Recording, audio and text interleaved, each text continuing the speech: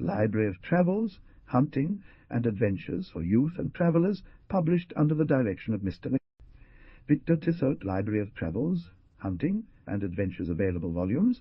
The Children of the Woods, by Captain Mainraid, 1 volume in 12. Gustave Aimard, The Robinson of the Alps, Paris Blériot Library Henri Gautier, successor 55, quite Jean-Augustin's fifth with all rights reserved. The evolution of musical form in the works of Gustave Aimard reveals a complex interplay between structure and creativity, where each composition becomes a unique expression of his artistic vision. 2 R.F. The Deerslayer, by Fenimore Cooper, 1 volume 12. 2 R. 2 R.R. From Paris to Berlin, by Victor Tissot, 1 volume 12. 2 5. Hudson Bay, by Captain Mainraid, 1 vol in 12. 2 5. The White Chief, by Captain Mainraid, 1 vol in 12. My Pontons, by Louis Garneret. The Hunters of Hare, by Captain Mainraid, 1 vol in 12. 1 vol in 12. 2 5. 1 vol in 12. Travels, Adventures, and Battles, by Louis Garneret. In Search of a Colony, by Rowcroft, 1 vol in 12. 2 Our Prisoner of the Blacks, by Rowcroft, 1 vol in 12. 2 5. All Sails, by Fenimore Cooper, 1 vol in 12. 2 Alpha Imp, George Jacob. Orleans the Alps Robinson, Chapter 1, where our hero Marcel enters the scene without knowing it or even suspecting it. Tourists and travellers admire with a shared enthusiasm the picturesque sights of the beautiful Grésivaudan Valley and the perhaps slightly theatrical splendours of the great Chartreuse and its desert. Tiga's Vif takes its source, but the department of Isère is rich in surprises and natural wonders of all kinds, little appreciated by the rugged mountain dwellers of these lands, who have long become jaded with their country's magnificent landscapes. At a fairly short distance from Grenoble, and nestled as it were between the valley of Grésivaudan and the massif of Grande Chartreuse, is the valley of Entremont, dominated and surrounded on all sides by majestic mountains, wooded from base torse by the Chauret by Soyers summit, among which the most impressive are Alpette, Haute du Seil, and Anzéduyers, where the Toron. Illustration. Diaz Vif, page 6. Judge for yourself. Nothing can convey the awe-inspiring feeling one experiences upon entering this valley, witnessing the breathtaking sight before one's eyes. Nature has never bestowed its sublime beauty with greater abundance. This enormous mass of water is the Geierswif, which rushes out, roaring, from deep and mysterious caves where its source hides. A pile of abrupt rocks, formed by some ancient cataclysm that suddenly erupted from the earth's core, rises in an amphitheatre to a prodigious height, carved into a semicircle, and divided top to bottom by a massive crack, separating into 2 parts, advancing to the right and left like the perimeter of a Roman circus. In the depths of this sublime setting of immense strangeness and savagery, 4 waterfalls, dazzling with foam, appear stacked on top of each other, plummeting perpendicularly with furious velocity and a terrifying roar from a height exceeding 300 meters.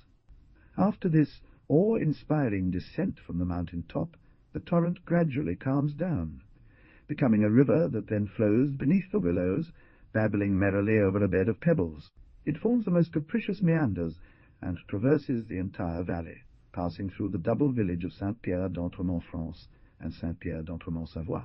Then, after navigating through gorge-like passages of terrifying savagery, it meets up with Geiersmort just below the double village of Entre-deux-Lièges and Écuelle de Savoie.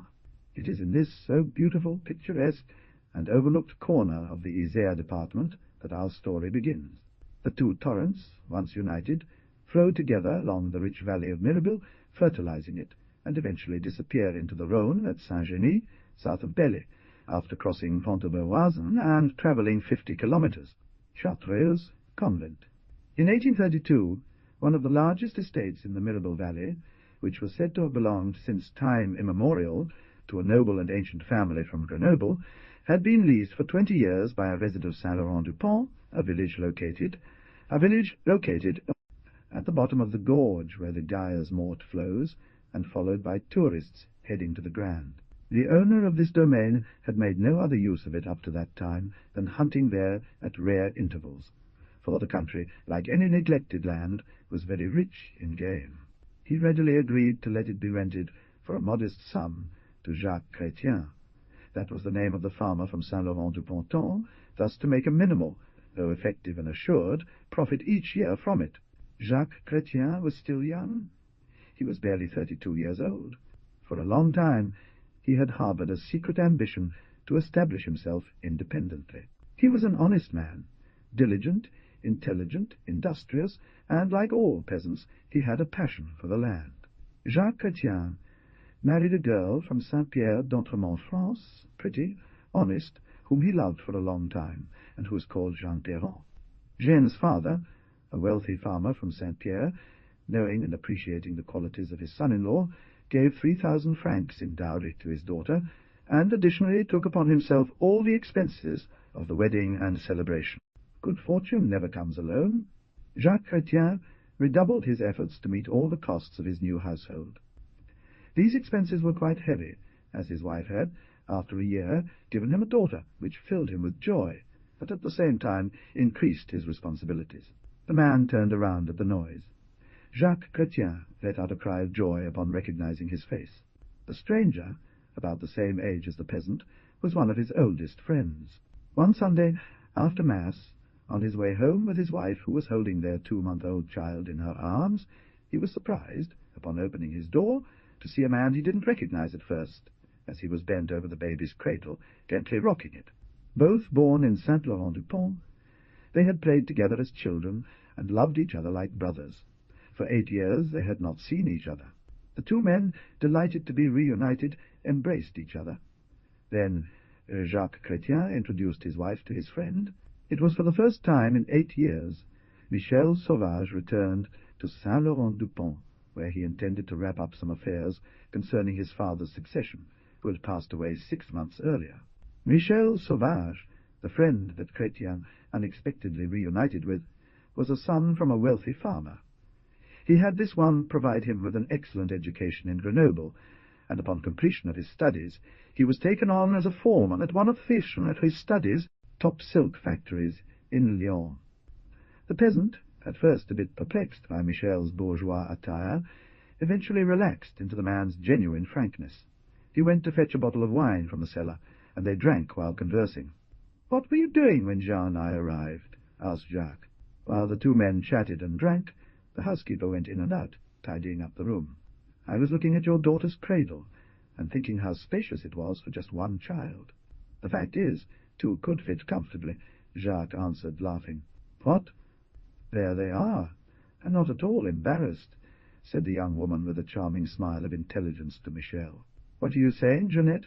asked Jacques, looking at his friend as if he had misheard. "And what is yours?" The young woman, without replying, leaned over the cradle in a smile. She rose almost at once, and, turning round with that ineffable smile of mothers of which they alone possess the secret, "Here they are," she said. Jacques Chrétien stood stunned, his mouth agape, his eyes wide and filled with tears. Jeanette held a child in each arm, 2 pink cherubs who smiled and suckled greedily. "They're both mine," Jacques exclaimed with tenderness. "You'll let me keep them, won't you, Michel?" "Oh, now that you've given them to me, you won't take them back, Mr. Michel?" The young woman cooed in a soothing voice. "My friends," replied Michel with affection, "you fulfill my desires.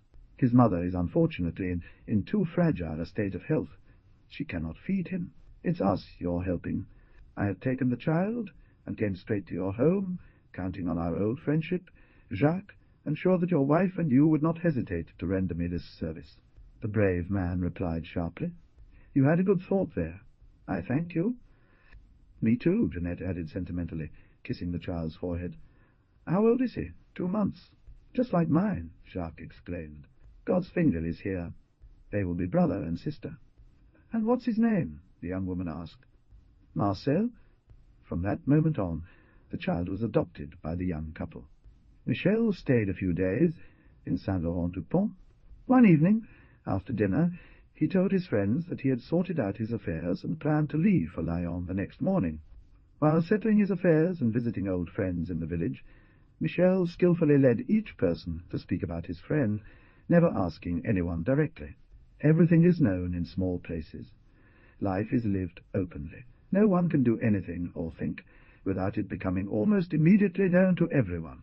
Let us add, to the praise of the young couple, that everyone seemed to agree to sing their praises. Michel knew what he needed to know. His decision was made immediately. He was relatively rich.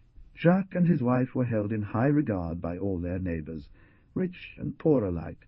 The young woman's honesty, her management of the household, and her skill in fulfilling her duties were praised, while Jacques, according to everyone, was a hard-working man who faced no task with reluctance. Adroit, skilled, intelligent, of unshakable integrity, his sole ambition, as we have said, was to take over a farm. But unfortunately it required a great deal of money, and despite certainly having savings, they were not enough to allow him to fulfill his dream. He decided to lend his capital to Jacques Chrétien, and thus fulfill his friend's dream. Consequently, he wrote to his notary in Lyon, gave him his instructions, and waited for a response. This answer had arrived the day before he had resolved to leave Saint-Laurent-du-Pont. The notary had perfectly understood his intentions and conformed to them in every respect. Michel began the question. He knew his old friend well, and knew how to approach him. So that evening, after dinner, when Jeanette had retired, the two men remained face to face, with the bottle between them and pipes in their mouths. It wasn't enough to offer him a loan of 35,000 francs. He had to make it acceptable. Money. The next day, Michel Sauvage left for Lyon. Once these 2 points were established, James happily signed the notarized document, and Michael immediately handed over 35,000 francs, which, added to what the farmer already had, completed a round sum of 40,000 francs.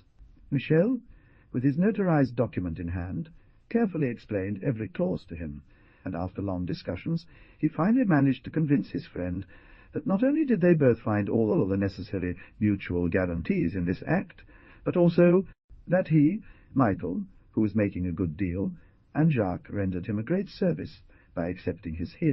15 days later, Jacques signed the lease for the Mirabel domain and began work on the farm. The house rose quickly, and within 3 months all the buildings were completed. When James told his wife what had happened between him and his friend, she was not for a moment deceived by Michel's clever trick. She thanked and blessed him from the bottom of her heart, and, taking their friend's child in her arms, she kissed him her arms. She kissed him several times with that warmth of gratitude which assured the innocent one of a devoted mother. Everything happened at once. Deforestation, clearing land, planting, building a house, stables, sheds and barns for cows and sheep, as well as granaries and warehouses. After a year, the farm was running smoothly. It was the name they had given him. Then everyone was happy at the Alouettes' farm. Chapter 2. How Jacques Chrétien proved to his friend that he had not been wrong to want to work for himself. During these 5 years, many things had happened that we will summarize in a few lines. It was 1837. 5 years had passed since the blessed day, thanks to the generosity of his friend, Michel Sauvage. Jacques Chrétien finally achieved the secret goal of his ambition, taking on lease the vast domain left neglected by a careless owner, in the beautiful and fertile valley of Mirabel. Through courage, patience, hard work, and activity, Jacques Chrétien, tilling new, fat and rich land, had managed to increase the value of his farm under such conditions that the products from the farm of the Alouettes were in demand. Not only on the Alouettes were in demand, not only on markets of Isère, but also in the department of Rhône and the other neighbouring departments. The farmer, seeing fortune smile upon him, and feeling himself becoming a substantial cultivator, realized that the almost rudimentary education he had managed to receive at the communal school of Saint-Laurent-du-Pont was more than inadequate, and that without instruction he would never achieve anything serious or solid. Having designed this project, he immediately put it into action. He resolved to fill this gap by educating himself sufficiently to make up for lost time, and by acquiring the theoretical knowledge that was lacking, and which he had observed with great interest being applied in important farms in the neighbouring departments. Once again it was to his friend Michel Sauvage that he decided to turn, and set off for Lyon. Michel, too, had grown up. In the space of 2 or 3 years he had ceased to be a mere employee at the factory where his father had placed him. His affairs flourished. The former employee was a general counsellor for Rhône, and saw a deputation in his near future.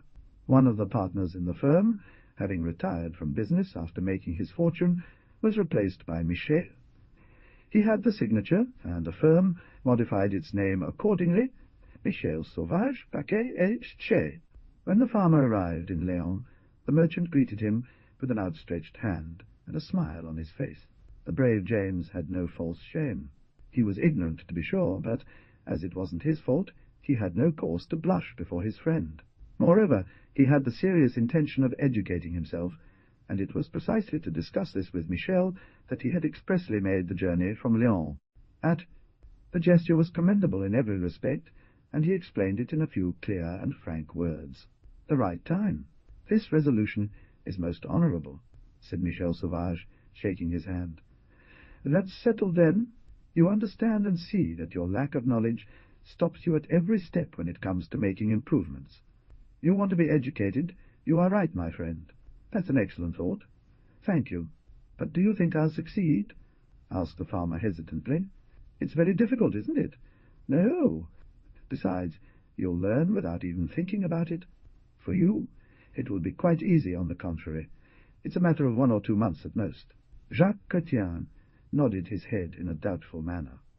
"Let me finish," said his friend impatiently. "This point is not debatable. It's true. Unfortunately, it's exactly true. Your only fault, and you could not have avoided it, is to use the same exploitation methods as those employed by our forefather farmers 100 years ago. Primitive, lengthy, inefficient methods, especially costly due to labour, which consumes mostly of your profits.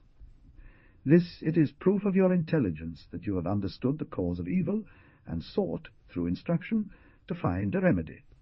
You are going to buy some books which will inform you of the progress made in agriculture, and within 2 months I am sure that you will have filled this gap in your knowledge." A few months later, as Michel Sauvage had predicted, the transformation was complete.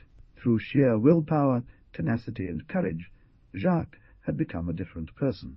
To crown his good deed, the manufacturer, without telling his friend a thing, gave him all the new tools he had learned to use, but could not yet afford to purchase at once. One beautiful morning, all these tools arrived at the farm in several carts. It was with a cry of recognition and tears of joy that Jacques Chrétien opened the cover letter given to him by the carriage driver, in which his friend announced the arrival of his gift. 18 months later, the experiment was complete, and success had been achieved. James could not believe his eyes, even though he had conscientiously applied the new drainage and culture techniques that he had learned in such a short time. The farm of the Alouettes was no longer just a large and beautiful agricultural estate, but already a small model farm in every sense of the word. The Mirabel Plain had become an agricultural centre, thanks to the intelligent persistence of the farmer of the Alouettes. Marcel Sauvage, the farmer's adopted child, as his father had insisted on keeping him at the farm where his health improved, strengthened by the pure air of the mountains, it was beloved by Jacques and his wife. He aroused his father's admiration when the latter, taking advantage of a few moments of respite from his affairs, rushed with his wife to embrace his son and spend 2 or 3 days in his company. The child, always in the air, to the wind, to the sun, and to the rain, grew like a mushroom. He was barely 5 years old, but looked twice his age. So tall, alert, and vigorous he was. These good visits were not rare. Mrs. Sauvage made longer stays at the farm, sometimes staying for a month, or even 6 weeks. The air, the health of the valley of Mirabel was favourable to her, and then she was so happy near her child. 2 years earlier, Mrs. Sauvage, a mother for the 2nd time, gave birth to a charming girl named Claire. The poor child at birth was so frail and weak that it seemed impossible she would survive. Mrs. Paquet, the wife of Michel's partner, had wanted to be a mother to the dear little one, as Mrs. Sauvage, in her sickly state, did not know whom to trust. At the time when we resume our story, Mrs. Sauvage, who had been said to suffer from a malady of languor, had come, on her doctor's orders, to stay at the farm, where she drank goat milk. 3 months passed without bringing any improvement in the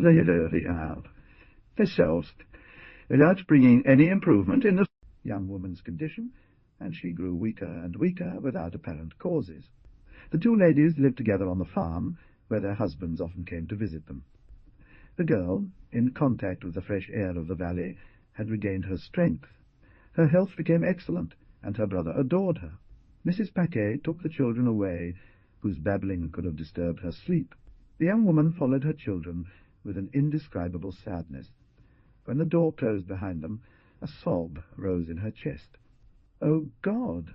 One evening, after having gathered the 3 children around her, and having said in a feeble voice the naive prayer she liked to have them repeat every day, and having embraced them with a fervour greater than usual, she felt a little weary, and expressed a desire to rest. She murmured, "Have mercy on them." She closed her eyes and fell asleep. The patient smiled, her eyes half closed. After helping Jeanette put the children to bed and see them off to sleep, Mrs. Paquet hurried back to her friend. She approached the bed on tiptoe to ensure she was resting, and leaned over her. Mrs. Paquet kissed her forehead. The sick woman's lips parted. "Good-bye, Michel," she whispered in a feeble voice. Gustave Aimard. A breath passed over Mrs. Paquet's face. She let out an awful scream and fainted. The sick woman died without suffering, like a lamp that goes out for lack of oil. At Mrs. Paquet's cry, everyone rushed to her aid. In an instant, the farm was turned upside down. Despite the late hour of night, Jacques wanted to go warn his friend. The mission he had taken on in the first instance was extremely delicate. The farmer walked all night, but human strength has limits. After putting some order in the farm, deeply troubled by this painful event, that both tenant farmers and the farm servants had felt profoundly, the brave farmer himself saddled his best horse, mounted it, and left at a gallop of 5 leagues per hour. Day broke, and Pierre, morally and physically broken by fatigue, increasingly indecisive about how to carry out his arduous task, realized that his horse could go no further, and reluctantly decided to take a few moments of rest. They woke him the next day. After a hearty meal and a good drink, Jacques let out a sigh. "I am in a hurry to get to Lyon," he told the innkeeper, who knew him. "My horse and I have been trotting all night. We need rest. I will stretch out on this bench, rolled up in my limousine, and at 7 o'clock you will wake me for lunch." From satisfaction, he felt a completely different man. These hours of sleep, completed by a hearty lunch, had restored all his courage and self-confidence. He lit his pipe, ordered with a stentorian voice for his horse to be saddled, and called the innkeeper. Jacques Chrétien turned abruptly. He answered the urgent call. The farmer paid for both his and his horse's expenses, and after shaking the innkeeper's hand cordially, he was heading towards the door when a sound of footsteps echoed down the staircase from the hall to the rooms on the first floor. He stopped, as if struck by lightning, letting out a cry of surprise. His pipe broke on the floor without his noticing. It seemed to him like he was seeing a ghost. "Michel," he murmured. "Jacques." "Here," said his friend, paling.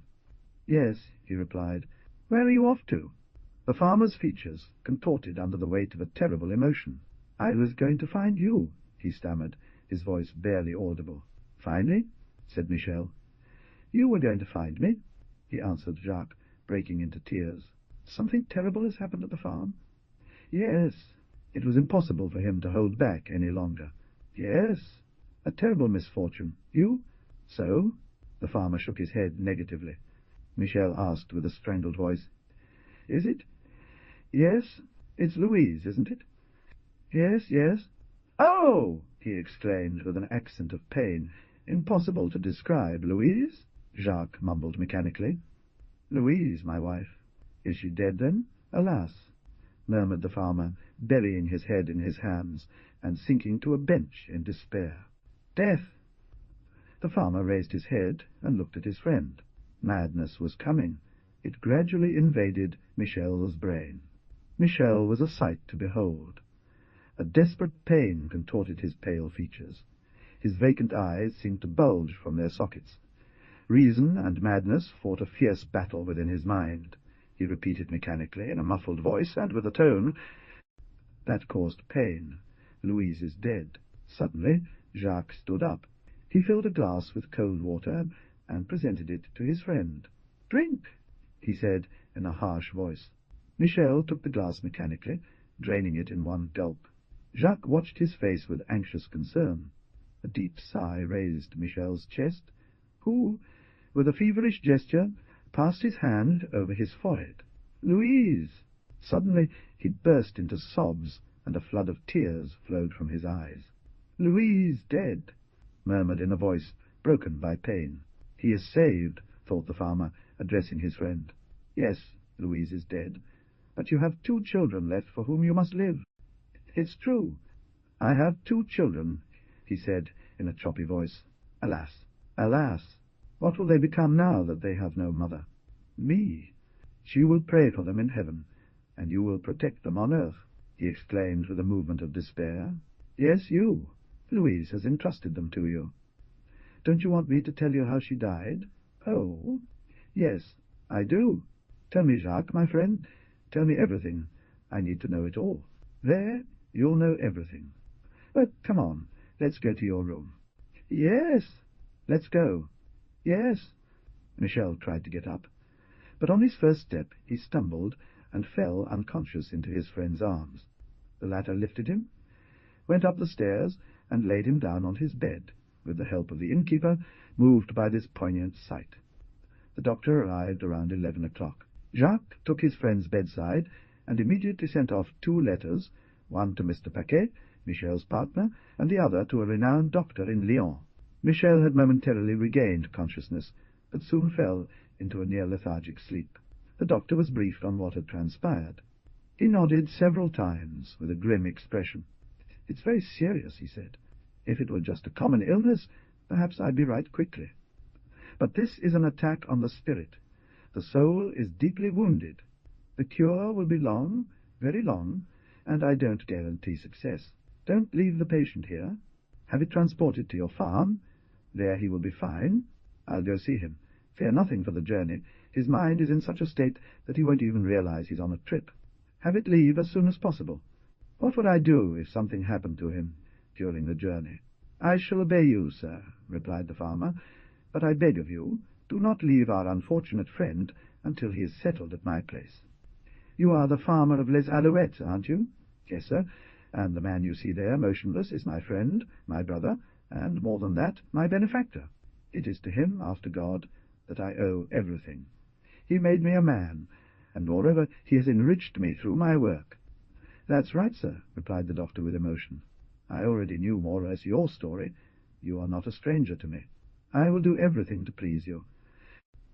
"Thank you from the bottom of my heart, sir.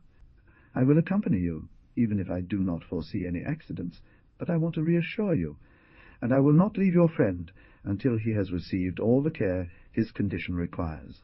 Jacques hired a carriage from the innkeeper, arranging it so that the patient was as comfortable as possible and would not be bothered by the rough roads. The patient was carried to his room, and the doctor, after making certain prescriptions, stayed at his bedside throughout the night. Then, a few moments later, the painful convoy, escorted by the doctor and the farmer, slowly made its way back to the farm, arriving without incident an hour after sunset. The following day, Louise's body was brought back to Lyon by Mr. Paquet and buried in a family vault.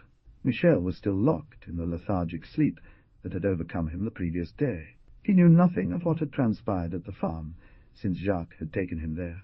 His condition remained concerning. Illustration. The painful convoy set out again towards the farm, page 20. Chapter 3. How Michel Sauvage left for America, and entrusted his son Marcel to Jacques Chrétien. For a month the patient remained between life and death. The pathological diagnosis of the disease completely bewildered the doctors. Several consultations with the best and most renowned doctors in Lyon took place without them being able to reach an agreement. The extraordinary case particularly interested the practicing scientist. Dr. Cavalier, who had first given his care to the patient, decided, in despair of any other solution, to let nature take its course while closely monitoring the symptoms and any accidents that might occur. He had virtually set up house at the farm in order to observe his patient more easily, and thus be able to take advantage of any unexpected changes that might arise. Michel Sauvage was saved. The waiting long. But, as the clever doctor had foreseen, nature, so powerful in young and rich organizations, left to its own devices, unleashed all its strength, carried out its mysterious work, and finally a fortunate crisis occurred. Ravoux's grimace had frozen a sad smile, almost heart-rending. A veil of melancholy had fallen over his features. He seemed to have withdrawn within himself, and to live only through his thoughts. He spoke little. In short, abrupt phrases. A deep indifference seemed to guide all his actions, even the most important ones. Deep wrinkles had formed on his forehead, and at the corners of his pale lips, on which a never. "You want it," he said to the doctor. As soon as his strength was sufficiently restored, he resolved to follow the advice of Dr. Cavalier, and return to Lyons as quickly as possible, in order to resume his usual pursuits and active life. He could thus mislead the painful thoughts that haunted him incessantly, and which, if he surrendered to them, would undoubtedly cause a relapse from which he would not recover. Very well. As he was about to depart, Jacques, shaking his hand, asked if he would see him again soon. "I will obey you, doctor." And he added, with that smile that did so much harm to his friends, "I must give you this mark of respect for all that you have done for me."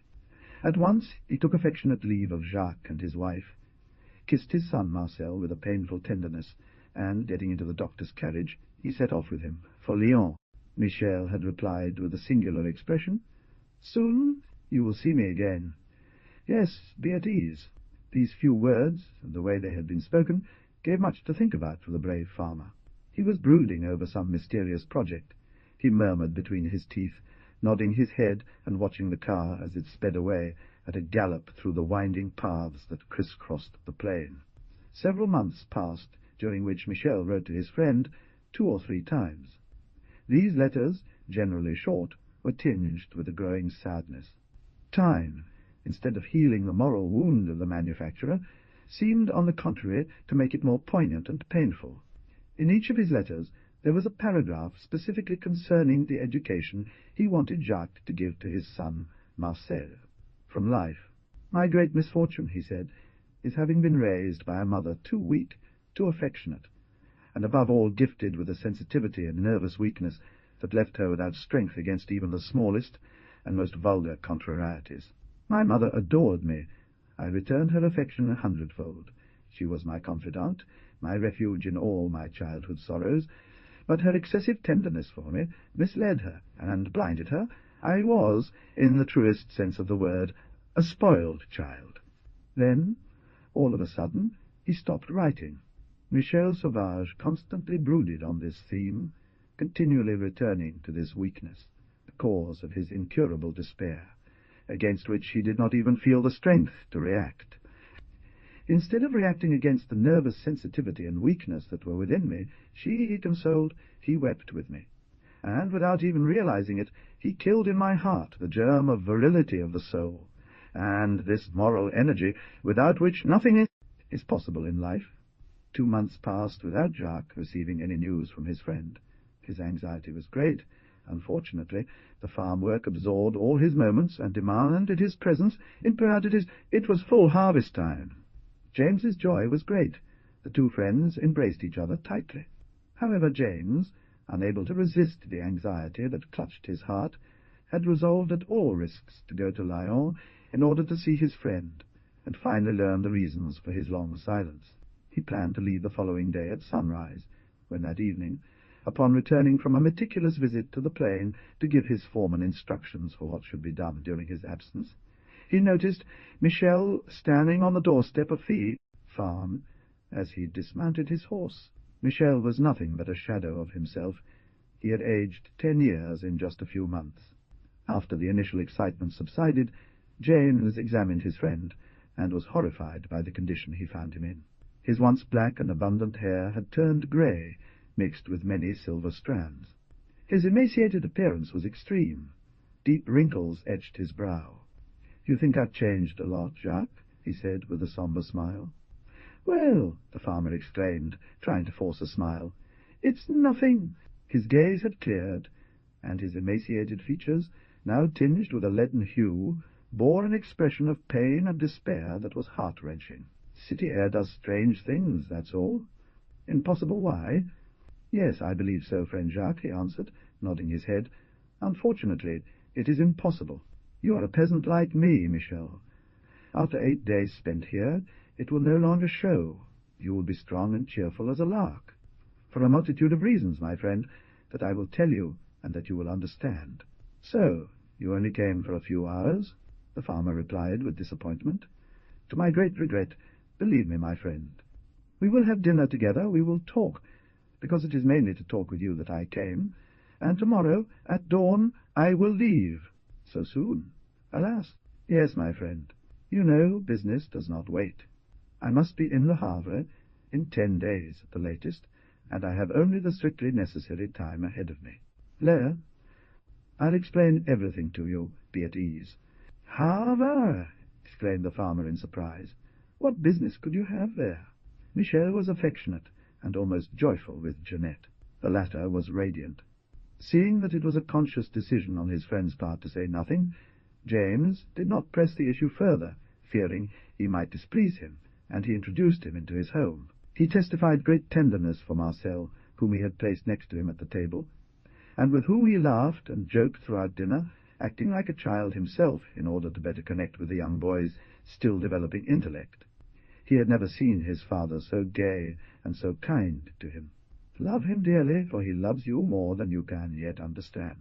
Jacques and Jeanette watched all this commotion with secret apprehension.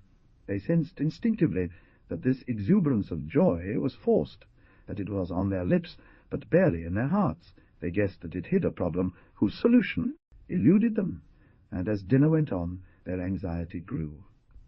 When the time came to put the children to bed, Michel took his son onto his knees, embraced him repeatedly, tears in his eyes, nervously clutching him in his arms, and repeating over and over again in a voice choked with sobs, "Marcel, never forget your father." "Oh, I love you too, my dad," the child replied, giving him a caress for every caress he gave. "Yes, love me dearly." "Never, my dad," Michel repeated, "and no matter what happens, never forget about me." "Dear child, Mom Jeanette, Dad Jacques, you and Mom Louise, who is in heaven, I will always love you and never forget you. You will see, my father, how wise I will be, so that you are satisfied with me," exclaimed Michel, smothering him in kisses. "Is that even possible? Forget you, my father? You promise me, isn't it, that you won't forget me?" "I love you too much," said the child, showering him with caresses. "And I'll work hard to please you, and just like you, my dad."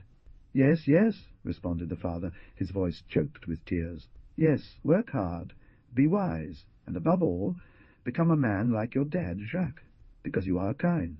I promise." After a few moments, the farmer returned.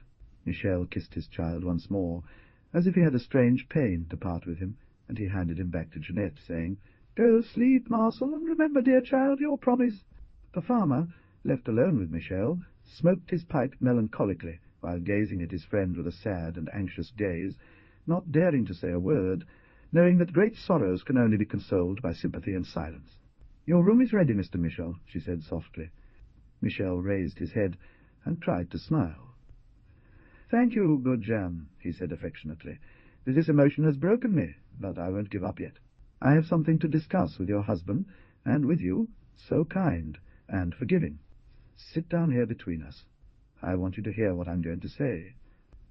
The young woman took her spinning-wheel, for she never remained idle, and sat between the two men. He lit a cigar and toasted with his friend. Michel passed his hand over her forehead, as if to drive away the last clouds that obscured her mind, smiled, and addressing Jacques in a good-humoured tone, "Verse to drink, friend Jacques," he said. "Listen to me," he continued, setting down on the table the glass from which he had barely moistened his lips. "It is a new nation still, but industrious, intelligent, and daring, marching with giant steps on the path of progress. Against his will, his sadness took over, and it was with a certain hesitation and a slightly trembling voice that he continued, despite making visible efforts to appear happy and indifferent. "You have certainly heard, friend Jacques, about the United States of North America. Nothing stops it or discourages it from the course it has set for itself since the beginning. It has sworn to be self-sufficient, and thus free from the commercial patronage of old Europe." "Yes, I have heard about that," Jacques replied. "In my opinion, Americans are right to try not to depend on European nations, but I don't see what that can cause you any shadow. Michel? Shading to me? Well then, you'll understand. But I think exactly like you about this, friend Jacques, and I applaud with all my heart the progress made by the Americans. The Americans have just undertaken sericulture on a large scale. Besides raising silkworms, they have founded several textile mills that are fully operational, and produce, it is said, very fine fabrics. And naturally, said Jacques with a sad irony, the choice has fallen on you, and you're off to the United States. Yes, my friend, in 10 days I will sail from Le Havre to New York, he said, averting his gaze. Léon's trade was naturally alarmed by this sudden competition. The manufacturers came together, a commission was appointed to travel to the United States, study the methods used by Americans, and ensure from first-hand experience that these methods posed no risk to Lyon's manufacturing. Jacques was about to reply, but his wife gave him a silent gesture, and she told Michel. "Why don't you speak frankly with us, Mr. Michel?" she said to him, with a sorrowful expression. "Why try to fool us, those of us who love you and deserve your full trust? It is you, sir, who insisted that this mission be entrusted to you. You want to leave, to abandon France, where you have suffered so much, and where you still do. Well, yes. If this pretext had been lacking, you would certainly have found another. You wanted to leave at all costs. This opportunity presented itself to you, and you immediately seized it. I admit, my good Jean, you are right. It was me alone, who wanted to leave." "Undoubtedly with the firm resolve never to return. Isn't that so, Michel?" said Jacques with reproach. "No, my good friends," he exclaimed vehemently, "such a thought has never entered my heart." "Yes, it is possible," said Jacques, looking at his wife. "I will return only when I feel strong enough to bravely face, or at least without too much pain, the poignant memories that here stand before me on every step." "But," said the farmer, "it seems to me that even a long journey to America cannot last longer than a few months, at most a year, when one has a specific purpose for the trip." "My true goal, my dear Jean," Michel replied eagerly, "is my moral healing. Yet years may pass before it is complete." "Years!" she exclaimed, joining her hands together. "And what will become of your children? Your son and daughter, whom you love so much during this long absence? I have everything planned and arranged so that they do not have to suffer. Moreover, one may be unexpectedly surprised by death." "Oh!" exclaimed the farmer. "Reassure yourselves, my friends, when one embarks on a journey like the one I am about to take. Certain precautions dictated by caution are taken, for one knows when they depart, but not when they shall return." "What do you mean by that, Mr. Michel?" asked Jeanette reproachfully. "Fear nothing, my friends," he said with a sad smile. "Suicide, in my eyes, is a crime and cowardice. Pain may kill me, but never, I swear to you, will the thought ever cross my mind to hasten that death. So I speak of it only as a possible event, and an honest man must always plan for it to be prepared. I have drawn up a will in which I appoint you, Jacques, as guardian of my son, with Mr. Paquet as substitute guardian. My daughter will remain with the family of my partner, Mr. Paquet, whom I appoint as her guardian. You and he are my best and most trusted friends. Tea-learning, gradually to tame pain. 300,000 francs deposited on first mortgage by my notary will be shared between my son and daughter at the time of their majority. This sum will increase with the accumulated interests up to that point, and will be approximately doubled. You see where that has led me.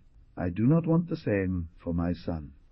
I will leave you an additional sum of 10,000 francs for the education of my son, which you shall direct as you see fit, provided that you make him an honest, energetic, hard-working man, capable of enduring, without yielding, harsh battle of an old horse, if elsewhere. Life something I myself have not had the strength to do, having been spoiled by easy fortune. And no, I promise you, Michel, said the farmer with deep emotion, that I will try the impossible to make Marcel a man, and I will succeed, I am sure. So go without regret, and come back to us healed for yourself, and above all for your children. I will try, my friend, said Michel, warmly shaking the farmer's hand. Who knows? Will you see your son before your departure? Perhaps this strange existence to which I am condemned will work the cure that all my friends agree is impossible in France. The farmer asked. No, I said my goodbyes to him tonight. If I saw him, my resolve might weaken. Perhaps I would no longer have the courage to part from him, and it is important that I leave. I sent all my luggage to Grenoble, because I do not want to stop in Lyon, where dear memories and the sight of my daughter could make me give up this journey. Well, I will leave the farm at sunrise. My departure from Grenoble is set for 10 o'clock in the morning. I will accompany you, said the farmer with a sad smile. I want the last face you see when you leave your country to be that of a friend. You cannot make me happier. Thank you, Jacques, replied Michel emotionally. The next day, at the designated time, Michel Sauvage left the farm with the farmer. At noon, Jacques returned. Well? His wife asked anxiously. He left us recommending his son, Jacques answered. Poor Michel, will we see him again? Yes, I have a strong feeling we will, the young woman exclaimed eagerly. May heaven hear you, he replied, nodding. Here is the translation of the provided text. There goes our poor Marcel, an orphan. No, because we're still here for him, she exclaimed. Instead of one child, we'll have 2. That's it. You're right, wife. After all, haven't we already adopted him? So nothing has changed. Now, make me lunch quickly, woman. All this has upset me. I am starving. Hurry up. Work is pressing, and I need to go supervise our workers. The husband and wife resumed their usual life, without worrying any further about this definitive adoption of the child, on which, since its birth, they had constantly watched over. Le Destin, bound for New York. 12 days later, Michel Sauvage embarked at Le Havre, on board the 3-masted ship. That same evening, Le Destin set sail and disappeared at sea, relentlessly driven by an easterly gale from the northeast. Chapter 4. What kind of education did Jacques Chrétien give to his adopted son, and what befall him? He decided to seek counsel from Mr. Paquet and Master Corbin, the notary, both learned, experienced, and devoted friends of Michel. Jacques Chrétien was above all a man of duty. He understood the immense responsibility that the promise made to his friend placed upon him. He had resolved to carry out with utmost rigour the heavy task he had undertaken, but modest like all truly intelligent and honest men, chiefly fearing that he had not fully grasped Michel Sauvage's intentions, nay, of conduct concerning the child's education. He also intended to inquire about the arrangements made by his friend regarding the lease of the Alouettes and the amount still owed to him on the loan that had been granted.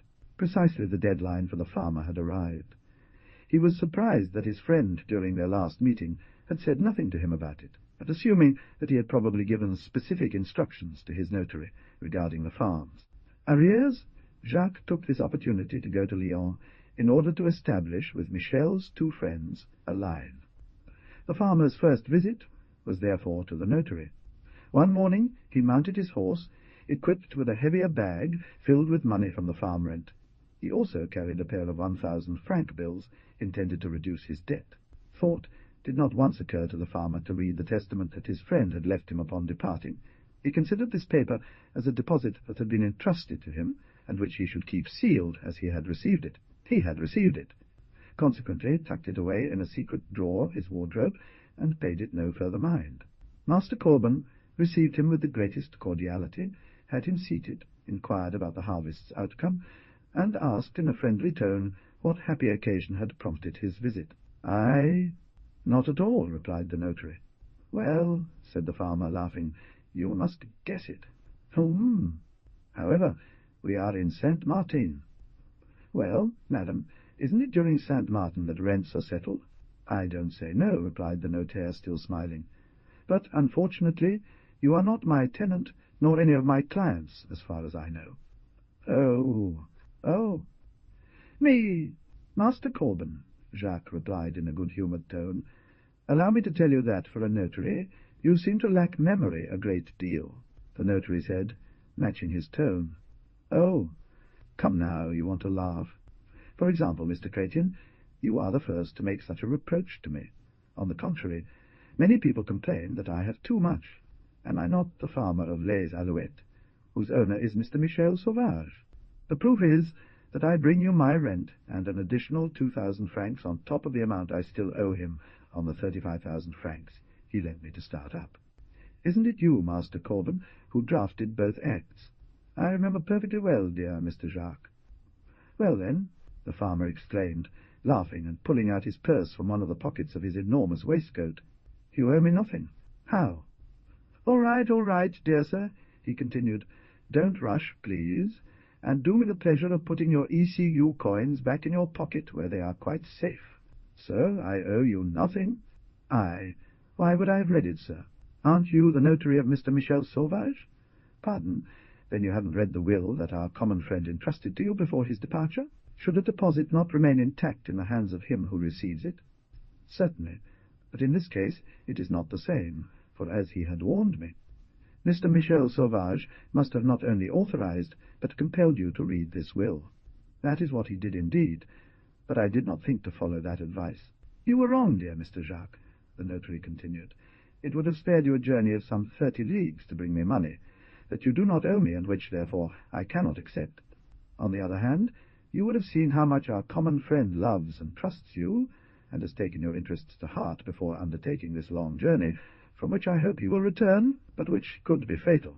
Oh, these gifts are meant to thank you for the care you have given, and will continue to give to his son, Marcel, whom he urgently recommends you watch over in terms of his education. In one word, Mr. Michel Sauvage grants you, for the present, a release from your rent for the duration of his absence, and, in case of his death, he bequeaths to you the property of the farm of the Alouettes, as well as the sum of money that he has lent to you. As for that, he can rest easy. I promised him as much. I will do my best. I even intended to seek your advice on this matter, for unfortunately, despite my good intentions, my knowledge is limited. You don't need anyone's counsel, dear Mr. Jacques. You have a clear sense that will guide you more surely than all the opinions that I or Mr. Packet could offer you. Our friend Michel knew well what he was doing by entrusting you with the education of his son. He could not have made a better choice. So be at ease, and act as you please. Whatever you do will be well done. Then, with God's grace—" "Finally," said the farmer, like a man resigned, "since you and Mr. Packet think that's how it must be, it is not only Mr. Paquet's, in my opinion, but also that of all Mr. Michel Sauvage's friends. I will try. But do you know that Michel left me a sum of 10,000 francs to be used for the education of his son? I know. What am I going to do with all this money? Yet I cannot accept it. Do you believe him? You would be wrong to refuse it. It goes against our friend's wishes, and perhaps later he would be hurt to learn that you misunderstood his good intentions," he asked, scratching his forehead. "I'm sure," he replied. Mr. Paquet shared the same opinion. The notary had warned Mr. Paquet. The manufacturer arrived with outstretched hand. The three men shared a lunch and discussed the reasons that had brought Jacques to Lyons. A notary, Jacques was compelled to agree to their wishes. On the same day he left for Les Alouettes with a scheme in his mind. His plan was fully formed. Unfortunately, if I were to die during my journey, he would accept the generous legacy left for me in his will, but under no circumstances would I agree to take advantage of the mortgages and the sum that Michel had lent me. The notary flatly refusing to accept this money, Jacques took a middle course. He decided to buy each year with the product of leases, and the sum intended to extinguish his debt for plots of land in Marcel's name, to make them productive, and to give them to his adoptive son when the time of majority arrived. Thus he would create, without saying a word, a beautiful agricultural property that the young man would then exploit to his best interests. Michel, when he returned, would be free to modify things as he pleased, but he would have no complaints to make against him. Having thus rested his conscience and safeguarded both the interests of his pupil and his own, he returned to the farm, happy having found this arrangement that suited everything. The educational system adopted by Jacques was the simplest. Before focusing on morale, he sought to develop the young man's physique by making him strong, agile, quick, and brave. At 8 years old, Marcel seemed to be 12, so adept was he at all bodily exercises. His foster father marvelled at his progress in all things. He was tall and lanky, possessed an extraordinary vigour for his age. His agility and dexterity were truly amazing. He called himself Pierre Morin, and lived miserably in this lost village.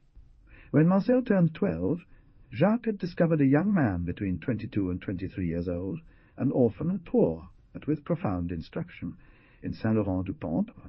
The farmer went to find him, and made his terms. It was out being educated, in a state of good understanding. Marcel, not by sitting him down at a school bench, the brave Jacques found this method deplorable, but by taking long walks with him across the mountainous massif, and above all by allowing the vast and magnificent spectacle of nature to unfold constantly before the student's eyes, while exhausting the body and keeping the mind active, healthy, and Pierre Morin understood the farmer's somewhat confused explanations and promised to follow them. Confident in the success of this practical education system, he only asked for 5 years to achieve his desired outcome. "That's fine," said the farmer. "You will be housed, fed, and warmed at the farm. You will receive 2 sets of clothes per year and 1,000 in allowances. At the end of the 5th year, if I am satisfied with the results achieved, you will receive 5,000 francs in remuneration." Pierre Morin accepted with tears in his eyes. These generous proposals saved him for the present and opened up the future. Marcel and Pierre Morin soon got along well together. Let us quickly note that Marcel was not completely illiterate. The young professor had become almost a child to match the level of the one he was tasked to instruct. He wanted to become his student's friend, so that his lessons would seem more pleasant. As soon as Marcel learned to read, Jeanette gave him books within his reach, both amusing and educational. Jeanette, the farmer, taught her adopted son to read, write, and count during long winter evenings, without him experiencing any boredom or fatigue, giving him lessons as if playing. A great desire to know took hold of this young mind, now prepared to receive all the impressions that would be given to him. The lessons began without Marcel suspecting that his new friend Pierre Morin was placed near him as a teacher. Then the people of the farm had before their eyes a spectacle at once the most singular and the most interesting. Lessons began at sunrise and did not end until they went to bed. In short, not a minute was wasted, and yet the farm work continued as usual. Everything was a pretext for teaching. One studied while ploughing, harrowing, sowing, arranging a wheel, goading the oxen, herding sheep, tending to horses, swimming, hunting, and making long mountain treks. 5 well-spent years had produced an admirable result. Thanks to the solid principles and just notions he had acquired, Marcel, whose education was almost complete, easily guessed what he still did not know. He chatted and debated with his professor during their long climbs through the mountains, climbs that often lasted several days. They talked then about 1,000 interesting subjects, for there is always something to learn when one faces the grand nature of high altitudes or the inexhaustible fertility of valleys.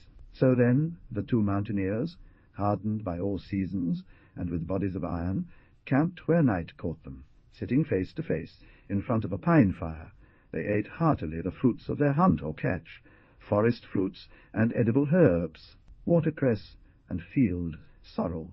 The pet had attached itself to Marcel, sleeping at the foot of his bed and never leaving him. They then returned cheerfully to the farm, laughing and talking as they went, preceded by a magnificent Mont St. Bernard dog, barely 1 year old, a precious gift from Mr. Paquet, which Marcel had raised and named Peachiot, meaning little one, as aised, and had raised and dan half. This remarkable animal was almost as large as a lion. The young man was now 16 years old. Marcel, on the other hand, had a strong affection for the good animal. His father, who had left for America 12 years ago, had never sent word. Everyone believed him to be dead. For 3 years, the kind Mariette, daughter of Jacques and Jeanette, had been placed in an excellent pension in Grenoble, where she completed her education. Marcel alone, though he had more or less forgotten her face, still hoped to see her again, and maintained with unwavering belief that his father was alive and would return. She would occasionally spend a few days at the Alouettes. These short visits brought immense joy to the two children, who loved each other like brothers and sisters. Illustration. These short stays filled the two children with joy at page 39. This was the state of our small group of characters when our story is about to enter a new and very interesting phase for Marcel Sauvage. It was 1849, towards the end of May. One day, a tall man with long hair and a long beard that was beginning to turn grey arrived at the farm. He wore more or less the costume of the Savoy mountaineers, but over his clothes he wrapped himself closely in a wide and thick brown burnous, whose hood, usually raised over his head, made it difficult to see his features, which were severe, pale, and emaciated. He carried on his shoulder a kind of large musette bag in off-white canvas, shaped like a notebook, said to be filled with 1,000 disparate things, dried plants, bottles of strange shapes, filled with multicolored liquors, odd instruments, and an oblong box made of thin leather, locked with a key. All this led him to be considered a quack and a sorcerer by the superstitious peasants he met in the plains and on the mountains. He leaned on one of these long, sturdy holly sticks, ended with a strong steel point, which are of such great help to travellers who traverse abrupt and mountainous regions. No one knew where he came from, or who this singular character was.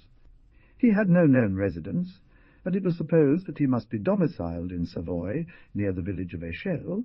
Far from being a burden to those he visited, he was often of service, either by giving good advice or distributing medicine to the poor patients, or even sometimes slipping a white piece of paper into the hand of the needy. This designation did not take long to be generally adopted, and soon the foreigner was no longer referred to otherwise. Since his arrival in the country, the man in the burnous had not yet come near the farm. Everyone loved and respected him, despite his strange and somewhat mysterious appearance. As nothing certain was known about him, and his name was unknown, the peasants, when they spoke of him among themselves, called him the man in the burnous, because of the singular cloak he wrapped himself in. Des Alouettes. One morning this man arrived at the farm. Several times Marcel had met him during his long mountain hikes. He had even exchanged a few words with him while gathering herbs, so there was a sort of knowledge, if not a connection, between them. Jacques Chrétien warmly welcomed the mysterious figure and invited him to share a meal with him. As is his custom, he was wrapped carefully in his burnous, walked very quickly, and took great strides by leaning on his iron staff. To everyone's surprise, the farmer then locked himself in with the man in the burnous, and they engaged in a conversation that lasted for several hours, leaving Jacques, despite his attempts to remain composed, visibly moved. The farmer always saw him arrive with joy, and even seemed to show him a certain deference, which was initially a bit surprising, but eventually came to seem quite natural over time. The man in the burnous left as he had come, but from that moment on he made increasingly frequent visits to the farm, becoming, so to speak, one of its regular visitors, such that people got accustomed to seeing him, and, if he was a little late in appearing, they would worry about his absence. As soon as Marcel saw the man in the burnous on his first visit to the farm, he felt a strong sympathy for this peculiar individual. That sympathy quickly turned into a deep friendship on both sides. Well, often the enigmatic stranger would meet Marcel and Pierre Morin, sometimes on one side, sometimes on the other. He would join them, and all three would embark on long expeditions in the mountains together. One morning, Pierre Morin, Marcel, and Petiot had cheerfully set out with the intention of meeting the man in the burnous, who, contrary to his habits, had not appeared at the Alouettes for nearly 15 days. The man in the cloak did not come to the farm once without bringing his young companion. That is how he referred to Marcel a good book that this latter devoured, and which thus became the pretext for long and interesting conversations, always advantageous for the young man. During these walks, the man in the burnous, when the occasion arose, would reveal with a nearly touching friendliness a singular knowledge of things, a solid and vast erudition, which he did not boast about, but which greatly benefited Marcel, opening up new insights and horizons for him. This long absence caused concern for Marcel and the other inhabitants of the farm. Even Jacques Chrétien himself seemed anxious about staying so long without news from his peculiar visitor.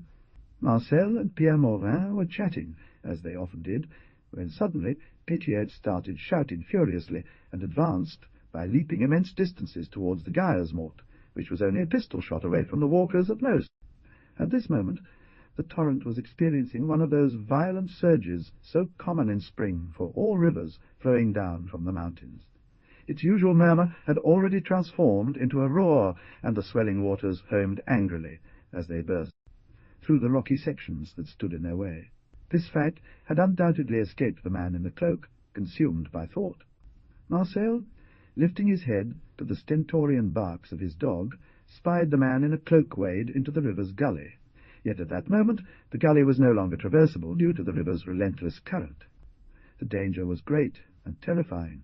Marcel dashed towards the river, shouting and gesturing to attract the old man's attention and make him turn back. Unfortunately, the roar of the water made his warnings useless, as they were not heard. Suddenly he let out a cry of terror and rushed forward, increasing his speed. The old man, suddenly realizing the danger he was in, had tried to regain the shore from which he had set out, but a stone, mined by the waters, rolled under his foot. Marcel saw him beat the air with his arms for an instant, then lose his balance, fall backwards into the foaming river, and disappear beneath the waves. At that moment the young man arrived at the shore. Shedding in a single motion everything that could impede him, he resolutely leaped into the water. The dog had preceded him. The intelligent Pétiette had dived and resurfaced, making vigorous efforts to bring the old man to shore, whom she had grabbed by his clothing. The man in the burnous had lost consciousness. Marcel swam towards him and grasped him in a way that kept his head above water, gently pushing him towards the shore. Furthermore, the steep, rocky banks offered little purchase for the determined swimmer. But this was not an easy task, due to the river's strong current, and the violent eddies created by the furious waters as they crashed against the rock piles. However, thanks to his combined efforts with those of his brave dog, he managed to bring the lifeless body of the poor old man to land. Marcel returned almost immediately to him, and joined Morin to rescue the old man. It was time. Marcel's forces were completely exhausted. 20 times he had almost been swallowed by the waters. He fell onto the grass, half faint beside the man whom he had so bravely saved. After shaking herself vigorously, and emitting 2 or 3 joyful cries, Pétiette began licking her master's face, while Pierre Morin tended to the man in the burnous. After a quarter of an hour of anguish, Marcel had the joy of seeing the drowned man give some signs of life, and finally open his eyes. "Dear child, it is to you that I owe my life. I will never forget that." Such were the first words he pronounced, with an inexpressible expression of tenderness and gratitude. "To me, and above all to Pétiette," replied the young man with a laugh. "Without his help, I believe we would both have stayed at the bottom of the river. We need to dry off at the farm." "Here we are wet," said Marcel cheerfully. "Do you think you can walk that far? Here is your stick that Pétiette, who thinks of everything, just went to retrieve." "Oh!" "Moreover, we will support you." "I am strong now," he exclaimed as he stood up. "Well, they are coming to our aid," said Pierre Morin. "The distance is short. I'll make it easily. Moreover, a bath at this time of year, though a bit cold, is not too unpleasant once the initial surprise has passed." "Let's go to meet our saviours," said the man in the burnous while laughing. "Like this, we'll show them that we're well and truly alive." And they set off merrily. From the farm, very close to Geiersmoort, Jacques Chrétien had heard the cries, and realized the accident. He arrived in great haste with some farm servants to provide aid to the drowned people. But other events were not long in coming, which were to change in a few hours the situation of the young man, hitherto so happy. As for the man in the burnous, deeply moved by what the young man had done for him, he testified to him from that moment the most vivid affection, and treated him as if he had been his son. Marcel's return to the farm was a true triumph. His adoptive father and mother embraced and congratulated him profusely for his generous devotion. They wept with joy and bestowed the most tender caresses on him, which the young man, still laughing, shared impartially with Pétiette, whom he never ceased to praise. Chapter 5. How Marcel and the man in the burnous left the Alouettes to take a pleasure trip, and what followed. Since the terrible accident from which he had nearly been a victim while crossing the Gairsmort, the man in the burnous had developed a peculiar affection for Marcel Sauvage. 3 or even 4 times a week he could be seen arriving at Les Alouettes, where he was greeted with the utmost cordiality by the farmer, his wife, his workers, and his farm servants. Pierre Morin had been appointed, through the protection of Jacques Chrétien and other friends, as general administrator of a vast agricultural estate located in the vicinity of Grenoble. This property belonged to one of the most renowned agronomists in the Isère department, who, through his enlightened philanthropy, had rendered and continues to render great services to the country. Marcel had seen his excellent professor leave with a mix of sadness and joy. In fact, Jacques Chrétien celebrated the 17th birthday of his adopted son with a grand feast, as is customary in these lands where both the humble and the rich worship gastronomy. Moreover, joy did not take long to overcome sadness in his heart, thanks to the man in the burnous who had, of his own accord, taken on the task of replacing Pierre Morin by his side, and completing this well-directed education that had long since moved from theory to practice. He had gathered together all the farm workers, tenants, shepherds, servants, and labourers, not forgetting the man in the burnous whom he had seated to his right, between himself and his wife. This appointment, made necessary by the farmer's successive expansions, was greeted with cheers by all the attendees. At dessert, the farmer placed a hand on Marcel's shoulder, who was seated to his left, and after raising a glass to the party's hero, he solemnly appointed him sub-director of the Alouettes farm, with an annual salary of 2,500 francs and a 5% share in the farm's profits. The following day, Marcel took up his duties, and the farm returned to its usual appearance. These, indeed, had had many opportunities to appreciate the young man's good heart, his intelligence, and his vast capabilities. When one considered the still tender age of the new sub-director, one felt that his experience would only grow stronger each day. A few months passed in this way, but soon the intelligent and sympathetic influence of the young sub-director became apparent, and Jacques Chrétien congratulated himself day by day on his choice to have him help out. The young man had formulated certain plans for improvement that he intended to implement on the farm. He exposed them to the man in the burnous, discussed it with him, and showed the letters he received from Pierre Morin. These plans were good, advantageous, and easy to execute. But Marcel wanted to take no risk without the certainty of success. He needed to go and spend a few days with his old professor to identify with these much advocated improvements, make them his own, and thus be able to apply them without trial and with a certainty of success. The man in the burnous nodded in approval at the young man's hesitations. He congratulated him on his modesty, and urged him warmly to share his plans with his adoptive father, who would undoubtedly approve.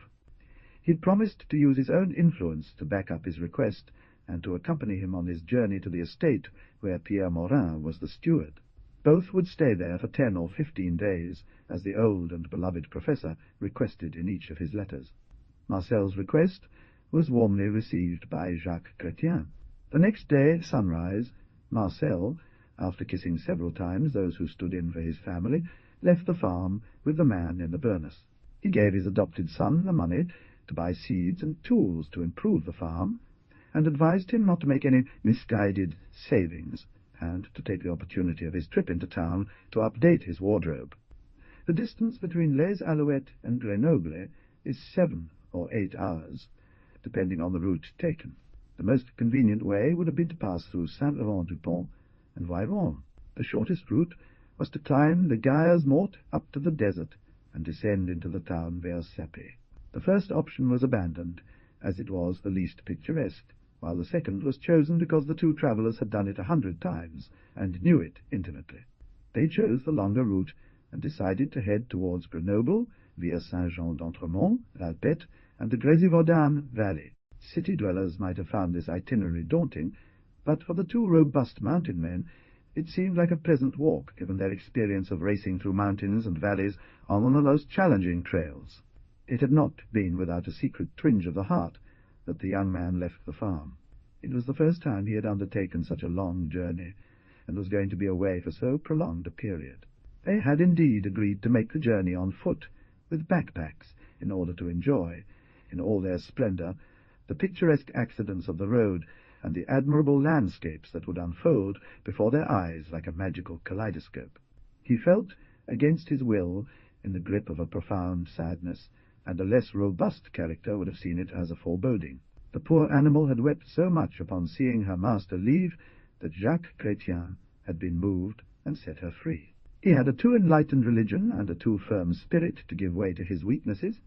He reacted against a sadness that was not justified, and after a few steps he regained all his serene gaiety. Suddenly, formidable barking could be heard. He turned his head and noticed, arriving at full speed, Petiot, his beautiful St. Bernard bitch, whom he had refused to take with him, and whom he had left tied up upon his departure. In the first moment, the young man wanted to send the animal back to the farm.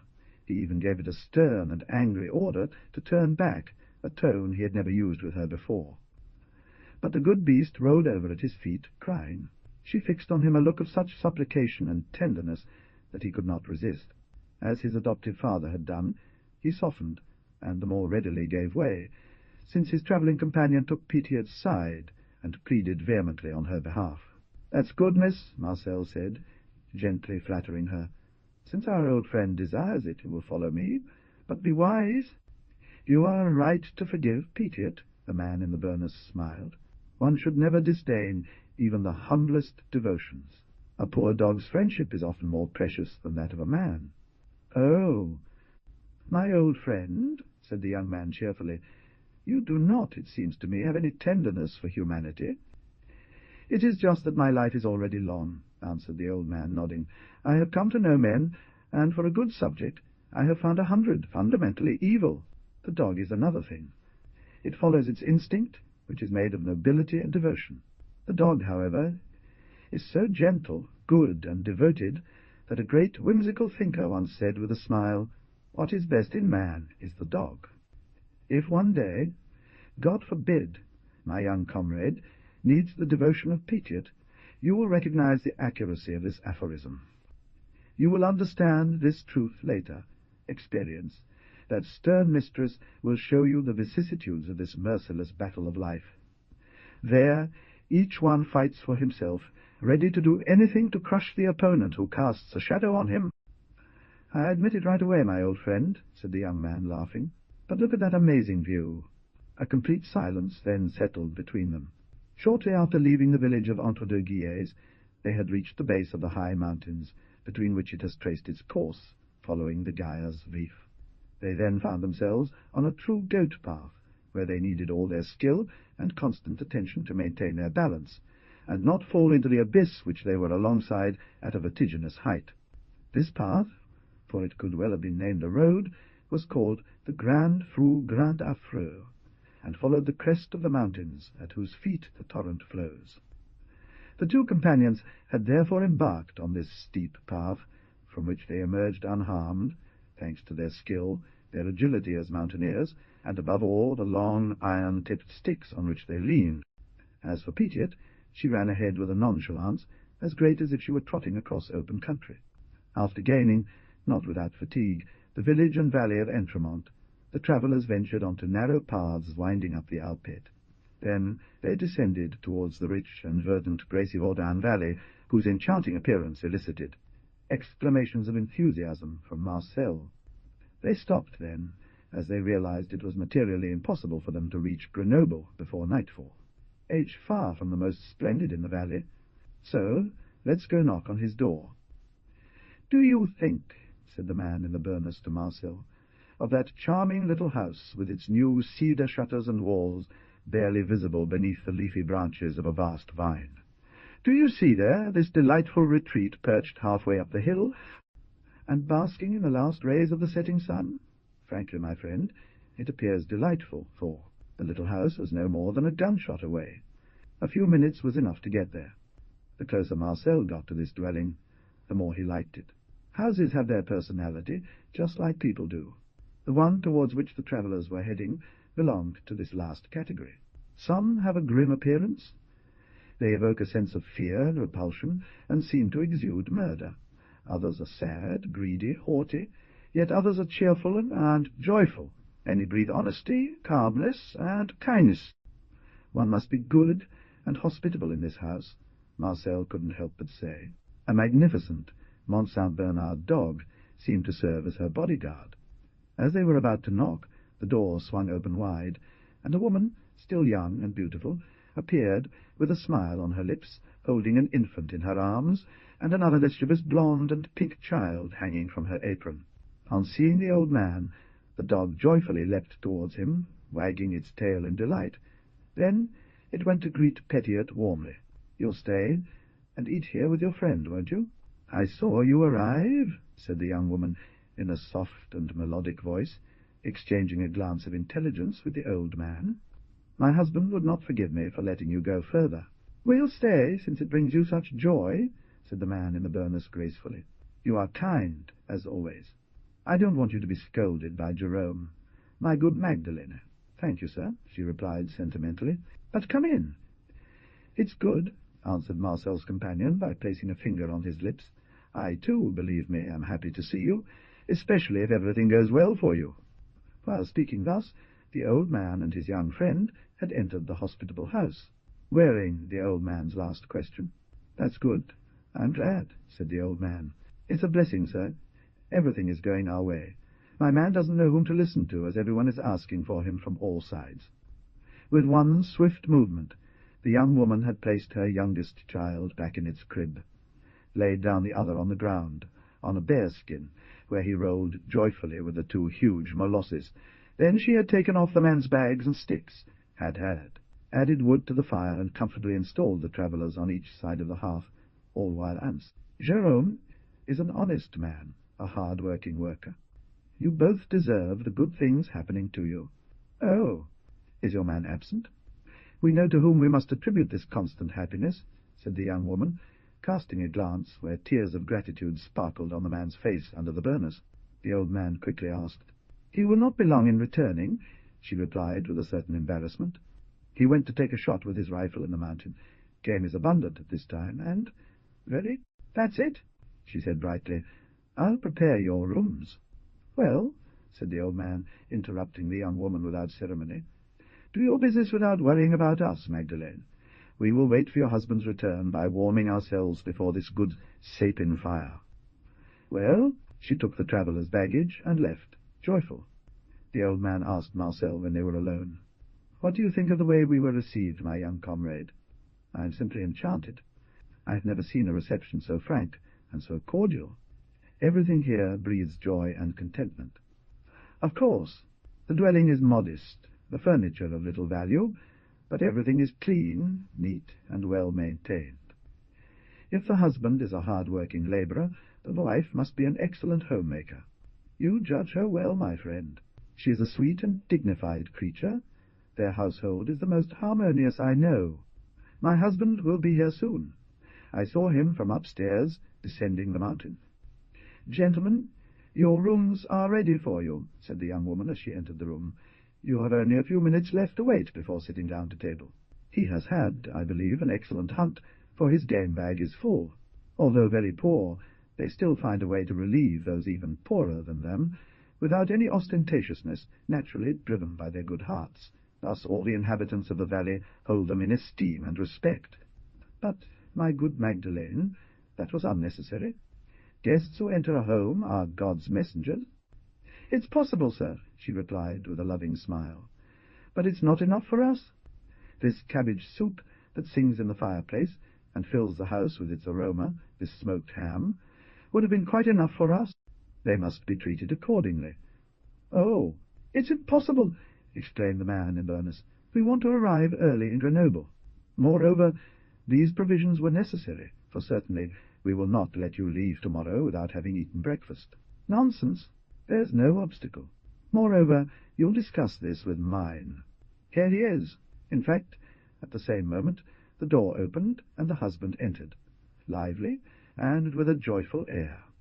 "Welcome to my humble home, and stay as long as possible if you care at all to please us." Jerome was a tall and solid mountain man, built like an athlete, aged between 35 and 36 years old, with blond hair and a tawny beard, whose open and frank physiognomy breathed kindness and strength. "Hello, sir, and your company," he said, with a slight hesitation, but with entire frankness, as he lifted the woolen cap that covered his head and greeted the strangers in good humour. And, turning to his wife, he added, handing her his notepad, "Here, my dear, there are 2 hares and a string of thrushes and partridges. See if you can whip up something quickly to honour our guests, while I lay the table and go down to the cellar." After kissing his children, the brave man prepared to set the table with care and attention, showing his desire to please his guests. Magdalena had disappeared, taking the notebook with her, and an hour later they sat down to eat. Magdalena had performed miracles. The meal was excellent. There was mainly a small, slightly green wine, but very good, and which, according to Jerome, could be drunk like milk. Dinner lasted quite late, and it was agreed that the travellers would have lunch before leaving, but to make up for lost time, Jerome would drive his guests in his carriage to Grenoble. Jerome urged his horse forward, and they set off at a gallop towards the city, preceded by Petiot, who was cantering ahead. The next day, after an early and hearty lunch, the man in the burnous and Marcel bid their charming hostess farewell with affection, who seemed to watch them go with reluctance. Then they settled into the carriage. The journey was short, the road beautiful, and filled with the balmy sense of spring flowers. The horse was vigorous. A little before 11 o'clock they reached Grenoble. Jerome stopped in front of the Golden Sun Inn, whose proprietor was his friend. The travellers alighted. They had a drink. Then the man in the burnous and Marcel bid farewell to Jerome, who immediately set off to return to his cottage. The 2 companions left their bags at the inn, so as to be more available and free with their movements, and they began to explore the town. The man in the burnous served as guide to his young companion. Our tourists strolled for over 3 hours through the streets and admired the monuments. Marcel was entranced by the sight of the old 11th-century church of St. Lawrence, whose unusual exterior sculptures give it the appearance of an ancient temple of Esculape. He also admired the church of St. Andrew and its square tower, 30 metres high. He visited the Palace of Justice, and was particularly delighted by looking at the paintings that are housed in the museum. The theatre, the Bank Hotel, the Artillery School, the Hospice, Place Grenette with its water tower, Place Saint-André with its beautiful statue of Bayard dying, successively attracted his attention and enforced his admiration. The young man finally gave in with a sigh of regret to his friend's repeated requests, and they set back on the path to the Inn of the Golden Sun. Marcel would never have gotten tired, and his curiosity was still far from being satisfied, when the man in the burnous gently and repeatedly pointed out to him that the day was advancing, and they had nearly 2 leagues left to travel before reaching their destination. Passing by a bookseller, Marcel, wanting to take away a souvenir of the city he had promised himself to visit again soon, bought a practical manual on agriculture, some sheets of paper, pens, ink, and 6 pencils. After a light snack, as the long walk had waked their appetite, the 2 men picked up their bags and spiked staffs and set off again. Here the journey was made merrily with chatting, and a little before 5 o'clock they saw appear, some hundreds of meters ahead of them, an immense building of grand appearance, bordered on the right and left by high walls that stretched so far one could not make out the end. "We are arrived," said the man in the burnous, pointing at the building with his stick. "Already?" answered naively the young man. "How time has flown!" The shutter opened immediately. As they reached a small opening in a high and massive stone gate, the man in the burnous grabbed the hammer, lifted it, and let it fall several times. "What can I do for you, gentlemen?" A polite demand from a man in his 40s, standing on the threshold of a charming little cottage. But before the travellers had a chance to respond, he let out a cry of surprise, which was immediately silenced by a swift gesture from the man in the burnous, and he respectfully removed his cap. "If you want to follow me, gentlemen," said the last one as he bowed, "I will have the honour of personally guiding you close to Mr. the Steward. We wish to speak to Mr. Pierre Moret, the administrator of this estate," Marcel continued, having failed to notice the peculiar understanding that had formed between his travel companion and the concierge. The concierge closed the door of his cottage and preceded the 2 visitors. Chapter 6, in which it is proved that on a journey, if you know where you want to go, you very often ignore where you are arriving. The porter made his way, accompanied by the 2 travellers, towards a vast building consisting of several separate housing blocks, separated by large courtyards. Hardly did the workers, entirely absorbed by their tasks, cast a glance at the newcomers passing nearby. This building, known as the farm or the estate, housed the stables, barns, dairy, presses, laundry room, ovens, stores, and more, all established in perfect conditions of hygiene and comfort. Marcel had never seen anything like the spectacle unfolding before his eyes. He had not yet imagined such an activity and such a deployment of material and intellectual resources put so simply in the service of a single thought of well-being and progress. His eyes opened, his brain was boiling. He was in the throes of an admiration that he didn't even try to hide. Besides, it would have been impossible for him.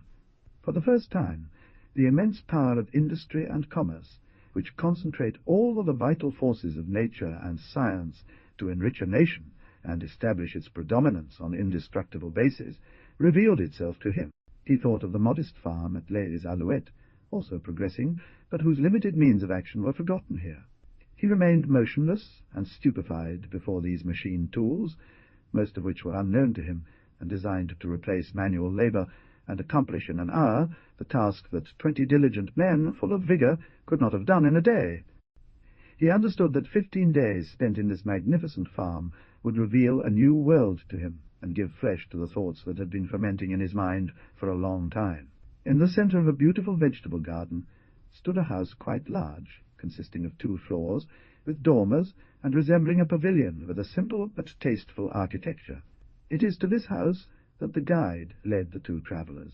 They took a few steps down a long corridor, and then the porter opened a door and said simply, "This is it." After climbing the few steps of a graceful double flight, made of the pink stone of the Alps that resembles marble from a distance, the travellers entered the house, whose door, open on hinges, seemed to invite them in. He stepped aside to allow the visitors' entry into a large study where several young men were writing, some standing at desks designed by Tronchin, others seated at tables laden with papers and records. The travellers only crossed this room. The concierge stopped in front of a second door, which he opened by bowing. Marcel and the man in the burnous entered. They then found themselves in a second office, less spacious than the first, but simply and comfortably furnished. A man was sitting behind a cluttered desk with papers of all sorts, and writing intently. At the sound of the door closing, this man raised his head. It was Pierre Morin. Marcel had difficulty recognizing him. On seeing Marcel, he let out a cry of joy, threw down his pen, stood up, and hurried to meet him. Indeed, Pierre Morin had changed greatly. He was no longer the same man. In a few months he had, so to speak, been transformed. Marcel faced a man of robust and pronounced features, whose radiant gaze, brimming with intelligence, exuded kindness, self-assurance, and an unwavering belief in his worth. "I'm so glad to see you." "There you are at last, my friend," said Pierre Morin, embracing Marcel. "I hope you'll stay for a while, won't you? But answer me then, embrace me. Do you not love me any more?" "Oh, can you think that?" Marcel exclaimed, as he embraced him passionately. "But—" He hesitated. Pierre Morin smiled. "I guess so," he said cheerfully. "So changed. Is that why you hesitate to recognize me? Do you really think that by changing positions and fortunes, my heart has also changed? Be misled not, Marcel. I am still the same. Perhaps I love you more today than ever before. Can I forget that it is to Jacques Chrétien, your brave adoptive father, and therefore to you, that I owe what I am now? At last. So, whatever happens, he and you will always be my best friends. I recognize you, Pierre. I was wrong to doubt you. What do you want? Oh, I am but a rough peasant, knowing nothing of the world. Your elegant dress and manners intimidated me, but that is over now. Kiss me once more, to prove you bear me no ill will. Will you stay with me?" "A man of great heart," exclaimed Pierre Morin, embracing him tightly. "Yes. I come expressly to spend a fortnight with you." "Well, I'm not arguing right now. Later we'll see about keeping you longer. What a good idea it was of you to bring Petiot. I'm so happy to see this faithful companion of our beautiful excursions again. They need me there. Indeed, the old man said, Jacques Chrétien would be worried if his adopted son takes too long to return. Our old friend, whom you see," Marcel went on to say, pointing to the man in the burnous, and through whose good offices I have come here, for my absolute ignorance of the roads would have made this journey impossible, will tell you that my absence from Les Alouettes cannot continue beyond 15 days or 3 weeks at most. If that's the case, I won't press any further, the steward continued. Your room has been waiting for you for a long time, Marcel. I put you near me so we could talk at our leisure, like we used to do back on the farm. Remember? Oh, I have forgotten nothing. I thank you for this kindness. And our friend, where will you put him? Where he will be happy. Don't worry about me, said the man in the burnous. I cannot stay. I will leave this very evening, after dinner, for Les Alouettes. Besides, added the manager with a smile, he is not embarrassed. Everyone knows and loves him here. I want to warn Jacques Chrétien not to wait for Marcel for a month, and tell him about the episodes of our excursion. That's it, Pierre Morin exclaimed joyfully. Be at ease, Marcel. This month will not be wasted on you. I know that well, Marcel replied. Based on what I've seen, just by passing through the buildings, I realized how much I still have to learn. The sun had just disappeared below the horizon. At that moment, the conversation was interrupted by a bell with a sound, signalling the end of work. The 3 men stood up. The old man took up his iron staff and bag and left the farm. This peculiar incident surprised the young man, who, upon returning with Pierre Morin, mentioned it to him. After dinner, the man in the burnous, after a brief chat, made sure Marcel was comfortably settled in a room communicating with that of Pierre Morin. Then he took his leave from the steward and Marcel, who charged him with a host of compliments for Faust, his adoptive parents, and all the inhabitants of Les Alouettes. Marcel had noticed that during the rather long journey they had made to reach the farm's gate, all the servants, workers, and employees, whom what they had been through in terms of exploitation along their path had led them to discover and greet the man in the burnous with the utmost respect. The steward smiled warmly. It's true, he said. Everyone loves and respects him here. There is no one among us who has not received some service from the man in the burnous. Au revoir? What you have noticed is recognition.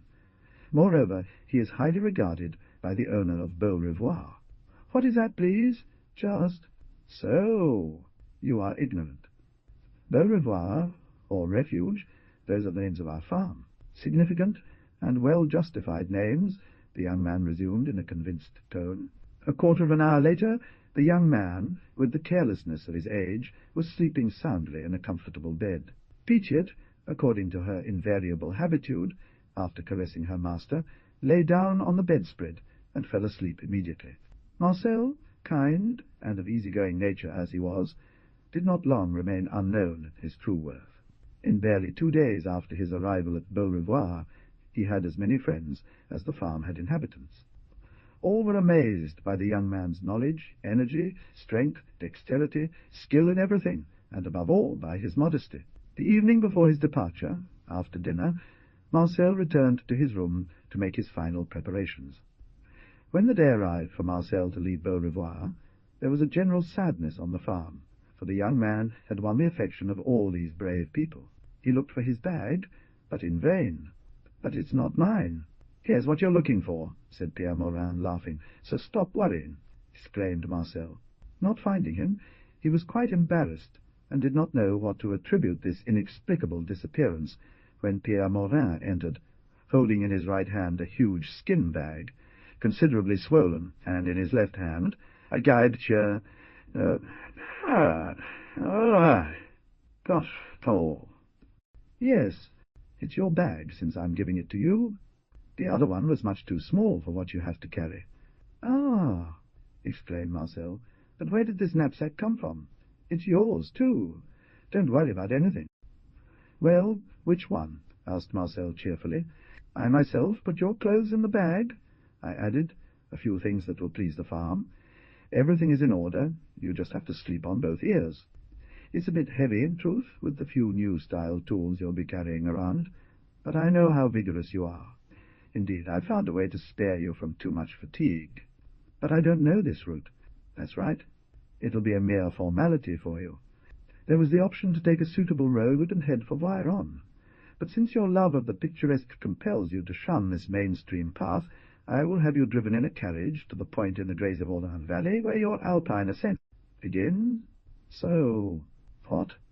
You see that clearly. The first mountain man who comes will show it to you. Then all will be well. I will ask my friend Jerome to show it to me. He must know that by heart he, the rugged runner of the mountains. Which Jerome are you talking about? Is it the husband of Magdalene?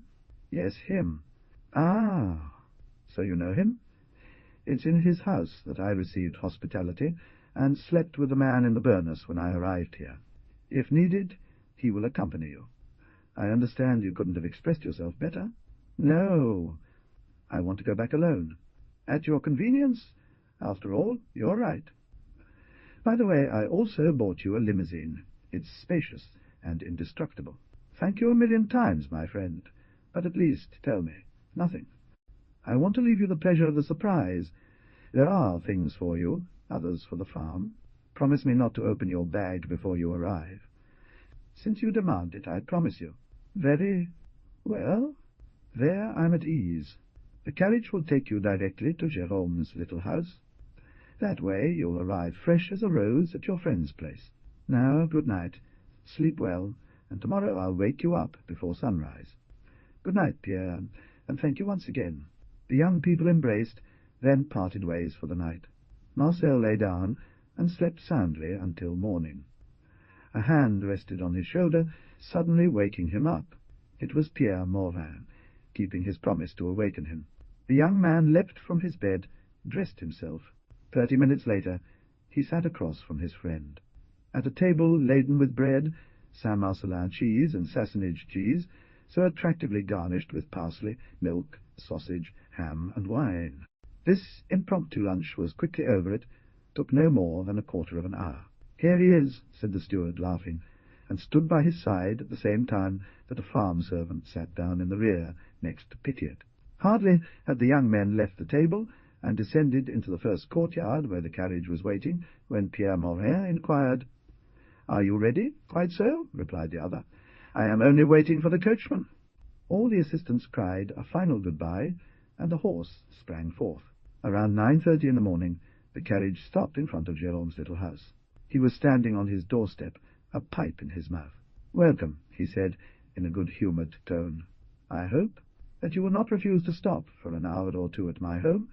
And, leaning inside, he added, "Hey, woman, come here, Madeleine. Here are some friends arriving." "Here I am, here I am, my man," answered the young woman's voice from a distance. At that moment, Madeleine ran up with a smile and eagerness. The petite had sprung up with one bound. She leaped and skipped about the three men, perhaps to stretch her legs. She seemed happy at this visit. Her first words were, "Will you have lunch with us, isn't it?" "It's settled, woman," said Jérôme happily, while undisentangling the horse from the carriage. "As agreed," exclaimed Marcel. "Quite agreed," he repeated in the same tone. "Take your pick. I've handled it this way. Remember, Mr. Marcel, a blacksmith is master of his forge." "To whom are you saying this, sir?" asked Madeleine in the same tone. "Boo! Cow! What a dreadful tyrant!" exclaimed Pierre Morin with a smile. Madeleine, leaving the three men to discuss by the fireplace, sipped a drop of china as an aperitif, and went to take care of lunch. To mention in passing, china is an excellent liqueur produced in Voiron, and known very little in Paris, where it would make the delight of gourmets and true connoisseurs. Mr. Marcel, known as Jérôme, it seems you have made considerable acquisitions there. You have a bag and a rucksack that together weigh well over 80 pounds. "Bah! It's a bit heavy, in truth," said Marcel. "But after all, I am not going to the end of the world. What's 80 or even 100 pounds to a solid, strapping fellow like you?" "You're mistaken, friend Jérôme," replied the manager. "I myself weighed the baggage, which, all included, does not exceed 60 pounds. A gun! If we add a double gun, in its case that Marcel will attach behind his bag and a few tools he is carrying, the total won't reach 100 pounds, exclaimed Marcel in surprise. "It's true. I forgot to tell you. You only have a bad gun, almost out of service. I wanted to fill this gap, especially knowing you to be a fine and skilled hunter. Thank you, my friend, but let it be, the old professor interrupted, laughing. Besides, this gun is an excellent weapon. I'm like my friend Jérôme. Once I set my mind to something, I don't give up. It's by Lepage. Hey, you like it? However, it seems to me that this gift— My friend, I have often heard of Lepage. I know that the weapons that come out of his workshops are without rivals. And you accept it? So the deal is done. Let's talk about something else. We raised our glasses, and at 10 o'clock we sat down to table. In the name of our old friendship— That's understood, Pierre Morin interrupted sharply. While eating, Jérôme had clearly indicated the route Marcel should take to reach Saint-Pierre-de-Chartreuse, from where the road to Les Alouettes was familiar to him. Pierre Morin, getting into the car, cried, "Goodbye." The two friends kissed once more, exchanged a final handshake. After lunch, Jérôme went to put the horse in the carriage, while Pierre Morin and Marcel exchanged their goodbyes and promised to see each other again soon. The coachman cracked his whip. The horse set off at a gallop. The two men left the cottage. Jérôme attached behind the backpack a case containing the rifle and the limousine. Jérôme wanted to take a drive with Marcel. After a few moments spent in company with Jérôme and his wife, Marcel stood up, slung his knapsack over his shoulder, securely fastened his backpack, hung his tools on his shoulder, and, taking his iron stick, "Here's the time," he said. Suddenly he stopped. According to the custom of mountain-dwellers, upon leaving the house, Jérôme had cast a circular glance around him. "Let's go back," he said. "What? To go back? Why?" asked Marcel. "Because you cannot leave today." "So let's go, then. The weather is magnificent." Yes. Who makes you think so?" "But before 2 o'clock it will no longer be the case." "I don't suppose." "I am certain." "Explain yourself." "It won't take long." "Perfectly. Do you perceive this high mountain, crowned with snow and lost in the mist? It is Chammershord. Well, notice those yellowish clouds that seem to creep around its summit. Indeed, I won't deny it. It's very beautiful, actually, but it's also terrifying. This is a certain sign of a hurricane in the mountains." "Let's go, then." "I assure you so." "No more positive warning." "And in how much time will this hurricane erupt?" "In 2 hours, at most 2.5 hours. So I have nothing to fear. Before that time I will have reached Saint-Pierre-de-Chartreuse. Don't trust yourself. Believe me, it's better to stay here until tomorrow. You're not expected. It's just a delay of a few hours, that's all. Contradictorily, I am expected today, and if one did not see me arrive, they would be anxious. Please stay." "Oh, insisting on leaving now could perhaps expose your life." "Well, to God's grace. Farewell, then, and may God guide you." The two men shook hands. Jérôme returned sadly to his little house, and Marcel moved away at a quick pace, with Petiot on his heels. The young man continued on his way, somewhat aimlessly and without much care for choosing a path here or there. To maintain his balance, he needed all his skill and experience as a mountain runner. Suddenly he realized that the wide and fairly well-maintained path he had initially chosen was narrowing with each step and slowly transforming into a true goat-track. He found himself compelled, against his will, to make frequent stops to catch his breath and restore his strength. Despite the sharp, almost cold air striking his face, his forehead was drenched in sweat. However, he continued to advance, determined to escape these mountains as quickly as possible, where death surrounded him on all sides. It was important to keep going. Stopping and spending the night where he was would have exposed him to the greatest dangers. He thus reached a kind of narrow platform, jutting out slightly, from which one could see quite a long way.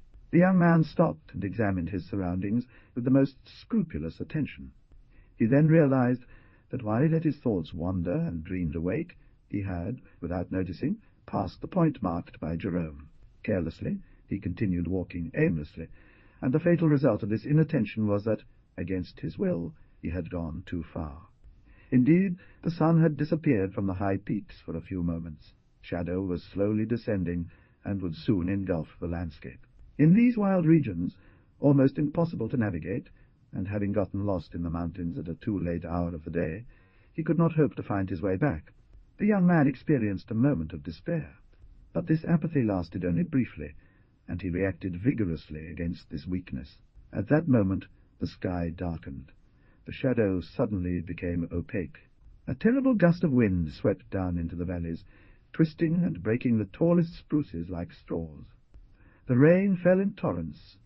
Lightning crisscrossed the clouds that fled like a defeated army under the storm's mighty breath.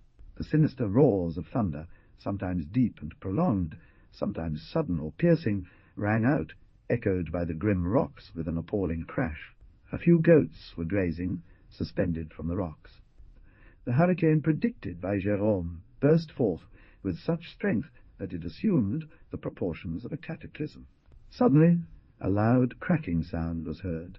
An awful crash coming from the bottom of the valley indicated that a landslide was occurring, as often happens in the mountains, and already a mass of rocks had rushed down at the foot of the mountain. They darted away, startled, almost touching the young man, and fled with a dizzying speed towards the right path, which Marcel had initially deemed impassable. The instinct of these intelligent animals had shown the young man the route he needed to take. He hesitated for not a second, leapt behind the goats, and set off in their direction. The hurricane raged with fury. Hardly had he taken a few steps down this new path, when the rock that he was leaving behind, and on which he had remained so long immobile, collapsed with a terrifying crash, leaving only a mass of perpendicular and smooth rocks where the young man had walked, forever renouncing to set a human foot upon them. The darkness was intense. Marcel fled with the speed of a chamois pursued by hunters, running blind along the path. Suddenly his foot slipped on a root. The young man lost his balance. He stretched out his arms and grabbed, with all the force that despair gave him, the branch of a young spruce that nearly whipped his face. Marcel felt lost. He pushed out a terrible cry of agony. The tree swayed and yielded under his pressure. With the hand that remained free, he had not let go of his iron staff. He struggled, groping to fasten his solid and bent handle to some rocky crevice, but he encountered only flat, polished surfaces. At the cry of his master, Pichette responded with a terrible growl and leaped to his aid. Marcel soon felt something pushing him aside. It was the dog that had seized his clothes in its mouth and was pulling him towards it. The young man made prodigious efforts to assist the faithful animal. The crowbar on the cane finally found a crevice in which it became wedged. Marcel's body was almost entirely in mid-air. Thanks to this double support, he released the branch which was yielding under its weight, and grabbed the liberating cane with both his clenched hands. At the very moment he reached the crest of the path, and fell unconscious beside the brave Pichette. The uprooted tree rolled with a crash into the abyss, taking with it everything in its way. Marcel had lost consciousness, but his faithful, the Pétiole, continued to drag him across the platform, as far away as possible from the precipice where he had been so close to being swallowed up forever. When she saw him completely safe and sheltered under a rock overhang, she let out loud barking sounds of joy. Then she began licking her master's face, with small, almost human cries. Thanks to Pichette, Marcel was saved. Chapter 7. Marcel seeks a path. In the mountains, hurricanes rage with exceptional fury and destructive power. Fortunately, the duration of these atmospheric disturbances is relatively limited. He then, in a word, began to speak with his dog as he would have with a reasonable person. This time, the hurricane that had struck Marcel passed with lightning speed over the entire region, where, to his misfortune, he had so fatally lost his way. Then he unscrewed the iron can, covered with osier, which he carried crosswise, and which Jérôme had filled with excellent brandy before leaving the cottage. When the young man finally regained consciousness, under the constant caresses of his devoted Pichette, his first instinctive movement, filled with joy and gratitude, was to throw his arms around the kind creature's neck, kiss her black nose, stroke her with his hand, speak to her, and thank her effusively for saving his life. He placed the neck on his lips and took a sip. He then disposed of his bag, rucksack, and tools he had hung on his belt, after which he looked curiously around him to gauge as best he could the situation in which he found himself. This situation, moreover, was nothing to be afraid of for a man accustomed, like him, to running up mountains in all kinds of weather. In his previous expeditions he had suffered much worse inconveniences. The cold was quite sharp. The storm had passed. Night had replaced day. The very clear sky, as in all high regions, was of a deep blue and scattered with countless bright stars like points of diamond. "Too bad for me." "Bah!" murmured Marcel, smiling. "Just one night to spend. It's my fault. If I had followed the advice that this brave Jerome gave me, I wouldn't be in this situation. But I'm freezing. Who knows what time I'll arrive at the Alouettes?" he added, shivering. "If I made a fire? Let's see. There must be plenty of dead wood, dry leaves, and pine cones around here." The young man stood up. The plunge into which Petiot had dragged him was nearly 4 meters deep by 2.5 meters wide, and almost as high. It was a kind of natural cave, like those found in alpine regions. This temporary shelter was more than sufficient. This cave, quite distant from the path, had an opening on the mountainside, and had thus been preserved from the torrents of water swept away by the storm. Hey! When the fire crackled, a twinge of hunger reminded him that he had eaten nothing since morning. Petite, I found a charming bedroom. He took his luggage and transported it to the bottom of the excavation. Then he set out to look for fuel. He didn't have to go far. Dry branches and pine cones were almost within his reach, piled among the dead. Leaves along the rock, against which the storm had pushed them. "I have a big appetite," he murmured joyfully. "If only I could dine." He stopped and shook his head. "Dinner? That's soon enough," he added after a moment. "But with what? Oh!" Thinking he had arrived at the farm early, he had not bothered to bring any food provisions. "Oh! I have committed a great imprudence, and I am greatly afraid of being condemned to forced fasting, which would not be very pleasant, as I have a good appetite." "Bah!" At the prospect of this unpleasantly situation, the young man's eyebrows furrowed, his expression lengthened, and he suddenly became thoughtful. This is the time or never to ascertain what she holds in her mysterious depths. Did he repeat after a moment, "I am wrong to worry thus. It is impossible that Pierre Morin or Jerome, these 2 men prudent par excellence, have not taken the precaution of slipping some provisions into this happy geibisha, so heavy and springy. Let's see. But first and foremost, let's get some light." Half laughing, half sulking, Marcel stood up, left the cave, and went to cut a strong branch from the nearest tree, which he split in 2 and lit upon entering his cave. He then inserted this makeshift torch into the sandy floor of his cave, and picked up his suitcase. He detached one by one from a feverish hand the loops that closed it, and he plunged his fingers inside without looking. He almost immediately let out a cry of joy. At the same time he took out a loaf of bread and a box made of leather that opened by rolling on the floor. This box held a silver plate, spoon and fork, a salver and a table-knife. At first glance his fingers fell to a respectable leg of ham.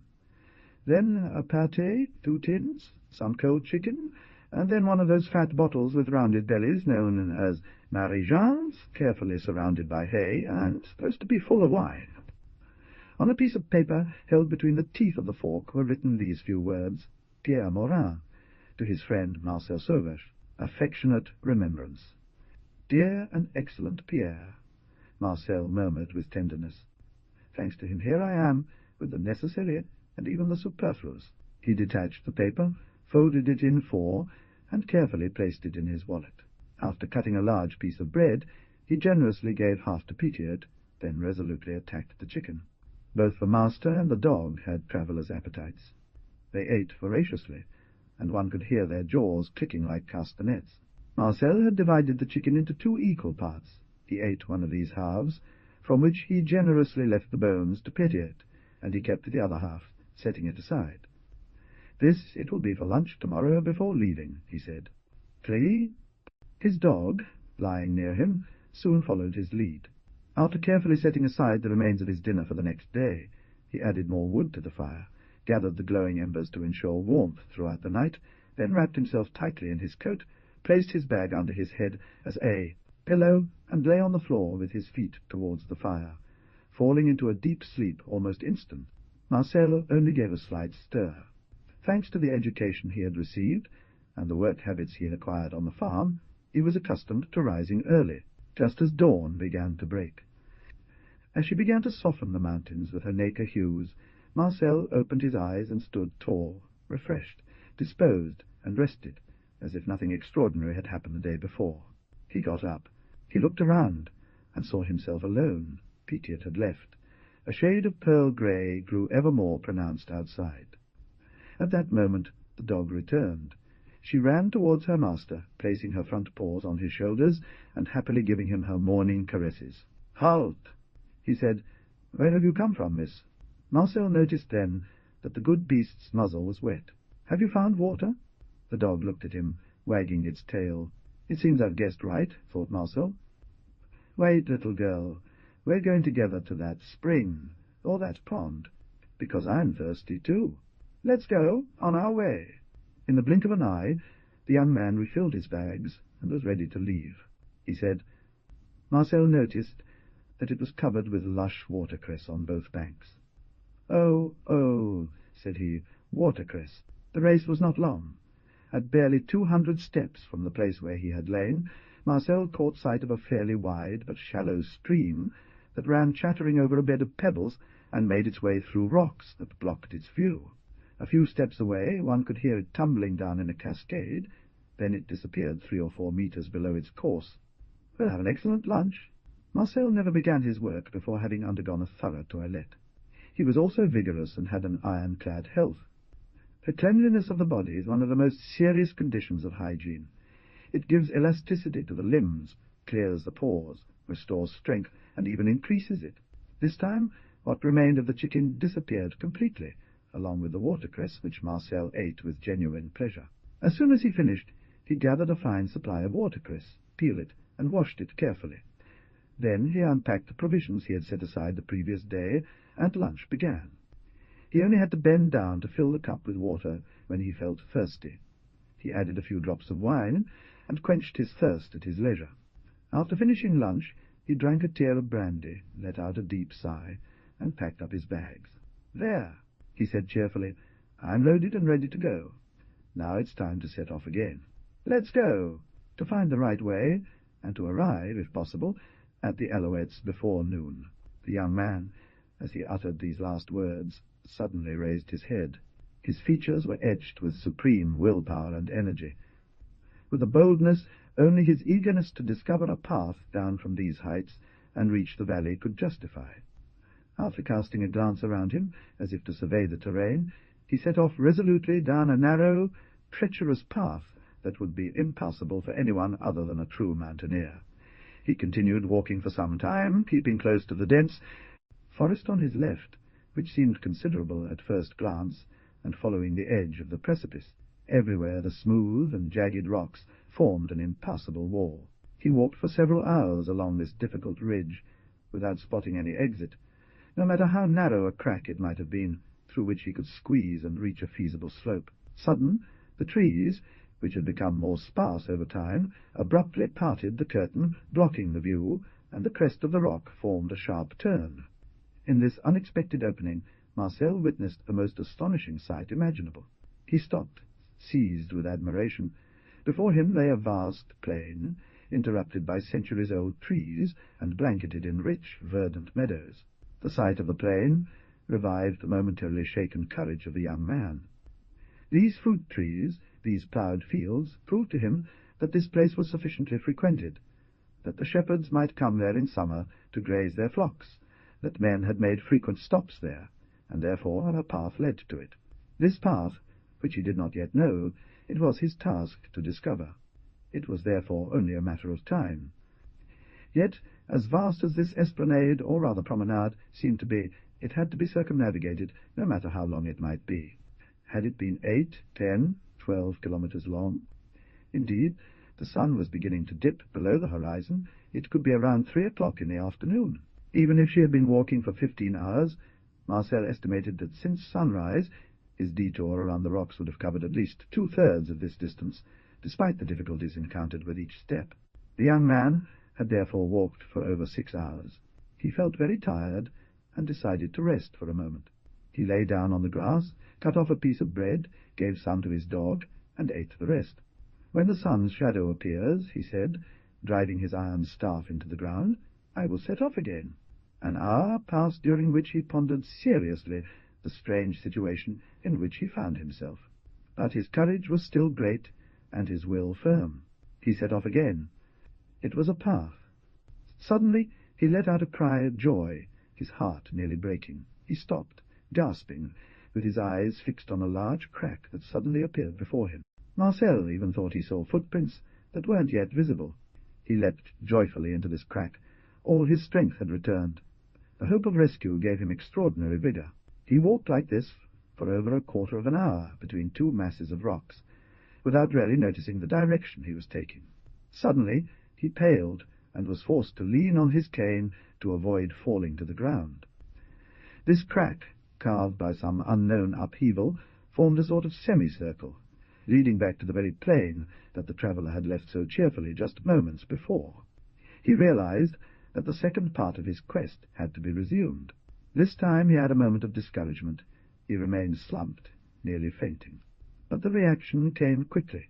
He straightened up, his gaze sparkling and proud. The abyss was at his feet, and he continued on his way with a restless animation, still struggling to cross the steep, jagged crest of the rock on which the entire ledge rested. "Let's see," he murmured, and he discarded his baggage.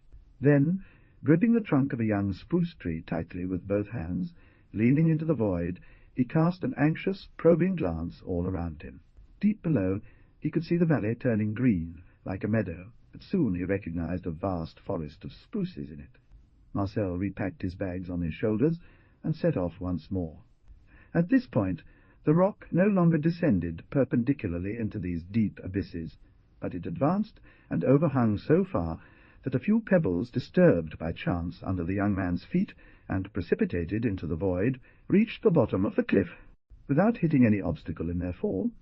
He had little left to hope for except to find, if not a path, one of those crevices carved by water when, as the snow melts, it rushes down from the peaks in torrents.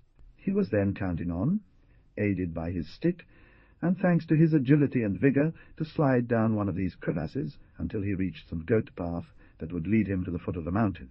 He continued for a while longer. He soon saw his path blocked by a quite wide stream that disappeared under the rocks and clusters of greenery. What gave some probability to this hypothesis in Marcel's mind was that at every step he crossed light threads of water that, after winding through the wood next to the young man 1,000 times, seemed, instead of seeking an immediate outlet, through the rocks to converge on a common point. This was undoubtedly where the torrent had carved its way down. Marcel, holding on to the vines that had grown in the crevices of the rocks, decided to examine the wall that stood over the abyss, but a new and cruel disappointment awaited him. Idea foothold, even for the most secure foot of a chamois. The young man sighed, nodded repeatedly, and continued on his way.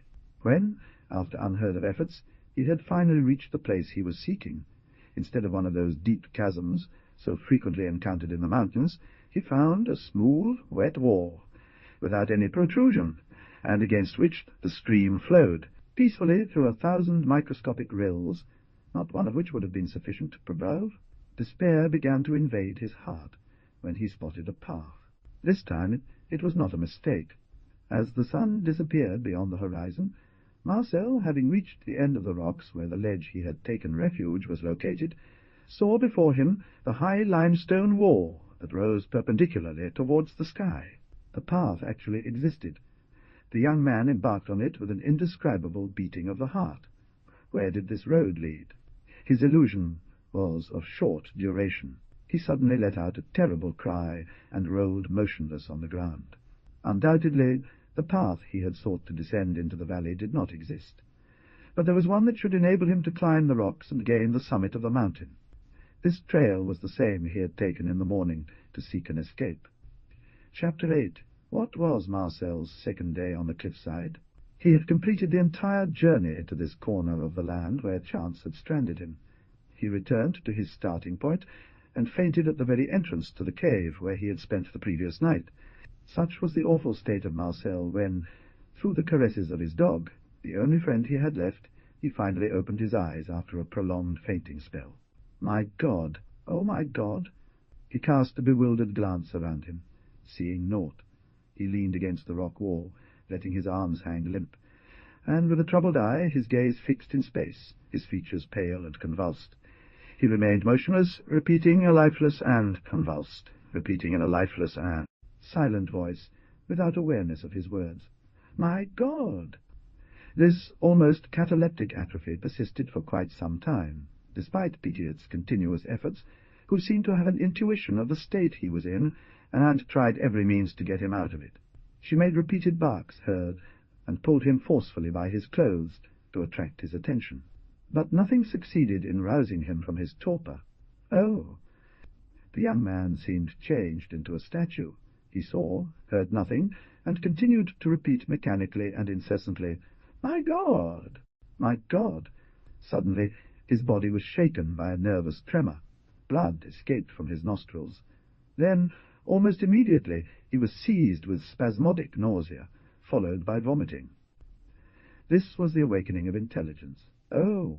The black, thick, clot-filled blood at first flowed only hardly, drop by drop, but little by little it became clearer, redder, flowed in abundance. Soon his flow stopped, the vomiting ceased.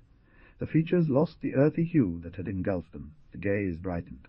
"My God, how I suffer!" The nervous tremor stopped. He cried out with a painful accent that was impossible to render. This nasal bleeding, by replacing a hemorrhage, had prevented asphyxia and averted the most serious cerebral accidents. Little by little, a general and irresistible torpor seized him.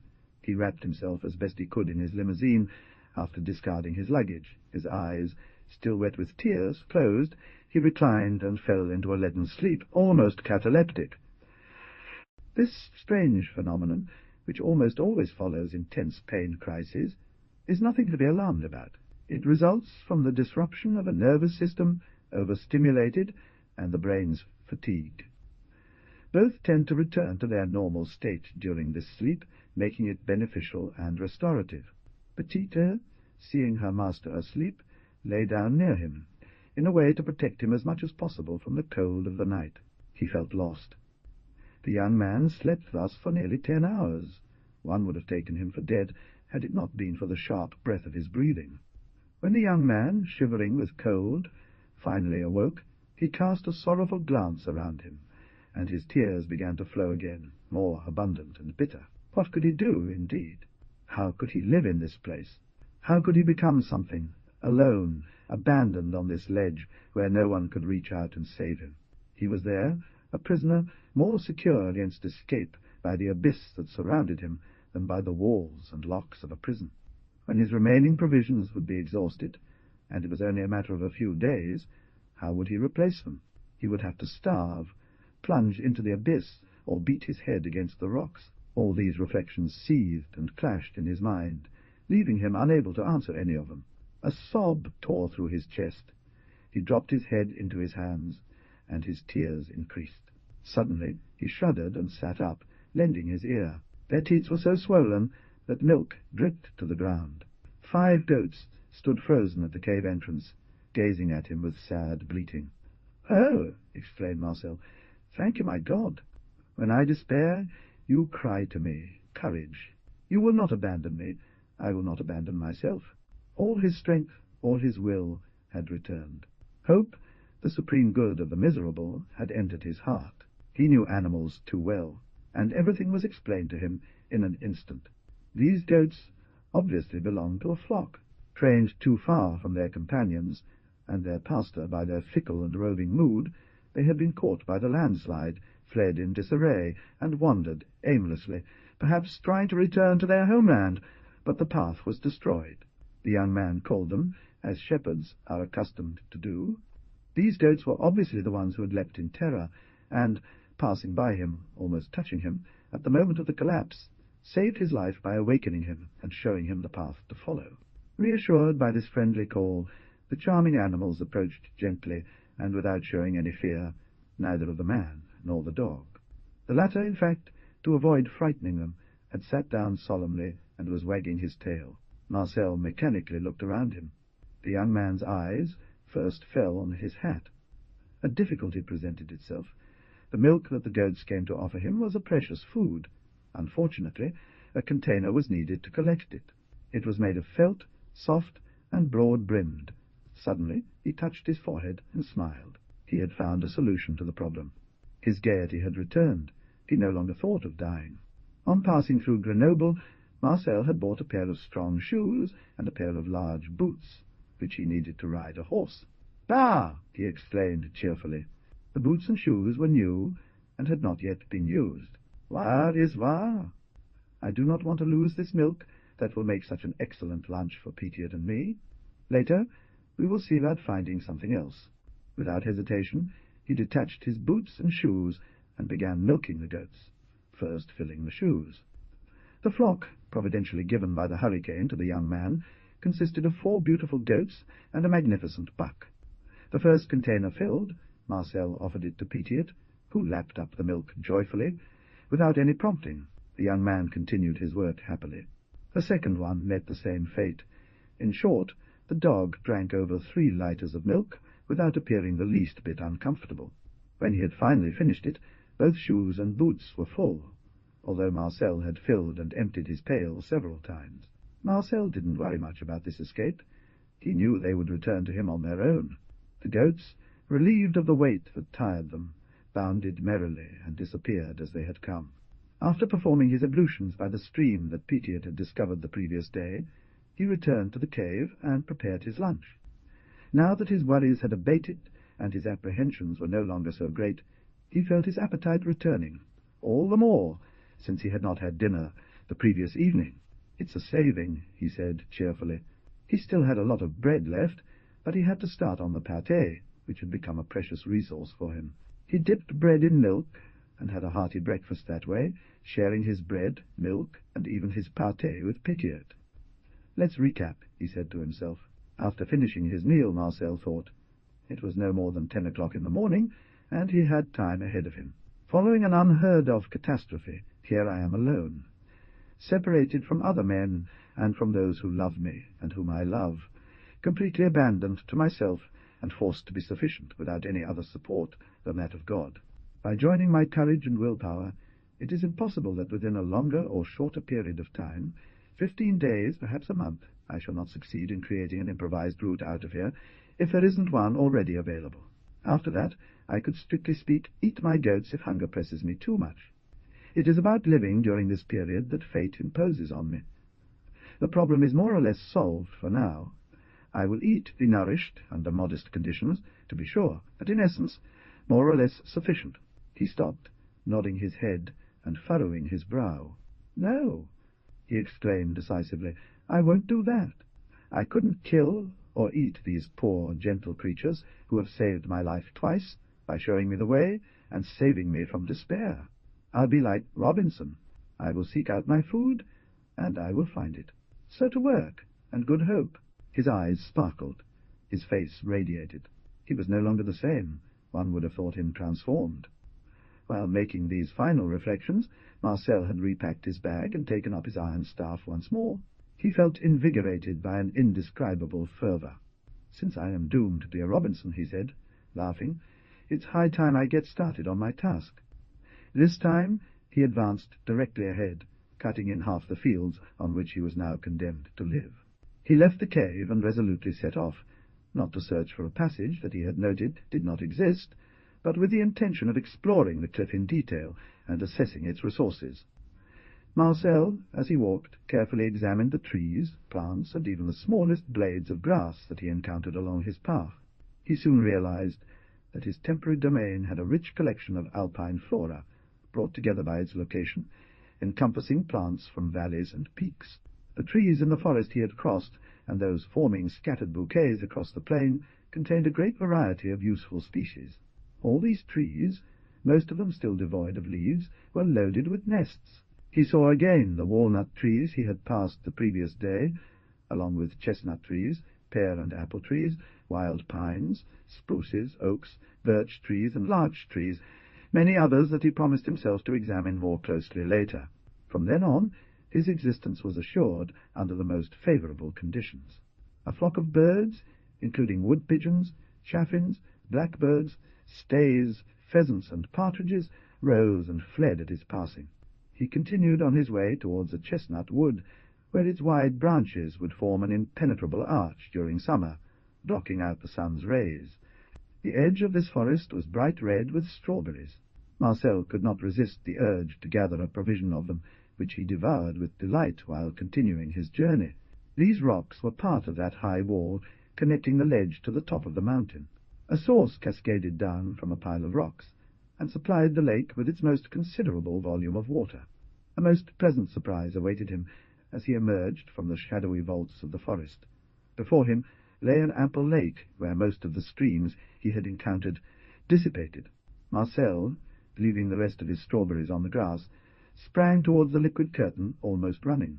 After all, I was ungrateful and foolish. But what gave Marcel the most pleasure was to notice that these waters, bright and transparent as crystal down to great depths, held an innumerable quantity of fish, and above all trouts with white scales speckled with golden stars.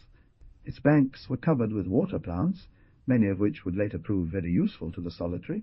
Legions of frogs, frightened by the sound of his footsteps, sprang into the clear waters and disappeared among the reeds. He murmured, "To have given in to despair would have been cowardly. It is now up to me to make use of all these invaluable riches."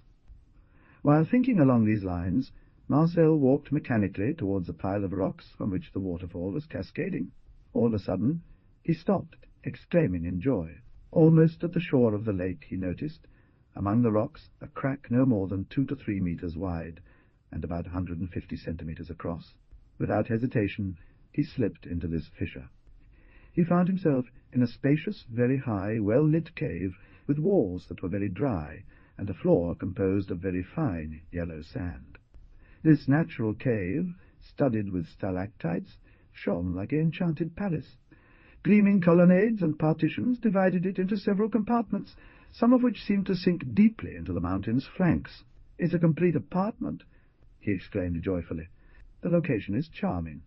I'll take possession of it immediately, for I cannot find anything better. It is 3 o'clock or thereabouts. I shall not push my explorations any further today, and will make use of the time that remains to me to begin my settling in." This depression, ranging from 2 to 3 meters in width and 5 meters deep, was perfectly sheltered from the wind, rain, and sun. He picked up 3 stones quite high and very smooth, then a 4th, wide and flat. He carried them to the entrance of the cave, in a natural depression formed by 2 very tall rock blocks that curved and joined at a great height, except for an area of 2 or 3 feet which formed continuation. Air circulated and renewed itself within it, and one could see clearly enough. It was here that Marcel had decided to set up his kitchen. He could not have found a more suitable location. He immediately set to work and established his fire with the stones he had gathered at the shore of the lake. He arranged this fire in such a way that it was directly beneath the point of continuity which would serve as a chimney, allowing smoke to escape outside.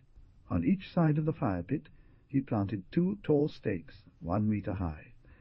We will see later what use he intended for this device. He planted 2 very close stakes in the wall to hang a torch if needed, as he had already done in 2 or 3 places in the cave for the same purpose.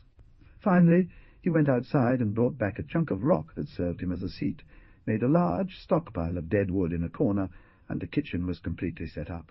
It was with the best of humour from the world that Marcel had devoted himself to this task. As soon as it was finished, he thought of making a bed for himself. By making a layer so wide, Marcel had thought of Petiot, accustomed to sleeping next to him. Grass and dry leaves were not in short supply. The young man chose the most aromatic ones, and transported enormous bundles into the cave, where he spread them out in a perfectly sheltered corner, piling them into a respectable height. He set up a fire inside the cave, in order not to be too cold, and prepared the fire, without, however, lighting it. Then he went to cut a dozen branches of pine trees, intended to provide him with torches. For a long time day had given way to night, but it was a clear night, brightly illuminated by the moon and thousands of stars shining in the firmament. Before sunset he had called his goats, who, always supervised by the billy goat, had rushed to his voice and come to present their teats. When he had finished these various tasks, Marcel thought about dinner, and then he arranged his provisions. They consisted of the started pâté, a piece of bread greatly diminished, watercress picked by the lake's edge, strawberries. Marcel, sensing the cold, lit the fire he had prepared in the cave. For drink, he had the clear water of the cascade, frothy goat's milk, some left-over wine in the Mary Jeanne, and brandy in the gourd. "Come on, Petiot," he said cheerfully, after propping a torch against the wall. "It's time to dine. You must be hungry, miss. Let's sit down to table." And they sat down to table. He was very tired. His eyes drooped. He hesitated before tackling this final task. When the meal was over and the provisions packed, Marcel had the thought to inspect his bag and knapsack. But this visit, it seemed, would last a long time. "By Jove, who knows what tomorrow may bring?" he said, stifling a yawn. "I always have time to indulge in this task and satisfy my curiosity. It's best to get some rest so that I'm fresh and ready to continue exploring my estate." On this final reflection he stood up, extinguished the torch, lay down on his leaf bed, after wrapping himself well in his limousine. 10 minutes later, the master and the dog were both sound asleep. The fire, arranged to last all night, sent intervals of fierce glows reflected endlessly by the stalactites. Without explanations or extra content, a majestic silence reigned without, interrupted only by faint, barely perceptible noises. Chapter 9. How extinguished fire and the contents of a cauldron can reveal many things to a discerning mind. As Marcel emerged from the cave to go perform his ablutions by the lake, the sun rose. After finishing his grooming, Marcel, eager to set off, had a quick lunch with the rest of the party, drank a glass of reddish water, and wrapped the remaining bread in a handkerchief, which was starting to get hard. "This," he said. He cut a large slice of ham, wiped his mouth with a handkerchief, which he placed on his shoulder, and, leaving his bag and rucksack in the cave, he took only his iron staff, from which he never separated, and, after stroking Petiot, "And a road! Let's go take a look around our domain." And they set off. It was the exact moment when the sun shone brightly above the horizon, and thus gave a signal to all nature to wake up. This lake was at most 500 to 600 meters long by 80 or 90 wide. The shortest way to reach the forest that Marcel intended to visit was to follow the lake along its entire length. That is what he decided without hesitation. Its very uneven shores were abundant with all sorts of aquatic plants. In some places watercress grew profusely. The waters were clear and transparent to a great depth. Suddenly he stopped dead in his tracks. The young man, with no pressing matters, followed every meander described by the caprice of the waters. He studied the plants, and noted in his memory those that later might be useful to him, either as comestibles or for various other uses. He had before him a sort of bare cove, rather narrow, forming a small sandy beach that sloped gently up to thickly grown bushes arranged in a natural cradle. Although this place was charming, it wasn't the picturesque aspect of this microscopic retreat that stopped the young man and held his attention. What had caught his attention, and caused him great excitement, was the sight of a considerable cluster of fish bones stretching from the edge of the lake down to the bushes. "There's a otter." Marcel, who was an experienced hunter, nodded several times. He said, "Egad, what bad luck that I don't have my rifle. I would have gone in pursuit. Does this lake therefore hold a considerable quantity of trout?" I had seen enough to presume as much. Now I am certain. If I return to the cave for my rifle— He made a movement as if to turn back, but almost immediately he stopped. "No!" he exclaimed with animation. "Why kill this harmless animal that might perhaps be of use to me? I read that the otter is susceptible to being tamed." And he set off again. "If I can capture this one and make it my friend, it will become my fish provider." Oh! He had left the lake behind him a few moments ago. He was very close to the forest, and he was preparing to enter it at random, clearing a path with his iron-tipped staff. Oh! Suddenly Petiot, who had hitherto walked quietly behind her master, neither veering to the right nor left, let out a resounding bark and dashed towards the woods, but did not enter them, instead following along the ground with her nose, approximately 40 steps. Then she turned toward Marcel and doubled her barks. "What does it mean?" "Let's go see," said the young solitary with a smile, and he went to join his dog. Strange, he murmured. Upon arriving near Petiot, Marcel recognized with surprise that the animal had discovered a broad path whose capricious meanders wound and lost themselves in the distances of the plain. This path likewise dipped into the wood where the young man was, himself preparing to penetrate. Where might this path lead? I am certain that on this side the rocks are sheer and offer no passage. Let's see where this path leads me. He stroked Petiot, and resolutely setting off down the trail, he entered the forest. Oh! This path, very winding like all mountain trails, was broad and seemed well travelled. Marcel noticed numerous deep and fresh goat and sheep tracks, mixed at certain intervals with human footprints. Oh! He murmured, this is undeniable. A shepherd passed through here, and quite recently. Would the same misfortune have befallen that poor man as it did to me? There would be nothing surprising about that. Perhaps he too was caught by the storm, and finds himself imprisoned on this ledge. The wood that Marcel crossed was not as substantial as it seemed at first glance, but it was very dense, and the path made the most extravagant curves on purpose, adding to the illusion. Suddenly Marcel found himself, almost unexpectedly, at the edge of the forest. He let out a cry of surprise at the sight of the singular landscape that suddenly unfolded before him, far from what he had expected. A small expanse of meadow lay before him. On this plain he saw signs of cultivation. On one side a verdant field of wheat, on the other a potato field where the stalks were beginning to show, and which certainly belonged to an early variety.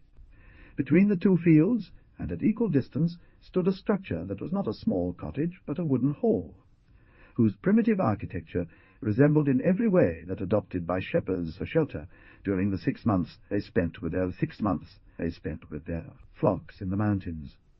This hut, however, was larger and more solidly built. That one generally encounters on the alpine high plateaus. At that moment the shutters were open. It was covered in thatch, and, a great luxury for these regions, the windows, or rather the round holes that served as windows, had a movable frame, glass, and shutters that could be closed at night. A large wooden shed attached to the hut on the right side. "Hey," whispered Marcel, "am I mistaken?" The hut's door was open, held ajar by a stone to prevent it from closing. Several boards strewn on the ground, and quite a bit of thatch, suggested that whoever owned this place was busy repairing it. Next to the left side was a very neglected vegetable garden, closed off by a hedge, about 10 to 15 meters long, and containing, besides some plants that would soon break through the soil as it was May, 3 fruit trees, a cherry tree, a pear tree, a pear tree, and an almond tree, whose flowers were beginning to appear. Is my reasoning wrong? Will I find a companion here? Bah! If such is the case, I shall ask for his hospitality. Oh! It cannot be refused in the mountains. We shall chat and agree easily. If the master of this place is simply absent, I shall wait, that's all. Upon arriving at the barn, Marcel spotted the 4 goats, and the goat lying comfortably on a thick, warm bed of straw. He said, seeing them, "I believe I hurried too much in considering these kind animals as belonging to me. This, moreover, was very pleasant for me. But how is it that instead of being milked by their shepherd, they came to ask for this service? There is something unclear here, and a mystery that needs to be unravelled." He then entered the small cottage. A single glance was enough to convince him he had not erred. The interior of the hut consisted of a single, very spacious, and roughly square room. There was no one there, yet everything indicated that it was occupied, and that whatever the time elapsed since his absence, the owner had left with the firm intention of returning soon. The floor, made of beaten earth, was rather uneven due to the mud, brought in from outside by the hoofs of shepherds or other visitors to the house. A third of the room was taken up by a massive fireplace, whose wooden mantle, fixed to the roof, descended in an inverted cone and formed a wide overhang. The hearth was built with stones arranged in a triangle.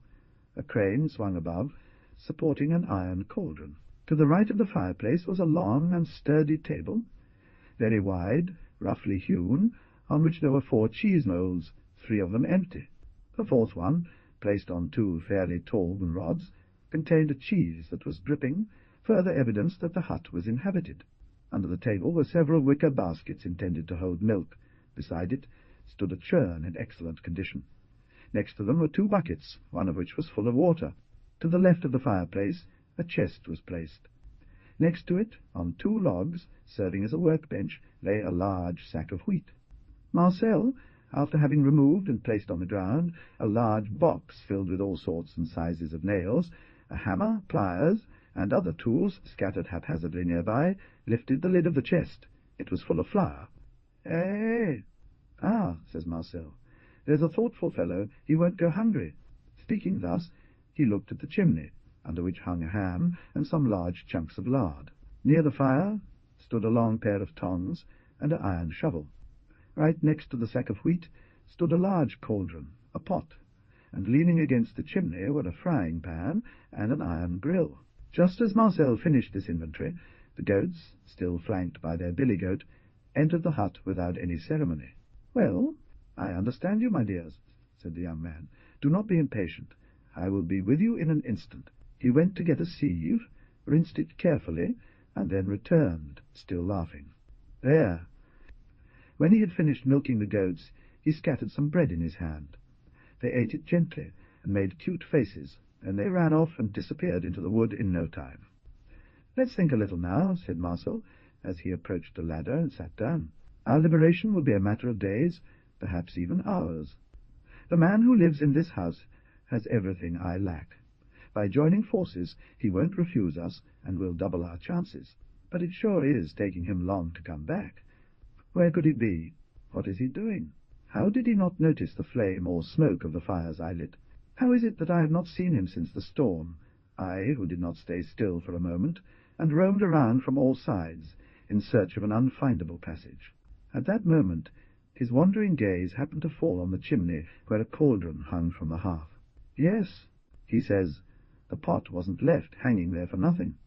If I relit the fire, our man had to leave his lodgings very early, probably at sunrise.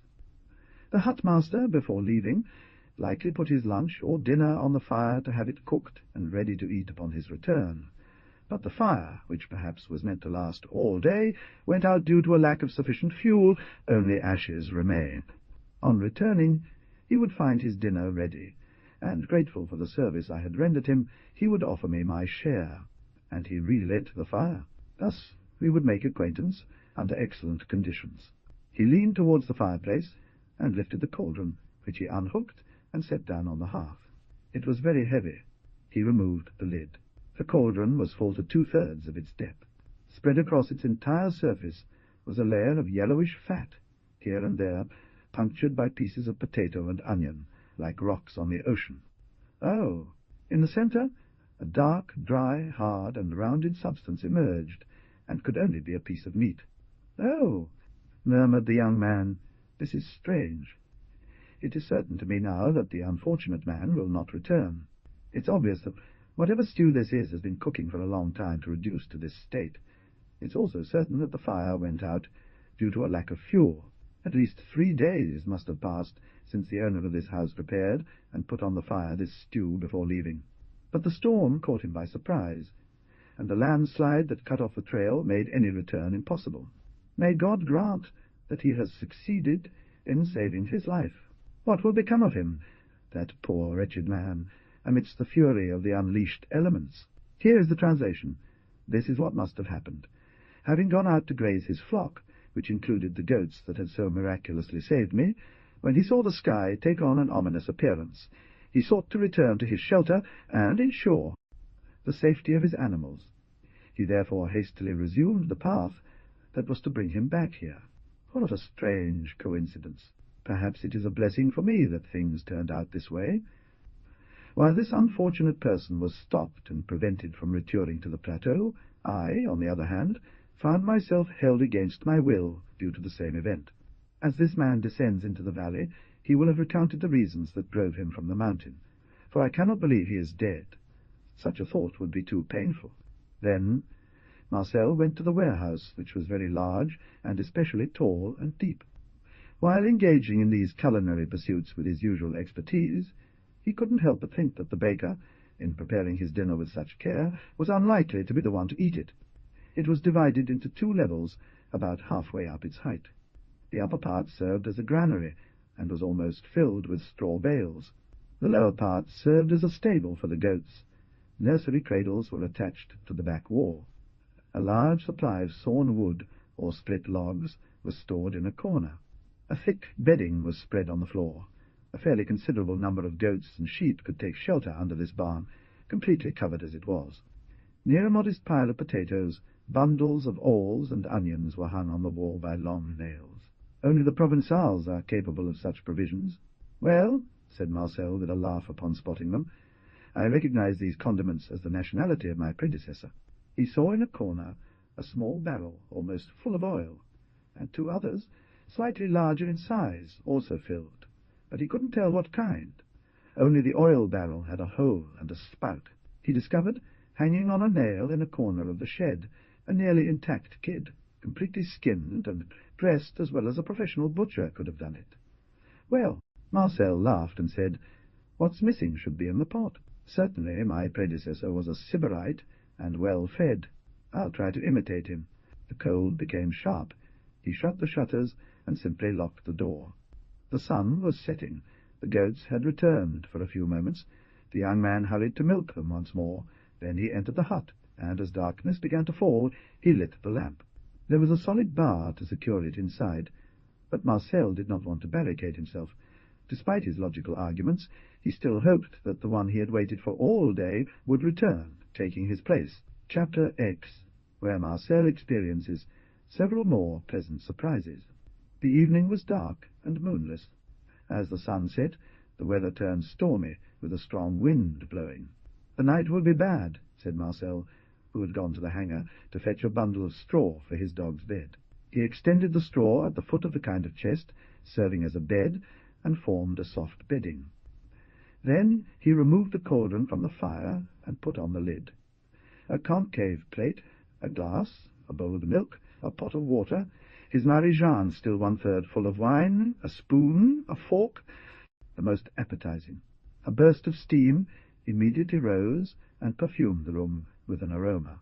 He placed the ham he had with him on a plate, cut off a triangle of cheese made by his predecessor, took one from the box which held two, a half-eaten loaf, placed a ladder near the table, and having done so, returned to the cauldron, which he uncovered. "Ho! Ho!"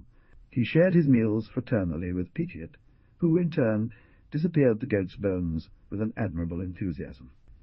If I hadn't suspected it for a long time, here is a scent that would reveal to me the exciting southern influences in honor of Tarbes and other neighboring places. He had not been mistaken. The cauldron contained a high-quality stew made from a quarter of kid meat cooked with potatoes, garlic, and onions, to which they had added plenty of salt and pepper. After the stew, Marcel moved on to cheese, which he found to be of an exquisite taste, very fine and highly aromatized. "My goats give me much more milk than I need for my consumption. I don't want to let it go to waste. I see that I won't be lacking in occupations. As soon as I am definitively settled," he said, "I will have to make some cheeses and butter. That will be easy for me, since there is a churn here." He then left the table, washed the dishes he had used, and put everything back in place. Having done that, he arranged the fire so as to make it last all night.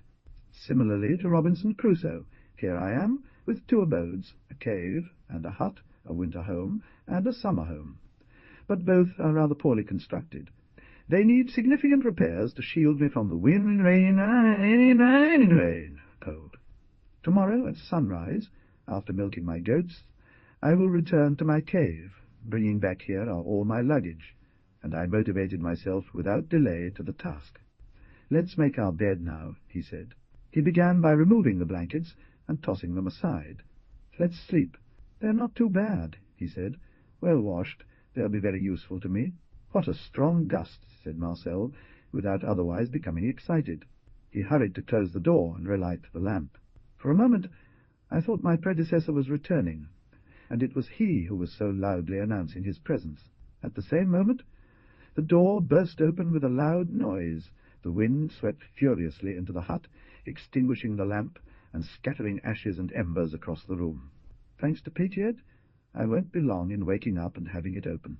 When he awoke, it was broad daylight. "By Jove," he said, as he secured the wooden bar that served as a sturdy closure. "I am shutting myself in because I have no choice. If, by some miracle, the owner were to return, he'd be knocking for all he's worth." After gathering the scattered debris of his fire, and providing enough fuel to keep it burning all night, Marcel finally decided to stretch out on the straw mat that served as his bed. He extinguished his lamp, wrapped himself as best he could, closed his eyes, and fell asleep almost immediately. He sprang up, shivering with cold. His first care was to relight the fire, whose beneficial flames soon warmed him. Then he opened the door and the shutters. Everything was gay and cheerful around the little country cottage. The weather was magnificent. The sky was blue without clouds. The sun shone and gave a spark to every drop of dew. The birds sang at full throat under the foliage. Marcel did not take long to be influenced by this joyful awakening of nature. The goats that had been milked went to graze on the rocks, nibbling on the alpine ivy that they so loved. Marcel ate a piece, then whistled for his dog, took up his staff, and left the cottage, leaving the door ajar. This time, instead of following the path, he cut across through the woods, as he was eager to reach the cave. These woods were precious to him. He had promised himself to use them as needed for the repairs and improvements he had planned. While walking as fast as the uneven terrain allowed, the young man curiously looked around him, not out of idleness, but to understand the types of trees that composed this forest. He soon realized that these essences were numerous, but that the oaks, the ash trees, and above all the chestnut trees predominated. All at once he exclaimed with joy. He had just discovered a large amount of morills growing around him, at the edge of the mines, under the oaks and chestnut trees. Some of these mushrooms even appeared in the soil-filled cavities of the oldest trees. He continued on his way. It was a valuable discovery, as there are no venomous species of morels, and they are as harmless as they are delicious. Soon he emerged from the woods and found himself in the plain, a short distance from the lake. Everything was calm and peaceful in the plain. A multitude of birds fluttered here and there. This simple and primitive landscape, not yet spoiled by human hand, had a picturesque appearance. "Hey!" A rabbit darted unexpectedly, almost under the young man's feet. My tall fellow, cheerfully named Marcel, as he watched him run and pointed at him. "You guessed right. I didn't have my rifle, didn't you? Calm down. You and your comrades, you're not losing anything by waiting." A few minutes later, he was back in the cave. Everything was as he had left it. "Definitely, I am truly alone here," he murmured sadly. "I must make the best of it." The return journey was uneventful, and, as Marcel had hurried, his absence lasted no more than 2 hours. Once he had unloaded his baggage, his first task was to inventory his possessions. The generous manager of the model farm had demanded from his former student the promise that he would not open the bag until he had completed his journey. One remembers that, the eve of his departure from the Beaurevoir farm, his friend Pierre Morin had taken his bag and, without warning, had replaced it with a much larger one, to which he had added again. Unfortunately, since this commitment was made, an event had occurred that neither Pierre nor Marcel could have foreseen. Although in reality his journey was thus effectively over, Marcel hesitated for a long time before opening the bag. He began with the knapsack. He nonetheless decided, not without suppressing a sigh, to make an inventory of his still unknown riches. This one, to which more than one fierce assault had already been made, was almost empty. He found at the bottom 3 tins of preserved food intended to brighten up a farm lunch. This unexpected discovery brought a hearty laugh to Marcel's lips. One was flat and contained little peas, the second round and high, and the third, which appeared to have an intermediate volume, bore labels, one salted hare, the other Marengo chicken. "My old professor is treating me like a connoisseur," he said. "I thank him all the more, for when I have eaten these excellent things, the tin cans that hold them will make perfect containers." The young man detached the rifle, took it out of the case, and mounted it. In the suitcase he found another practical book on agriculture and a treatise on botany, valuable books for him, then the rest of the ham and norigeon containing a few drops of wine. It was a very beautiful weapon, a true masterpiece by Lepage. She had a double-barreled ribbon gun. It was Lefaucheux's system, and the young man did not wait to find an opportunity to ensure that, also carrying hunting lead and bullet. His rifle was of an incomparable shooting accuracy. Thus Marcel's face shone with joy. A box, rather long, was securely attached to the rifle case, containing a complete set of all carpentry tools. Pierre Morin had brought these well-worn and elegantly shaped tools from Paris, knowing his student Marcel's fondness for manual work. "Here they are," he exclaimed, "a great help to me on rainy days and long winter evenings. With these fine tools one can conquer boredom." Above the bag, which Marcel finally decided to inspect, a long and wide tube of tin was held in place by 3 belts.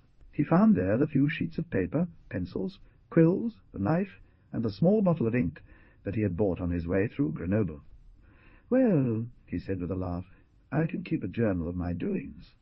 This is not to be scorned. The thoughts inspired by solitude must be just and interesting." While speaking thus, Marcel had undone the loops of his bag and opened it. Moreover, Robinson on his island, if I remember correctly, kept a journal. This will be another point of resemblance between us. Oh, here are some clothes and linens. God be praised. I have enough for a long time, especially since I will take good care of them. Let's take a look. 5 brand-new shirts made of canvas, 2 pairs of pants and 2 solid twill jackets, a dozen handkerchiefs, 4 pairs of woolen stockings, 2 hunting vests made of warm, soft fabric. But what is this? If indeed I am condemned to stay here for several years, it would be very difficult for me to replace my wardrobe. Blades of saw rolled like watch springs. There are 8 of various dimensions. These are blades intended for a water sawmill. This brave Pierre has not forgotten that my adoptive father has long desired to set up a small plant of this type on the Geiersmoort. Here is the translation of the text from Auto to On. Now there are plain blades of various dimensions and diverse shapes, rebating blade, tenon blade, mortice blade. There is no lack of wood here. I charge myself with properly fitting these precious tools. Well, here is a powder horn, ball cartridges, and lead cartridges of varying numbers. I had ammunition for a long time. What is this again? Oh, charming Elzevir. The essays of Michel Montaigne? Oh, my old philosopher, you will be my comforter and support when the hours of sadness and despair strike. But what do I sense here between 2 shirts in a cardboard box? He took the box and opened it. It contained a beautiful and excellent gold watch by Leroy. 2 vest chains, one in gold, the other in silver, were attached to the watch. In the box was also placed a folded piece of paper. Marcel opened it and read its contents. He had tears in his eyes, tears of joy, tenderness, and recognition. This paper contained these simple words. The young man reread them 20 times with the most sincere and profound emotion. "Dear Marcel, this watch completes the surprises I had promised myself to give you, as a feeble proof of my eternal friendship. Your brother in heart, Pierre Morin. If you are happy, my memory will be pleasant to you by reminding you of a happy being who owes his happiness to you. If you are unhappy, my example will give you courage. No one knows the secrets of the future. I want, in whatever situation you find yourself, happy or unhappy, looking at this watch, to think of me as the man who loves you more than anyone in the world, for the good you have done him." Marcel, seized with a poignant emotion, remained for a long time fixedly gazing at the note he held in his hands, and which his tears prevented him from rereading. Oh! He sighed, and gave himself over to the most bitter melancholy, not even trying to react against the general despair that paralyzed him. But little by little his sadness subsided. Peace returned to his mind. He read once more the brief and touching note from his friend, commenting on each word. Then he folded it and tucked it safely away in his wallet. "You are right as always. Your memory not only gives me my courage, but also doubles my energy." "My dear and beloved Pierre," he murmured gently with an affected voice, "this note is a prophecy. Your friendship has made you foresee the dark future and the terrible trial that God inflicts on me. I will be worthy of you." He took the watch, set it according to the sun, attached it to the silver chain, and after reverently kissing it, placed it in the pocket of his vest. "That won't take long. The bag is empty. Now," he said after a moment, It's a matter of arranging all these riches as best I can on a tablet until I've made myself a cabinet to house them properly. But no. What is it? It still contains a very large paper bag. Seed samples. Let's see. There's something here that would have made my predecessor very happy, Marcel said with a smile. He opened the bag and poured its contents onto a corner of the table. It was a quantity of small packages whose labels he read. There were all sorts of seeds, vegetables, celery, onions, shallots, garlic, leeks, all the vegetables grown in kitchen gardens. Good, said the young man. I have here enough to plant a large garden. Then he continued, artichoke, endive, beetroot, carrot, turnip, radish and turnip, French cress, spinach, sorrel, lettuce, all kinds of cabbage, parsnip, parsley, chervil, etc., etc. Then he found beans, peas, lentils, fava beans, then artificial forage seeds, then small quantities of cereal seeds, all new and recommended varieties, wheat, barley, oats, rye, buckwheat, corn. Oh, devil take it, he said. The temperature is a bit low here for this crop. When he read on the envelopes of various packages, melons, cucumbers, squash, pumpkin, calabazas, gourds, watermelons. I'll need some layers. I'll manage. Would one not say that he had a premonition of my misfortune, and tried to soften it as much as possible? Then, when he had sorted these precious seeds, "Dear Morin," he said, "he is indeed the man of all precautions. He thought to please my adoptive father, but in essence he forgot nothing that could be useful to me." He then took it upon himself to organize all the items he had removed from his gibier and bag onto tablets. This task consumed a good deal of time. Once completed, he rekindled the fire, hung the pot on the rack, then gathered the blankets left by his predecessor, and carried them to a nearby stream that flowed near the hut. He spread them at the bottom of the water, and fixed them with stones. He then took a saddle, and headed towards the forest in search of morels, of which he made an abundant harvest. "I have no soap," he said, "but when these covers are sufficiently wet, I will only have to gather this soapwort that grows so vigorously along the stream to complete a full wash." He picked cress and strawberries at the same time. "With a piece of cheese, that will make me a dessert that even a gourmand would envy," he said, as he returned to the hut. "But let's take a look at the garden first," he added, before going in. He placed his saddle near the door, and entered the small enclosure. The almond tree and apricot tree were in full bloom. The fruits of the pear tree and cherry tree were swelling and about to blossom. As for the vegetable plants, apart from a few stems of sorrel, wild chicory, parsley, and chives, all the others were dead. Marcel, this worthy Provençal, had no doubt a great deal of goodwill, but he was ignorant of the simplest elements of horticulture. It is time to remedy all that. From tomorrow I shall set to work, for time is pressing. The soil is excellent, and could do without manure. Nevertheless, goat litter will serve me well. After his dinner, Marcel, having completed the task he had set himself, finished putting his tools in order. Then, at exactly 10 o'clock, he went to bed, after winding up his watch and hanging it within reach. At 4 in the morning, he got up and left the hut. His first job was to carry manure in the garden, a long and tedious task, as he didn't have a wheelbarrow, and had to use a fork to lift and carry it. Although the distance was very short, this occupation took him 2 hours. After milking his goats, he resumed the work and began ploughing. He was skilled and vigorous. The soil was good. In 5 hours the work was done. "See you tomorrow for planting," he said, laughing. "After that I'll go weed the potatoes that are being overrun by weeds." At that moment he saw Petiot approach him, running hurriedly, who, since lunch, had been wandering in the woods. Not wishing to lose the few minutes remaining before his regulated lunch hour, Marcel stretched a string he had found under the shed, and divided his vegetable garden into squares separated by 25-centimeter paths. The surprise of Marcel was extreme when the brave dog stopped in front of him, and gently placed a beautiful wild rabbit at his feet, which he had undoubtedly caught and strangled with a single bite. The young man stroked the animal, which received his caresses with its usual gravity. "Very good, Petiot. You are an excellent provider, miss. Thanks to you, we will have a delicious dinner this evening. Keep it up while I work. Go hunting. We'll both benefit from it." Marcel picked up the rabbit, and hung it on the door. Then he returned to his ladder, climbed up to the hut, and assessed the extent of the repairs needed. Chapter 13.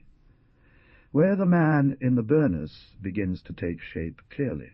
While our young Robinson is settling into his alpine island, thanks to his courage, energy, and perseverance, he makes do, to himself, and that, therefore, we can, without too much concern, leave him for a while alone. We will at once transport ourselves to the farm of the Alouettes. It was the evening of one of the last days in May. The farm work was done. The workers and servants at Les Alouettes had already retired for the day, resting after a hard day's labour. It was 10 o'clock at night. Everyone knows that this is a very late hour for country folk, accustomed to going to bed almost at the same time as the sun. Under a dense thicket of clematis, honeysuckle, and wisteria, 3 people were sitting around a table on which the evening meal was served, and where a large lantern shed a bright light. But none of these 3 people thought about eating. They remained pensive and absorbed by poignant concerns. These 3 people were Jacques Chrétien, the farmer from Les Alouettes, his wife Jeanne, and Jérôme, the ploughman from the valley of Grécy-Bordan. Jeanne was knitting, but her thoughts were far from the task she was performing mechanically. Large tears slowly ran down her cheeks without her thinking to wipe them away. Jacques Chrétien and Jérôme, for nearly an hour, had not exchanged a word. Only when her vision became completely obscured did she pass the back of her hand over her eyes. Then she resumed his work with an unconscious fervour. "Decidedly, they won't come," said Jérôme finally, dejectedly. "It's not very likely now," resumed, nodding his head. "Why not?" inquired Jacques Chrétien, fixing his gaze on his interlocutor. Jacques started at the sound of these words. He abruptly raised his head, hesitated for a few seconds, and replied in a muffled voice, "They have promised. They will come." "Well," replied the other, "it's because 10:30 has just rung from the bell tower of Saint-Laurent-du-Pont, and night is already far advanced." "Nonsense," declared the farmer from Les Alouettes. "Let's wait, then," Jérôme said. "They promised. They will come. Nothing will stop them," Jeanette whispered softly. "What I was saying wasn't about me." "Poor Jeanette!" "That's true," said the farmer. "You should go home and not stay any longer exposed to the night air. I can quite well, if necessary, spend the entire night under this bosquet waiting for them. But I was thinking of you, Jacques Chrétien, who must be worn out with fatigue, and especially of Madame Jeanette, who, aside from your respect, seems to me to have great need of rest." The farmer shook her head in denial. She wiped her tears with her apron, and, forcing a smile, she said, "I'm strong, my man," she declared. "Don't worry about me. I'll keep watch until they arrive." This is what happened on the farm during the disappearance of Marcel Sauvage. One remembers that the young man had announced to his adoptive father, by the man in the cloak, the exact day of his return to the farm. Jacques and his wife knew from long experience his accuracy in both great and small matters. They knew that nothing could make him break his word once given. The first part of the day passed merrily and without too much impatience. However, the weather, which had been very fine for most of the day, suddenly changed, as often happens in high regions. A terrible storm, mixed with lightning and thunder, erupted in the mountain. At that moment, a profound anxiety seized the farmer, his wife, and the friends he had invited to celebrate with them the return of the prodigal child. This is how Jacques Chrétien had christened his adopted son just that morning, with a laugh. At around 5 in the evening, dark clouds began to spread across the valley, and for nearly 2 hours the raging storm raged with incredible fury. Jacques and his wife spent the entire night without sleep. Jeanette prayed and sobbed, asking God to protect her child. Jacques and all the farm's inhabitants, gripped by profound anxiety, but unaware of the route Marcel had taken, organized large searches in all directions to find the young man. It was thought that, surprised by the sudden storm, he had gotten lost in the mountains, and hadn't been able to reach one of the numerous ports or passages leading down into the valleys. The ferocity of the tempest had been the signal for all these brave people to set off. Despite the wind, rain, thunder, and senseless fury of the combined elements, they had performed prodigies of audacity and devotion. Unfortunately, their efforts remained fruitless. Jacques Chrétien returned last of all. He He was in a terrifying state, his clothes tattered, his hands and face bloody. It is that the farmer from Alouettes had indeed reserved for himself the most difficult and hazardous task. He knew the route taken by Marcel when he left the farm with the man in the burnous to head successively to Grenoble and the Beaurevoir farm. He assumed that the young man had taken, on his return, the road he had learned to know while going. He resolutely embarked on the terrifying path. Jacques, without saying a word to his wife, afraid of frightening her, sent his friends and workers in all directions, and took the route to Grand Fru himself, reaching it, like a miracle, at the height of the storm, after performing feats of skill and audacity. We feel impotent to render the horrible peripeties of this march above the gaping abyss, in the midst of opaque darkness, with the multiple struggle against the dangers of the rain-sodden trail, against the storm in fury. Such was the work achieved by Jacques Chrétien during this fateful night. He returned wounded but not vanquished by this fierce struggle. Despite his apparent failure, the very absence of any trace of his adoptive son's passage through Grand Fru had redoubled his energy. Hope began to stir quietly in his heart. In fact, if what he had sought with such persistence had indeed escaped the fury of the storm, it would not have taken long for him to reappear. This hope was in vain. When Jacques returned to Les Alouettes, he almost expected to find Marcel, perhaps wounded but alive. Jacques Chrétien heartily thanked his friends and servants, but instead of joining their lamentations, he tried to comfort them and prove that the very absence of any trace was evidence of Marcel's existence. One would not have long to wait, no doubt, before being informed. Perhaps Marcel, for reasons still unknown but undoubtedly serious, was forced to delay his departure from Beaurevoir, and he would explain this upon his return. This second hypothesis seemed even to the brave farmer the most likely one. It was Jeanette, the farmer's wife. A single person shook their head in despair and continued to weep. Moreover, added the farmer with a good smile, if it takes too long for him to return, I'll go and get him myself and bring him back to you. Marcel himself was suffering from the anxiety he was, against his will, imposing on his friends, and no less surely he would put an end to these concerns as soon as possible. No, she would insist. Her husband vainly tried to convince her. She stubbornly remained incredulous. My heart tells me so, and the heart never lies. Our poor Marcel is lost to us. Woman, you are mad, said the farmer. Nothing proves he is dead. I don't say he is dead, she answered sadly. I say we will not see him again. Nonsense. He is lost to us. Jeanette shook her head negatively and repeated, You're wrong. If he's alive, and I'm certain he is, we'll see him return soon. You will recognize him soon. I believe it. I feel it. I am sure. He cast a long look around and suddenly shivered. Out of arguments, the farmer shrugged, and, powerless to console his wife, he resigned himself to letting her weep loudly. 2 days had passed since the hurricane. Neither the post nor any messenger had brought any news. James, without saying a word to anyone, began to be overcome once again by his doubts, fears, and anxieties. Good! Before him appeared the familiar long silhouette of the man in the burnous visible in the distance, murmured the farmer, whose face immediately lit up. The old path-wanderer was making his way to the farm, at a sure and rapid pace, in keeping with his usual custom. Here are some news for me. I knew I wasn't mistaken. Well, and looking closely at the man in the burnous, our friend would not be walking at this brisk and peaceful pace if, had bad news to announce, he added between his teeth. Has his journey been of benefit to him?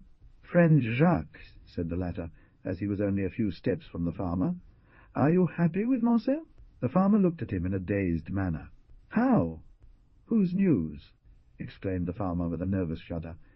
You don't bring me any news?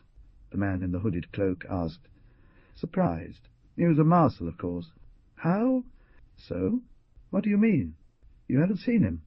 Where is Marcel? I haven't seen him since. The man in the burnous exclaimed, agitated. He's supposed to be here in 3 days. Didn't I myself tell you about his return? Indeed. Then misfortune has befallen him. But undoubtedly he was held back in Beaurevoir. I repeat to you, he is not yet back. That very day, a terrible storm erupted in the mountains around 4 or 5 o'clock in the afternoon. What are you saying? He left Beaurevoir on the agreed day. The man in the hooded cloak said, in a voice shaken by emotion, made hoarse and rough by feeling, "The unfortunate child is lost." He added, with a dark despair. The farmer exclaimed, "I hope that's not the case. We must go look for him, and perhaps—" "It's too late," interrupted the man in the hood, with a sorrowful accent. 3 days have already passed since this terrible tragedy. He is dead. Alas, who knows where his broken body lies? Dead or alive, we will find him. It is necessary. Have you seen Jerome, at whose place, you told me, you stopped with Marcel on your way to Grenoble?" "No. I left Beaurevoir this morning, where I had returned the day after the poor child's departure. I came straight here, driven by some intuition, who squeezed my heart like a vice. How could I not think of stopping at Jerome? Oh, too much pain, finally. Marcel is not dead, though he's lost to us, alas," said a soft and trembling voice. The 2 men turned around, shuddering, and recognized Jeanette. "Who makes you think Marcel isn't dead?" the man in the burnous asked anxiously. "Do you have any clues?" And she added, as she placed her hand on her heart with a charming gesture. "I know nothing," the farmer interrupted sadly. "Yet I am sure of what I say. Marcel is still alive. The sense is there. Jerome must know something. Am I not his milk-mother? We must leave this very instant," exclaimed the farmer suddenly. "It's true," exclaimed the man in the hood, slapping his forehead.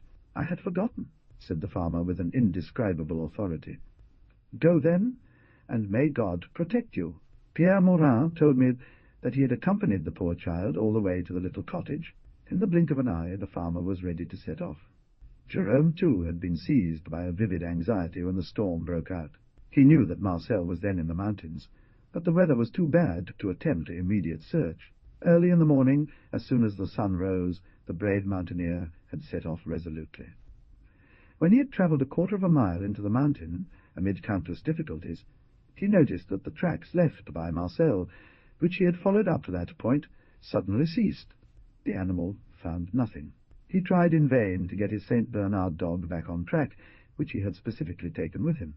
His master then recognized, from the tracks he had followed, that Marcel must have become lost, and that fate, as if to train him for certain loss, had led him precisely to the centre of the region where the scourge had raged most fiercely.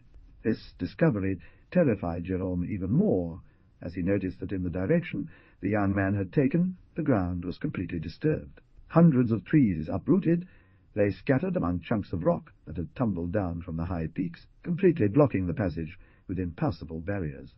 As the day wore on, the mountaineer, to his great regret, turned back, but he promised to return the next day. His new searches were no more successful than those of the previous day, and he returned in despair when, just a few steps from his little cottage, he met the farmer from Les Alouettes and the man in the burnous.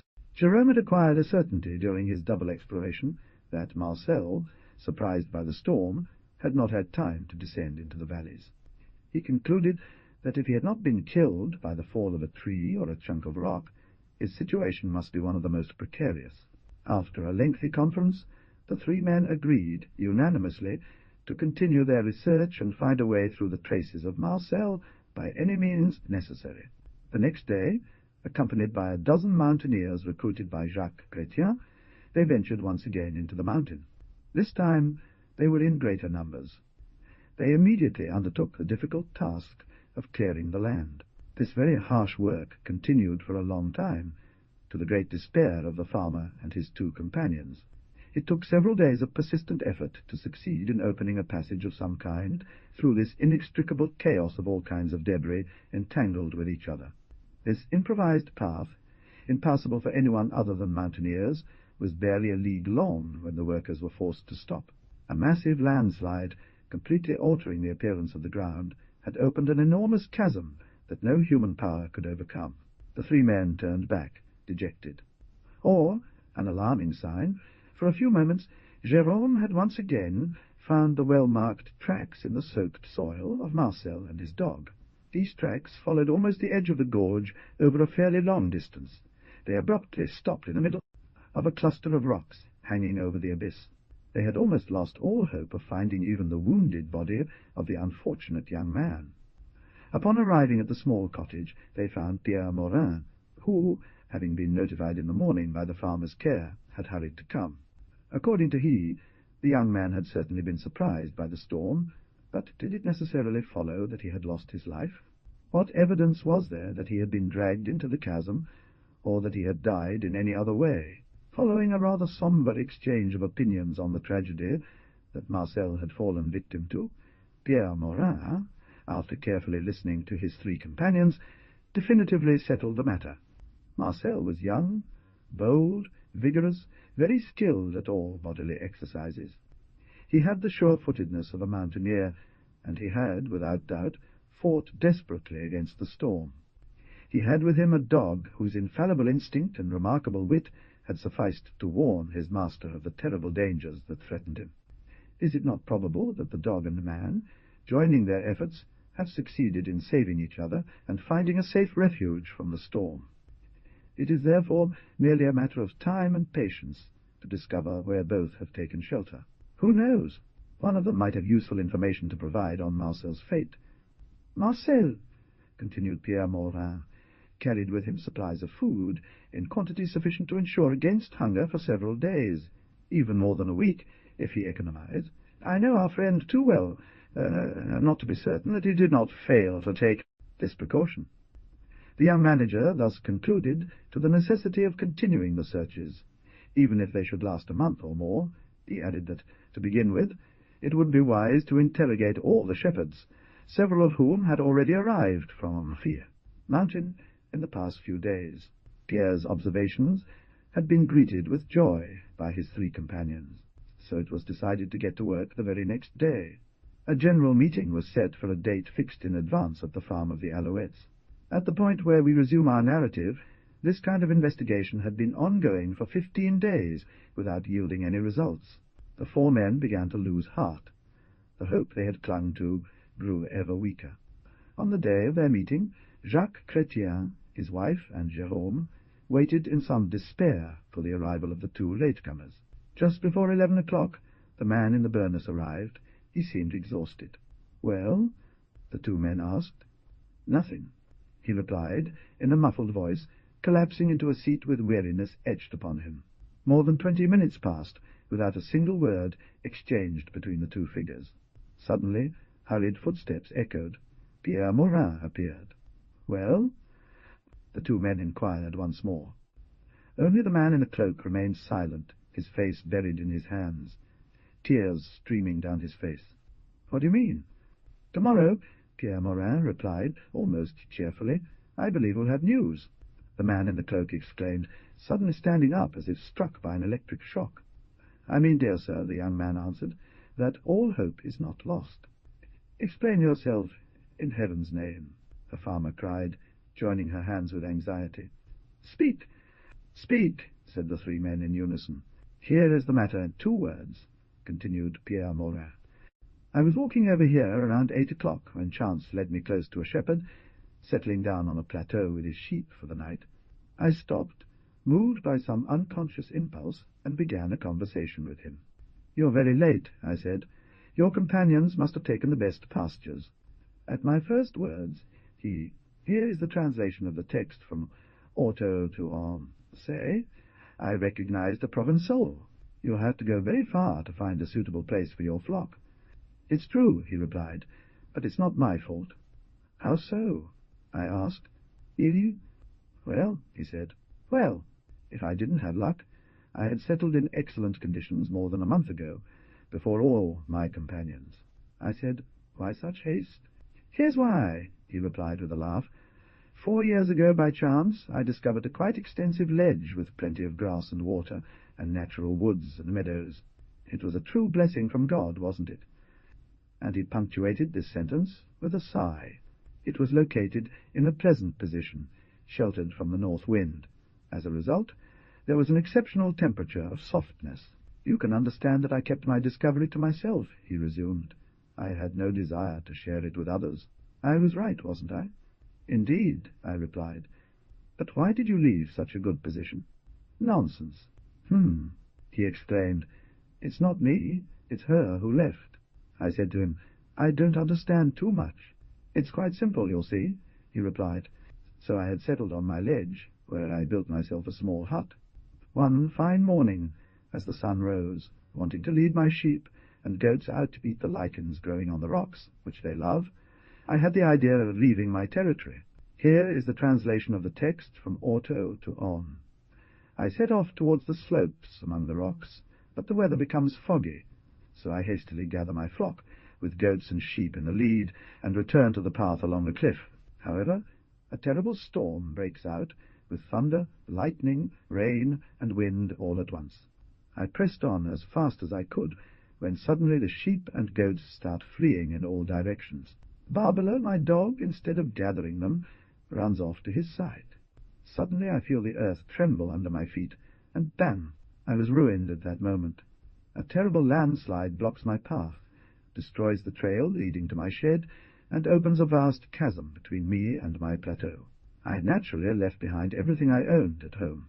Can't get there any more. The passage no longer existed. I was furious, but I was wrong. "That's true," I answered him. "You would have been exposed to die of hunger on your Corniche. In fact, if I had stayed on the Corniche, it would have been impossible for me to get out, I soon recognized. Only one path led there, and the landslide destroyed it, so God protected me. For that," he said, "there is no danger. Everything is in abundance there, without counting my provisions that I had brought for all the duration of my stay. A large mountain dog." "What?" cried the three men in unison. "What are you saying over there?" "What the priest told me," answered Pierre Moret. "The funniest thing," he added, "is that while I was watching half a dozen of my goats bounding up the plateau to their stable, I thought I saw, in the flash of an éclair, since it was as dark as a furnace, a man standing almost on the edge, and on the edge, and on the edge, and almost on the edge, other side of the chasm that had just opened. If my memory or my eyes deceived me not, he had with him. But he's not entirely sure of what he saw, due to the distance at first, and then the darkness, which was profound." "It doesn't matter, my friend," exclaimed the man in the burnous. "It was." "And?" the man in the panting burnous asked. "To do what I did," Pierre Morin interrupted with a smile. "I offered him 10 louis if he agreed to show me this Corniche, and he accepted. I made an appointment with him for tomorrow at 2 hours after sunrise." Thank you, my friend," the man in the burnous exclaimed with indescribable emotion. He saw, now I'm sure, that this man spoke the truth. He saw well. Such details are not invented. "Oh, I will save him. Yes, my friends, I count on you." "We will help you there," Pierre Morin said with conviction. "He lives. We will find a way through." "We'll make one if we have to," Jacques Chrétien exclaimed. "You will save him, I am sure, poor Marcel." "God performed a miracle in his favor," the farmer murmured. "He will not leave his work incomplete." The shepherd kept his promise strictly. He repeated his tale of the previous day, and led the 4 men to the exact spot where the collapse had occurred. There was no passage. Communication was physically impossible with the cliff. The man in the burnous and his companions realized with sorrow that the shepherd was right. "A miracle," murmured Jérôme between his teeth. "This miracle, with God's help, I will accomplish," said the man in the burnous, raising his eyes to the sky, radiant with hope and courage. Chapter 12. How Marcel Sauvage came to know my friend Pierrot and Madame Gigon, and what followed. It is enough for us, for the moment, to have certainty that they know where the storm cast him like a wreck, and that they will redouble their energy and persistence to save him. We will leave the farm of the Alouettes. 2 months have passed since we left Marcel Sauvage to his own devices. It is therefore time to return to him, especially now that we have brought back the dedicated but unsuccessful efforts made by his friends to free him. The young man, moreover, on the promenade where he was confined, was far from suspecting the desperate efforts made in his favor by his friends. The shepherds of the Alps are, for the most part, poor peasants from the southern parts of France. Prisoner in the midst of a civilized land, surrounded by wealthy rural populations, barely a few leagues from the farm where his childhood had passed, Marcel found himself as isolated as if he had been stranded after a shipwreck on one of unknown islands of the dangerous archipelago, All the noises of the world came to die without echo against the implacable rock wall, and the immense chasms that surrounded his refuge, on all sides like a ring of brass. Before them advance immense flocks of sheep, at the head of which are a few goats, rams, and bucks, and finally 2 or 3 emaciated donkeys laden with a meagre load. Following an immemorial custom, they embark on the ancient Roman roads, of which they are the only ones to know the traces, and where old laws still protect them. Thus they accomplish immense journeys on foot, paying to the landowners whose fields they cross the right to dust. Animals and people are pitiful to see as they pass through the villages during their long journey. With little flesh on their bones, they can barely walk.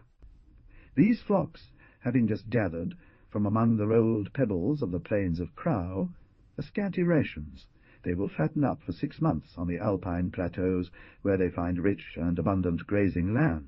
Moreover, most of these southern shepherds are also mountain dwellers. But once they reach their destination, they quickly regain their strength, and within a few days they become unrecognizable. These reports, by the way, are rare and irregular. The shepherds live alone on the alpine plateaus, and communicate, so to speak, only with each other. After their sheep, in a picturesque expression, turned over every pebble in the Crow, they go to seek more fertile pastures on the peaks, and form a nomadic population, entirely distinct from that with which, for 6 months, they will be in contact.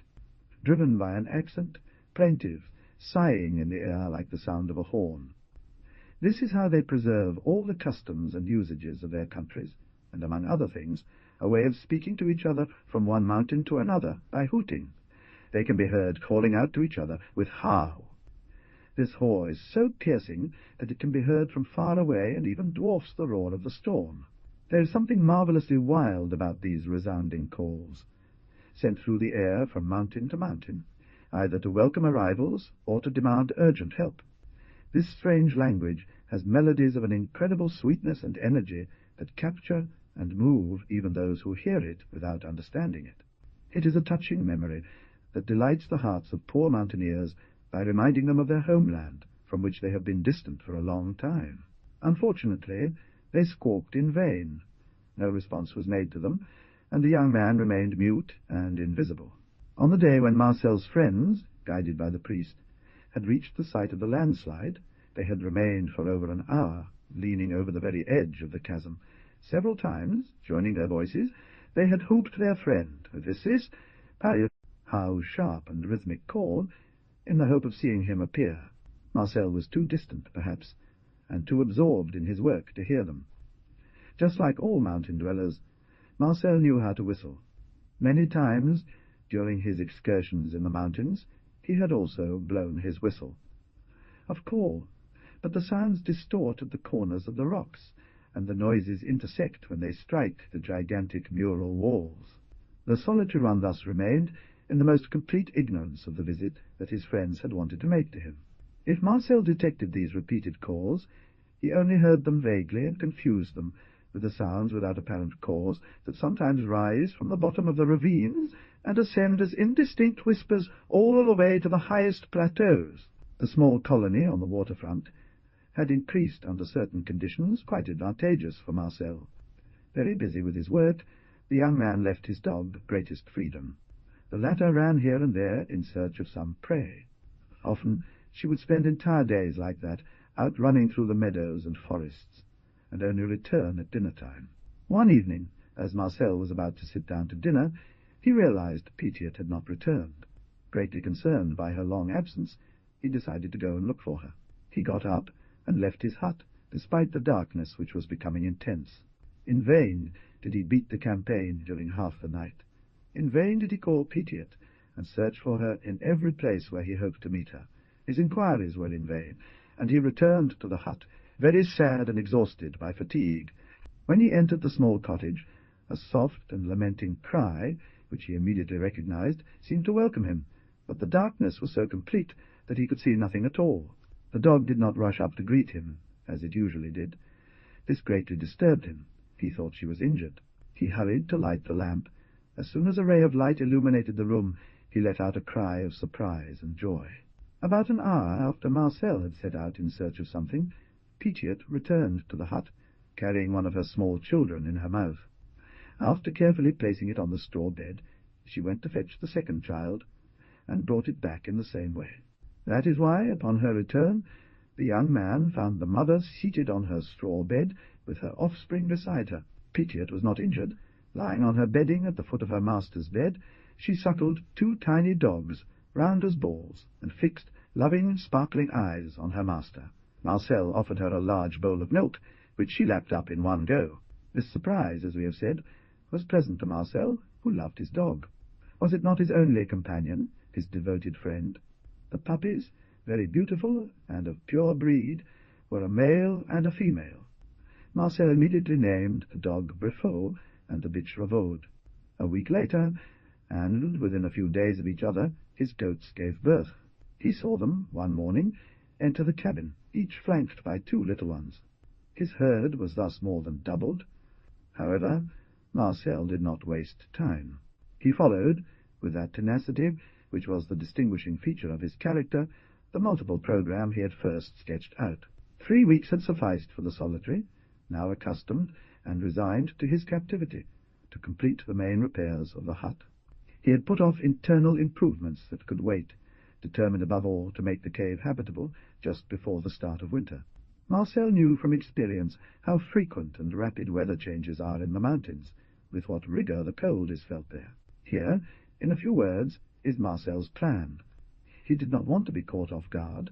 He understood how important it was for him, on the contrary, to be completely settled in his winter home before the arrival of the cold, snow, and rain.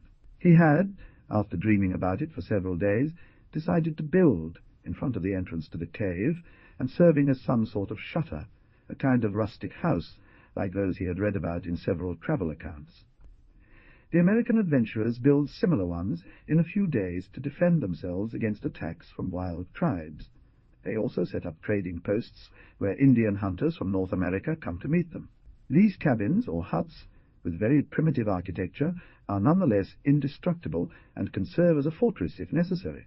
Moreover, as they are perfectly sealed, they are very hot, without the need to make much fire inside them. One covers these foundations over their entire surface with a bed of tightly compacted earth mixed with very fine sand, in order to form a dry and solid floor. Once this initial work is completed, one moves on to the construction of the walls.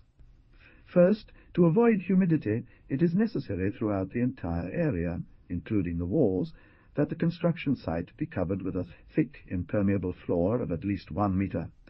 This floor is made of crushed stone, bonded together with mud. Mixed floor is made of crushed stone bonded with moss or very finely chopped straw. At the corners of the building, the ends of the logs intertwine as they do in the stacks seen at wood merchants. They are made of tree trunks of equal thickness, very straight, and cut to a length of 1 or 2 meters.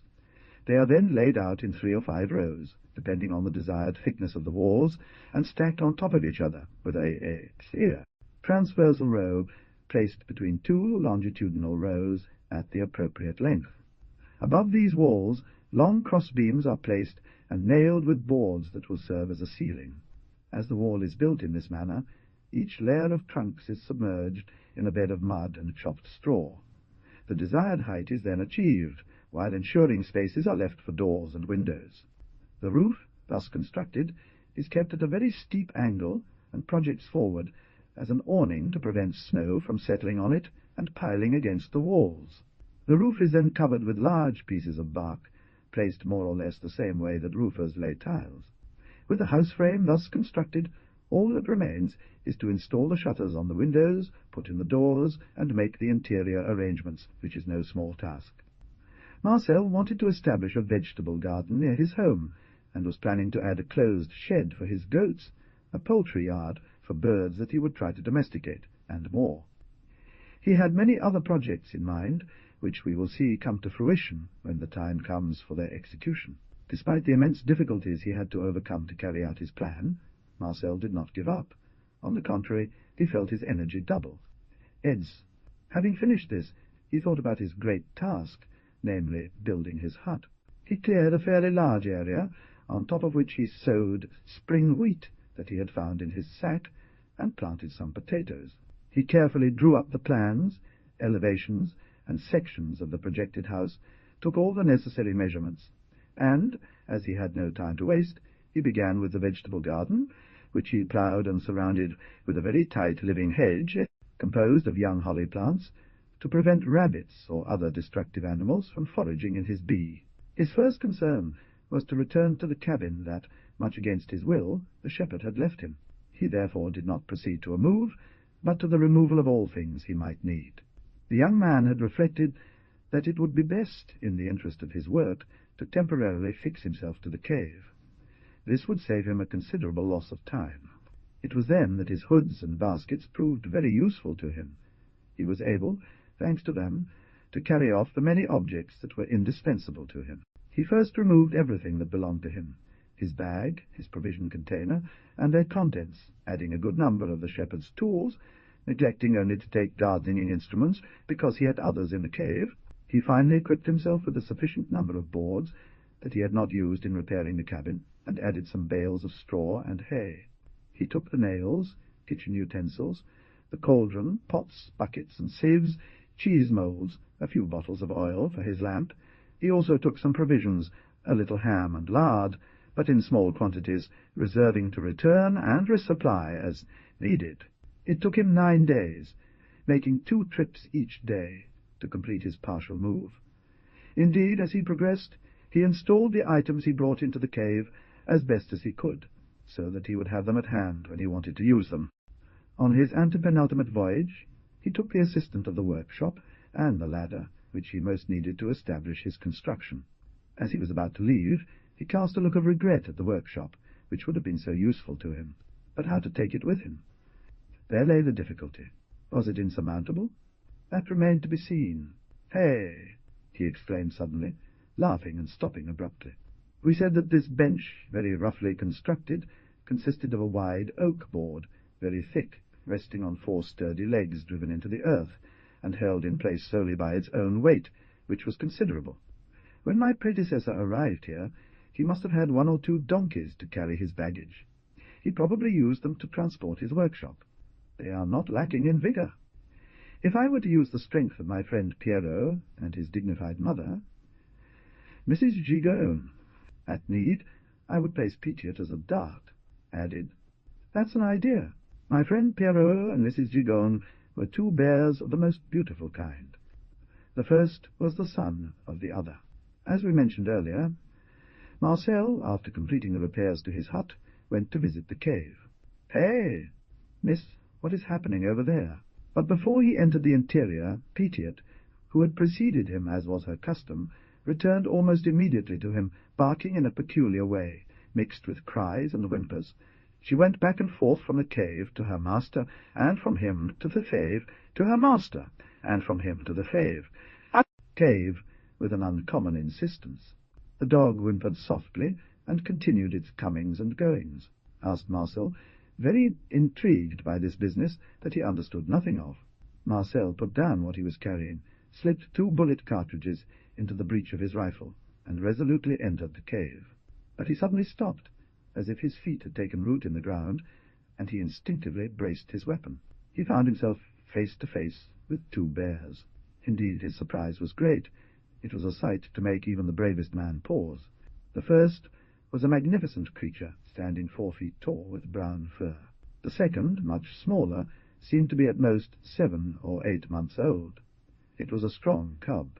Marcel lowered his rifle almost immediately and approached the 2 animals. Instead of threatening him and growling, they looked at him with an expression of indescribable pain and made stifled cries. They were lying stretched out rather than reclining on the ground, which was red with blood around them. He bent down and examined them carefully. Both were wounded, but these wounds did not appear serious. The loss of blood alone had caused their state of prostration and weakness. Marcel went to fetch a bucket of water, which he presented to them. The bear cub drank greedily, and its mother decided to follow suit. This seemed to relieve them both. The young man then washed the wounds, using water mixed with brandy. He applied a wet compress soaked in this mixture and left the cave. In a few moments he reached a meadow located very close to the lake. "There's my problem," he exclaimed, and he headed towards plants with flowers of a dazzling yellow that resembled the troubles of gardens. He gathered a bunch. This flower, which he intended to use as a medicine, was mountain arnica, part of Swiss vulnerars, reassured him if fear had not seized his soul. While passing near his new vegetable garden, he gathered a small bundle of parsley and entered the cave, where he hacked and crushed the yellow flowers and parsley mixed together. He made a paste from this mixture and applied it to the wounds of his head. Two strange guests. They enveloped him with a look filled with gratitude that would have completely. The next day Marcel changed his bandage. He could already notice a significant improvement. The treatment lasted barely 15 days, after which both animals were completely healed. He had indeed left them the greatest freedom. Meanwhile, Marcel had attended to them with all his care, and given them freely herbs, gentian roots, which they seemed to relish, and above all, new potatoes, which they savoured with the satisfaction of seasoned gourmets. As soon as they were able to walk, the bears took advantage of it to roam and find their own food. At Marcel's first call, they came rushing to him, no matter how far away they were. They were also intimately linked with Patriot, whose kind nature they had come to appreciate, and perhaps they were grateful to her for bringing their master to care for them. When the bitch had puppies, and these were strong enough to begin to play, the two bears, especially Cub, played with them with attentive delicacy, taking great care not to harm them. Nothing was more curious than the capers of these animals belonging to hostile races, and who had entirely forgotten their instinctive hatred to love each other as if they were from the same family. Chapter 13, in which Marcel prepares everything for the execution of the plans he has been conceiving for a long time. As for the bears, they followed him with a gleam of mischief in their eyes, but since he hadn't called them, they didn't leave the bedding on which they were lying lazily. The following morning, at daybreak, as he had promised himself, Marcel got up, took his usual bath. Then, after eating a piece and drinking a bowl of hot milk, he set off back towards the hut, followed a distance by Patriot and her two cubs. As for the hut, there was no need to worry. A simple glance the previous day had been enough for Marcel to confirm that the scrolls were not inside. The young solitary was eager to arrive. He expected his searches would be lengthy, as they had to be conducted with the utmost care, and he might have to turn the entire hangar upside down. "Ah, now I understand everything," he said. This brave father had 2 donkeys which he used for his arrangements, in particular for transporting the workbench. Hardly had he begun his investigations when he found 2 complete bats thrown in a corner and covered with a kind of prelat in tarred canvas waterproof. Nearby were several ropes coiled into circles, which were nothing but extensions. When he no longer needed them, and they had been somewhat repaired, he would either return them to the valley, or sell them, or leave them on a farm. "These mules are of no use to me. Only the leather will serve me. I will cut it into strips." He immediately resumed his search for the scrolls.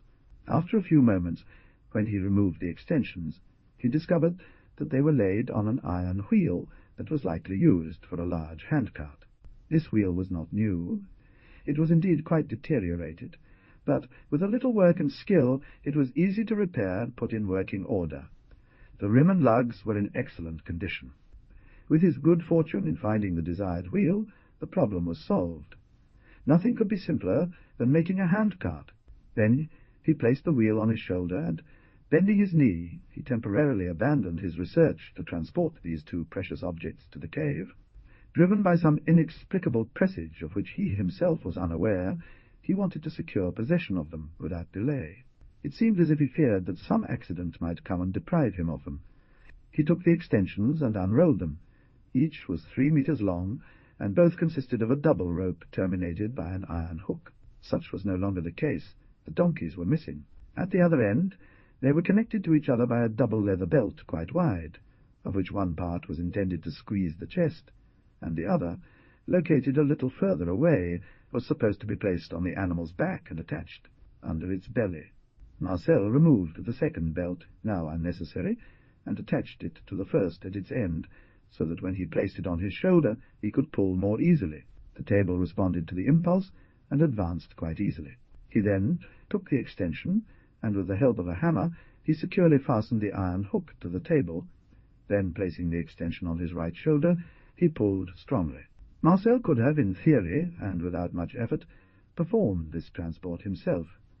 However, it would have taken him a considerable amount of time, as he would have needed to stop at every moment to present a new roll beneath the table to replace it, those escaping from behind as the journey progressed. The two bears followed with great curiosity the operation executed by Marcel, and seemed to take a lively interest in it, and he presented a belt to each of them. The young man then installed the second extension, and turning to his bears, "Come help me, Mrs. Gigon," he said, laughing, "and you too, my friend Pierrot." The two animals obeyed immediately without being asked. Their small eyes sparkled with joy and intelligence. About time. They approached, stood on their hind legs, took the strap each one was offered by their master, and placing it on their shoulders, as they had seen him do, they turned their heads towards Marcel, and looked at him as if to ask for more orders. Marcel laughed and stroked them. "You're good animals, well behaved." And extending his arm, "Come on, my little ones," he added. The two animals, who probably only waited for this command, immediately set off with a high step, not at all embarrassed, and as if they had only been dragging a twig of straw. Marcel stopped his beasts near the cave, at least 20 steps from the place where he intended to build his shelter. This new installation was neither long nor difficult. In less than 2 hours he completed it. The journey lasted barely an hour, and yet Marcel, in his own interest and that of his animals, moderated their enthusiasm a little, and made them stop to rest, so as to give them some apricots and cherries which he had prepared. The light, reflected off the stalactites hanging from the ceiling, multiplied. Nothing more picturesque indeed than the interior of the cave, while Marcel was having his evening meal by the light of his primitive lamp. Marcel's meal that day consisted of a sorrel soup, a roasted kid-quarter, a piece of ham, some cheese of his own making, and pancakes. Potatoes replaced bread, apricots and cherries, whose trees were covered, made up the dessert to infinity, and transformed this meagre lighting into a fantastic illumination. Thanks to these multiplied reflections, we saw dance upon the limestone walls the large shadows, strangely reproduced of all hosts of this strange pandemonium. When the meal was over, Marcel hurried to clear the table. With the table completely cleared, he arranged his tools, went to get the wheel, and began repairing it. When he finally finished, around 11 o'clock at night, the wheel was almost new and incredibly sturdy. It was a rather meticulous work, and which would have seemed very difficult to anyone but the young man, who, often at the farm of the Alouettes, had undertaken much more complicated blacksmithing tasks than the one he was engaging in at that moment. He then lay down, and did not stir until the time of his rising. It is true that the fatigues of the day had been great.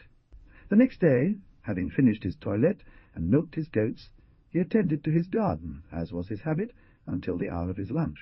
After all, it was this regularity in his occupations that enabled him to do so much. He had a quick lunch, and then, without thinking of resting as he sometimes did around noon, he entered his tent and resumed work. The task at hand was to build the body of the wheelbarrow. This occupation consumed the entire day. When night fell, he had already assembled the parts, so that his work was very advanced, and that no more than 2 hours would be enough for him the next day to complete it. In the evening, after his meal, Marcel became a basket weaver. The wheelbarrow was wide, of large dimensions, with movable panels so as to remove or put them back according to the nature of the objects to be transported. The harvest time was approaching. Not only would the wheat sown last autumn be ripe soon, but he himself had sown spring wheat in the field behind the hut from seeds he found in his bag. The field was already beginning to turn yellow. The young man had decided to make several large baskets, using young chestnut shoots, split lengthwise. He first wanted to make a van, of which he would have great need after the harvest. In these woven baskets he would store his harvest, wheat, barley, rye, buckwheat, nuts, and chestnuts. It was past 10 when he turned off the lamp. It was the construction of this instrument that he spent his evening on, but despite his enthusiasm for the work, he could not complete it in the same night. The next day the cart was finished in 2 hours. He tried it immediately. It handled well, and despite its somewhat large dimensions, it was very light and designed to support the heaviest of loads. Now it was a matter of establishing a construction site near this annex he wanted to add to the cave, as he needed to have the materials he intended to use readily available. The location, the site, was soon chosen. The wood would be piled against the very rocks, at 20 steps at most from where the construction would rise. Marcel would thus only have to take a few steps on the lakeside to gather the stones he needed. The young architect then made his calculations. The annex would have a depth of 10 meters, with 6 meters width within the walls. The facade would have 4 windows separated by a very wide and high door. Above each door he would place an eye of beef in the form of a transom. On the side, leaning against the rocks, there would be no other openings except for the entrance to the cave, but on the other side there would be 4 with a small door, giving access to the courtyard. The only difficulty was to level the floor of the building with that of the cave. It was first necessary to remedy this great inconvenience and establish an equal level in both structures. These needed to be felled, sawn, and transported to his construction site. He could have immediately begun the preliminary work on the area where he wanted to build. Instead, he preferred to first go in search of the trees he would need. He could then get to work. With all his materials at hand, he would not be obliged to interrupt, and thus lose valuable time. Indeed, it was important for him to carry out his work smoothly if he wanted his construction to be finished before the bad weather set in. With his axe on his shoulder, and followed by his animals, dogs and bears, who had taken to accompany him on all his journeys, he set off towards the small wood. This fir forest was the second that the young man had crossed when, the day after completing the journey along the cliffside, he realized the impossibility of leaving and set out to explore this domain, becoming its reluctant master and lord. It was as he emerged from this cluster of trees that he first caught sight of the magnificent and picturesque landscape, which, all at once, unfolded before him with its lake, plains, and verdant meadows. Marcel had a fond memory of this wood, at the edge of which he had picked his first strawberries, and he did not forget that it was upon leaving that he felt hope permanently return to his heart. Marcel started felling them. The journey was not long. A few minutes sufficed to arrive. The young man immediately began the meticulous inspection of the trees, and carefully marked those that suited him by removing a piece of bark. It took him 5 full days to fell and shake 150 trees. The poor trees, cut level with the ground, did not delay in falling on top of each other under the repeated blows of the young axeman. He then saw them on sight, placing them on a specially made stand. This new task took 6 days. He needed another 3 days to bring back the logs and stack them at his work site. He was exhausted, but his fervour was such that he didn't feel it. He had completed his task in 14.5 days, during which he had barely taken a few moments of rest. He only stopped when he had gathered a considerable pile of these materials. He would not rest. For 2 more days he rolled his cart full of stones that he carefully selected from the plain and around the lake, collecting flat stones and rock fragments as uniform in size as possible. Marcel's vegetable garden was in excellent condition. Everything grew beautifully. It therefore did not require constant care. He was radiant, and could thus finally begin the construction that had been planned for so long. Chapter 48, in which it is proved that cyclones, however terrible in principle, sometimes have their good side. So he set to work one morning and started as a labourer. The young man resolved to change his programme. He felt the need to push forward as quickly as possible his construction work, which he considered of paramount importance to him. At lunchtime, that is at 11 o'clock, the clearing was finished. There only remained a few barrows full of earth to be removed. He had transported this earth very close to the projected building, and had piled it up, taking care to remove as many stones and pebbles as possible that it contained. He intended, in fact, to use it as mortar by mixing it with moss. Moreover, for memory's sake, let us say that in the past few days Marcel had gathered a considerable amount of moss in the woods, on the rocks, and against the trunks of old trees. His bears, perhaps driven by the spirit of imitation and the hope of securing a treat, had strongly assisted him in this task by rushing to do as he did. After his meal, Marcel resumed work with renewed vigour. In an hour the last loads of earth were removed. Then the young man began transporting the stones. Once again his 2 bears proved very useful to him. As soon as they realized what their master was doing, they imitated him, and thus allowed him to prepare his mortar. If this work is not difficult, it is at least tiring, as the mortar thus composed must be mixed and turned over with great care.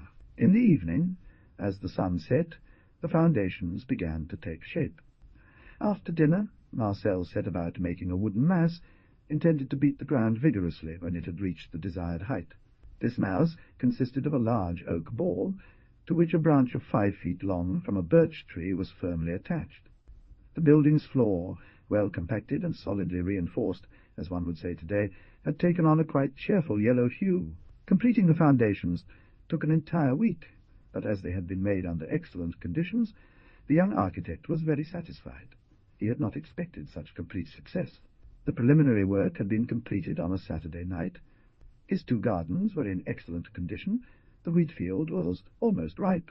Marcel kept track of the days. He decided to dedicate Sunday to tending his 2 vegetable gardens, in order to relax a bit from the great fatigue of the week. Marcel decided he would harvest the following Sunday. The scythe and sickle were prepared. The scythe blade that he had found had been fitted long ago. He returned from hunting at the cave. He rolled 2 rabbits, killed 2 heathcocks, and 3 or 4 partridges. The next day, Monday, at 4 o'clock, Marcel resumed work. As these few provisions sufficed, he did not shoot any further, not wanting to waste his ammunition. After 3 weeks, the walls finally reached the planned height, that is, approximately 270. It was time to install the roof beams and complete the fascia board. The straw, tied into tight bundles, was stacked and stored in a compartment of the cave.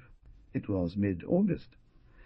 Marcel had, according to his plan, reaped his wheat, which was very good. He then brought his harvest back to the cave, where he had threshed it, cleaned it, and stored it in large wicker baskets, a product of his work during his waking hours. Until then, the weather had been very fine, and had in no way hindered the solitary's endeavours. He realized that there would be, if not a storm, at least rain. But on Sunday night, the eve of the day he was preparing to install the ceiling beams, he saw at sunset the sky covered with clouds. The animals, the goats themselves, had preceded the young man into the cave. All were restless and lay stretched out in a sort of nervous agitation on their bedding. The young man lit his lamp, hermetically sealed the entrance to his underground dwelling with a provisional door that he had built for this purpose, and secured it from within with an oak beam driven into the ground and positioned in an archway.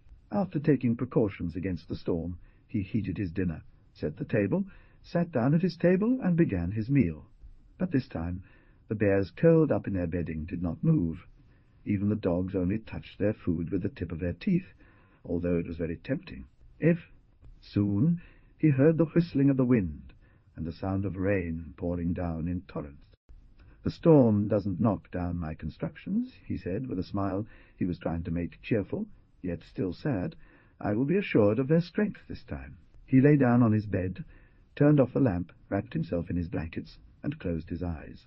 He sought sleep desperately, though he despaired of its quick arrival. Yet was it due to the harsh fatigue of the day, the significant release of electricity in the air, or because of the overwhelming sense of exhaustion that had taken hold of him? The intensity of the storm, whose fury grew from moment to moment, and took truly formidable proportions.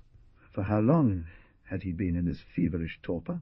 Of course, he wouldn't have been able to say when, suddenly, he was woken in a start by an appalling noise, which, at first, he could not make out.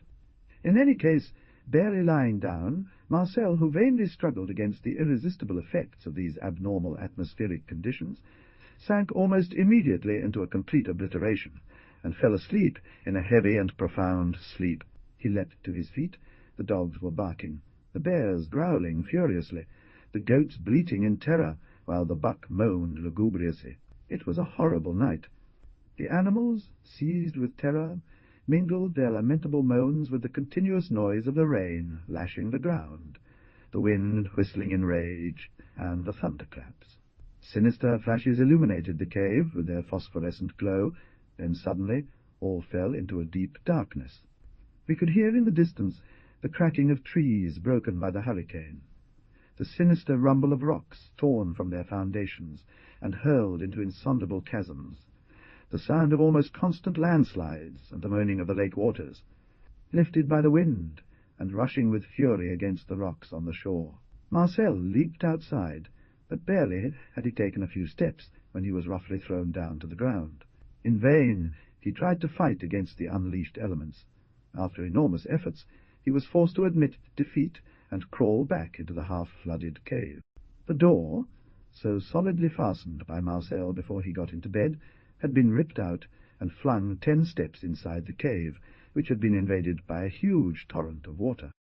The hurricane, following which he had been driven to the ledge, no matter how great its intensity, was nothing compared to this one. Every second his fury grew. No force, no human power was capable of resisting him. Suddenly, a sudden calm, a sinister silence fell. The wind stopped, the rain ceased to fall, an opaque darkness covered the plateau. This terrible calm did not last longer than 2 or 3 minutes. The lightning had struck and ignited a massive fire, whose clouds reflected the glow of bloody red. The firelight, spotted by Marcel, still coloured the horizon with the same intensity, despite the approach of daybreak. Suddenly a horrible rent in the clouds occurred. A green lightning snaked through them. Wind and rain resumed.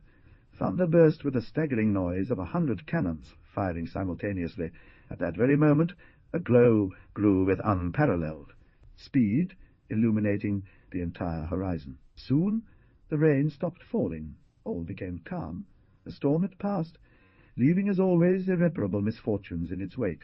He waited, therefore, with keen impatience for the night to be less dark. However, in order to occupy himself and allay as much as possible the anxiety that seized him, he gathered up the remnants of the door. Then, using a broom made from rush fibre, he expelled the water that had seeped into the interior. When everything was more or less put back in order, it was a little past 4 in the morning. The sky began to flush with the softer tints that herald the sunrise. The morning was magnificent, fresh, and permeated with the scent of trees and plants. The leaves, greener, gently swayed by the mysterious morning breeze, left a bead of dew trembling at each tip. In its place, a dense black smoke rose above the trees. As Marcel stepped into the plain, a distant glow flashed into the air, then disappeared almost suddenly. The fire marshal whispered as he finished his work of destruction. "It's over. Everything is done. What could have burned like this? May God spare me from this new misfortune." It seemed to me that a gleam appeared in the direction of the shepherd's hut. Not only would all my provisions be destroyed, but I would also lose a multitude of objects that are of primary necessity to me, and their disappearance would reduce me to the deplorable state in which I found myself on the first day of my captivity. The solitary figure looked around. The sun had just appeared, radiant, on the horizon. Everything presaged a beautiful day. His tent had been overturned. Several trees were broken and uprooted. Everywhere the cyclone had passed, the ground was disturbed and piled high with debris of all kinds. If he had to start over with his constructions, perhaps Marcel wouldn't have had the courage. But he noted with the most vivid joy that his constructions had not suffered the slightest damage. The walls were intact. Not a single log forming the thickness of the walls had been removed. Everything was therefore in the same state as the day before. Only the floor or surface was flooded, but that was nothing. It was easy to drain the water. This kind of miracle, working in his favour, filled him with joy. Lop freely on flat surfaces, covering a great extent. Moreover, the path of the disaster was visible. It had, so to speak, embedded itself in the ground, deeply rutted. Everything proved that the cyclone had passed within 200 steps of the building, and in a diametrically opposite direction. As Marcel was preparing to pack up his tent, whose guy had been torn off and blown to the edge of a chestnut wood, he heard Petiote running along the shore of the lake, barking furiously at an object he could not see. But, as the young man liked to understand things, he sought the reasons for this providential preservation, and did not long delay in finding them. He first attributed it to the building's situation, almost completely sheltered by 2 immense rock masses on the right and behind. Then to the direction taken by the cyclone, whose fury could only deviate. At one point the good beast even leaped into the water and began swimming in circles, refusing to leave. Sometimes she would even dive in and disappear entirely beneath the water. The young man approached the lake with long strides. These natural fish ponds had been created by a storm.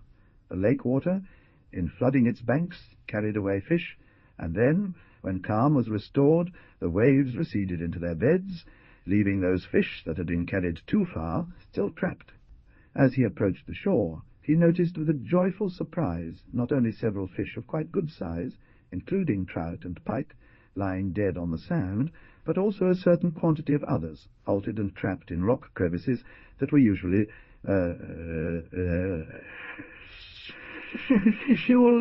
but filled with water at the time, making it impossible for the fish to escape.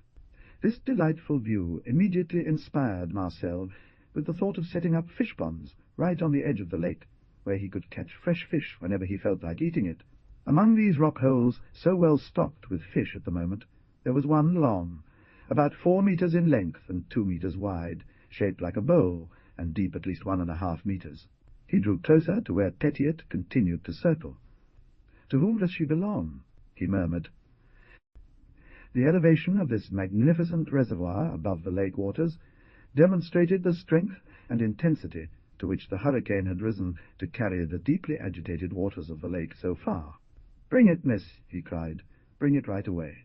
The dog responded with a joyful bark and dove immediately. She remained under water for quite some time before resurfacing and swimming towards her master, carrying in her mouth an animal of considerable size that Marcel initially could not identify. However, as soon as the dog deposited it at his feet while wagging its tail, Marcel exclaimed in surprise, recognizing it as an otter amidst the storm. Marcel was thoroughly familiar with otter habits. Had been killed. Her mammary glands, swollen with milk, proved she had young ones still too young. This did not surprise Marcel. He knew that otters give birth in the spring, that they are good mothers, and that they extend nursing of their cubs for 4 and even often 5 months. The otter brought by Petiot was of quite impressive size.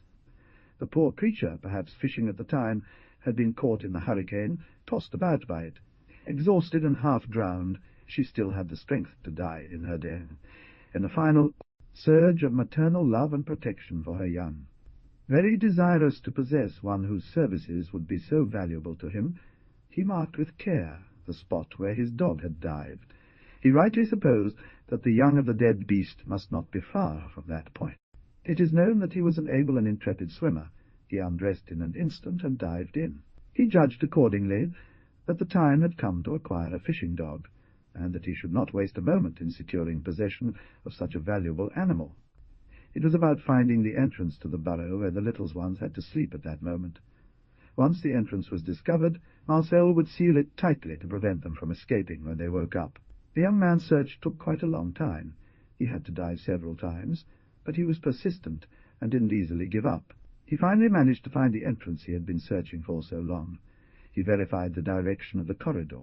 Marcel realized that he was climbing a fairly steep slope on the right side of the lake and heading towards a cluster of rocks, seemingly isolated by chance about 15 steps from the shore. He blocked the entrance to the den with stones pushed deep in.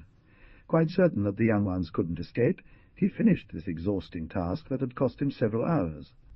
Back on solid ground, he changed his clothes, and, taking a moment to rest, he thought, what should he do? Wait until nightfall, or try to surprise the young ones in broad daylight while they slept? After long hesitations, he decided on the second course of action. It would be difficult to capture them without risking to kill or harm them. Indeed, during the night, the awake children might try to escape, retreat to the corridor, and defend themselves there.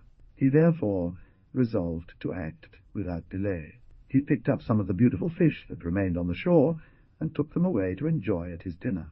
Marcel carefully lifted and avoided any revealing noises, using a shovel to remove small rock segments that were buried and virtually fused into the ground. He also took one of his large wicker baskets made of osier from his cave, lined it with aromatic herbs, and headed back towards the lake, crossing it with effort, navigating over the rocks of the cascade. This was indeed where the burrow ended. Soon he noticed 2 small ones, already quite robust, huddled together and sleeping. He lay down on the ground, stretched out his 2 arms, picked up both babies at once, and before they were fully awake, he managed to put them in the basket. Marcel stood up and hurried back to the cave, carrying his precious double catch. It was not to be considered for long leaving the babies in this basket, as they would soon have been able to break out of it. He noticed a kind of large chest that he had amused himself a few days earlier to make to store his laundry and clothes, but whose lid was not yet adjusted.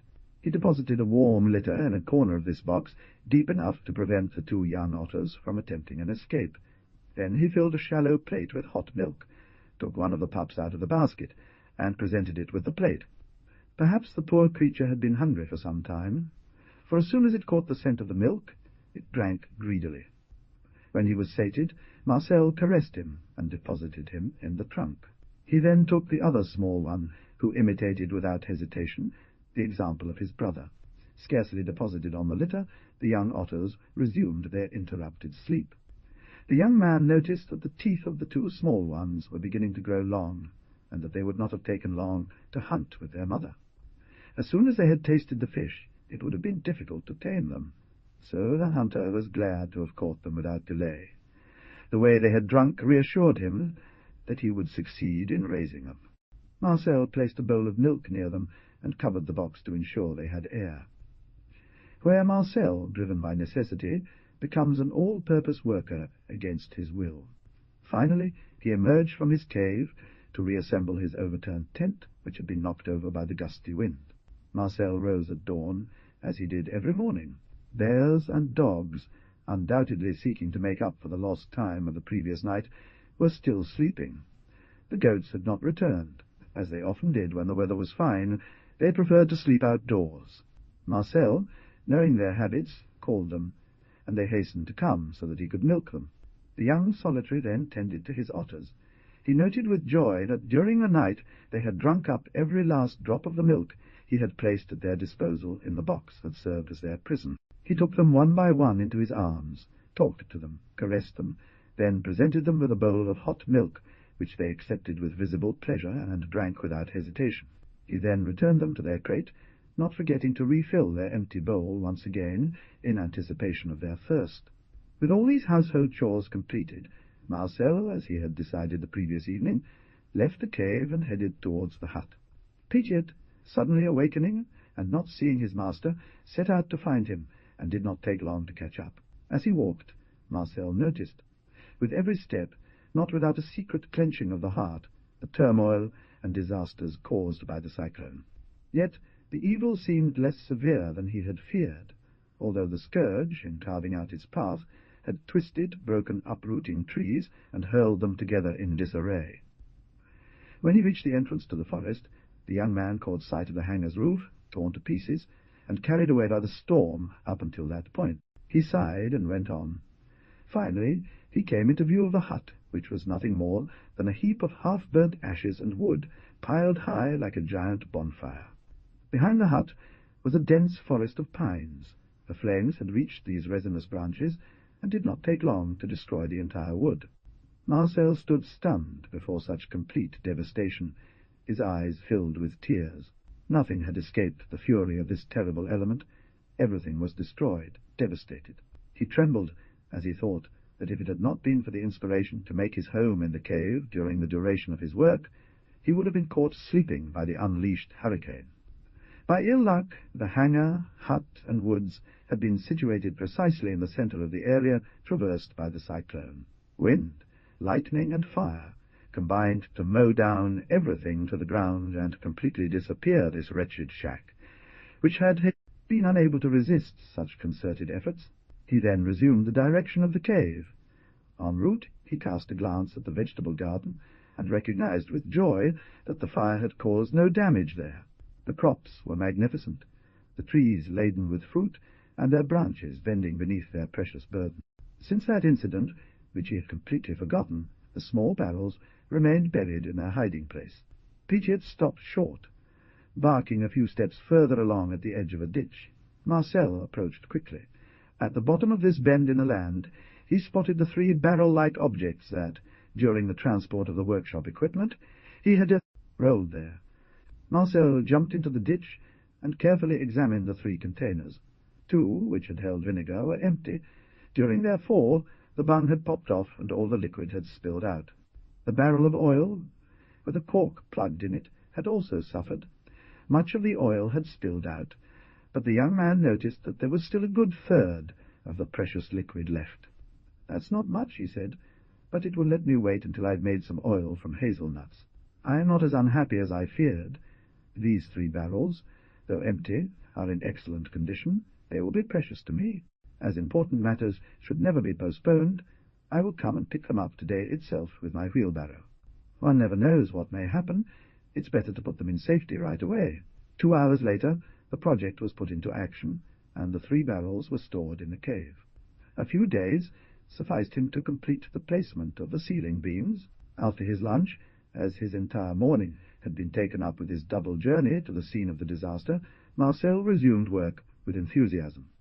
On this solid frame he laid boards, which he carefully assembled, using dovetails to prevent any gaps. The beams remained exposed below, but the boards that covered them formed a true waterproof floor. This was no small task. He then had to set up the roof trusses and proceed with the ridging. Marcel installed a quite wide trapdoor that could open and close easily, as he had decided to use the floor to create an attic where he would store all obsolete or useless items.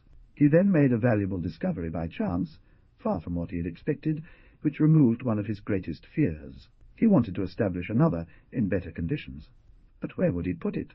Marcel had set up his kitchen in a recess of the cave. This kitchen was very narrow and quite dark. The place was perfectly suited in the annex building, but a chimney was needed, and that posed a problem. He took a shovel and dug a hole. The inconvenience it was easy to fight against. Up to that point he had used soil from the excavation during the construction of the site as mortar. When he attempted to set up his trusses, he realized his supply of earth had run out, and not even a handful remained. This discovery caused him a genuine shock. He chose a spot slightly off to the side, and closer to the lake, to leave the area round his residence free. When he had removed a few shovelfuls of dirt, he realized that his shovel had struck a piece of clay suitable for making bricks. At first he couldn't believe it, finding it so extraordinary. Desirous to know the significance of his discovery, he conducted surveys in various locations and in several different directions. Thus he verified that this very broad bed extended far, that there was more clay than he could ever hope to use. It was a sort of dazzlement for him, as an entire horizon opened up before his eyes. The long-sought problem of the chimney found its solution here. He was now free to make not only bricks, but also buckets, pots, pans, plates, bowls, and many other useful objects of which he felt the lack each day. He therefore limited his projects to the construction of a furnace, 2 chimney pipes, and an oven. The most crazy ideas crossed his mind. For a moment he consulted himself to see if he wouldn't tear down his almost finished house, which had cost him so much trouble, and rebuild it in bricks. After reflection, this enthusiasm waned slightly. He realized that it would be folly to rebuild a structure of unimpeachable solidity. Moreover, it was important to complete the work swiftly, as bad weather was advancing at a rapid pace. This was already a daunting task. Without further delay, he began crafting molds. As for the bricks, nothing could be easier than their production. Clay would be carefully compressed into molds. Then he would dry the prepared bricks in the sun. Finally, they would need to stack them like Belgian builders do, and set fire to piles of wood charcoal placed in spaces created for this purpose. For 10 days Marcel did not undertake any other work. In a few hours 25 wooden molds were prepared, and soon after the first 25 bricks emerged from these molds. His time was so well spent that he found himself the owner of over 3,000 carefully stacked bricks ready to be baked. Unfortunately, he had no charcoal. Making some would have taken several more days of work. He thought of a very simple and quicker solution. He indeed resolved to use uncooked bricks and cement them together, in the absence of lime and mortar, with the very clay that had been used to make them.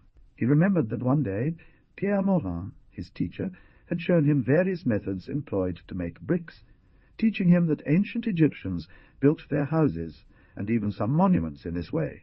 After taking his measurements and making his estimates, he got to work.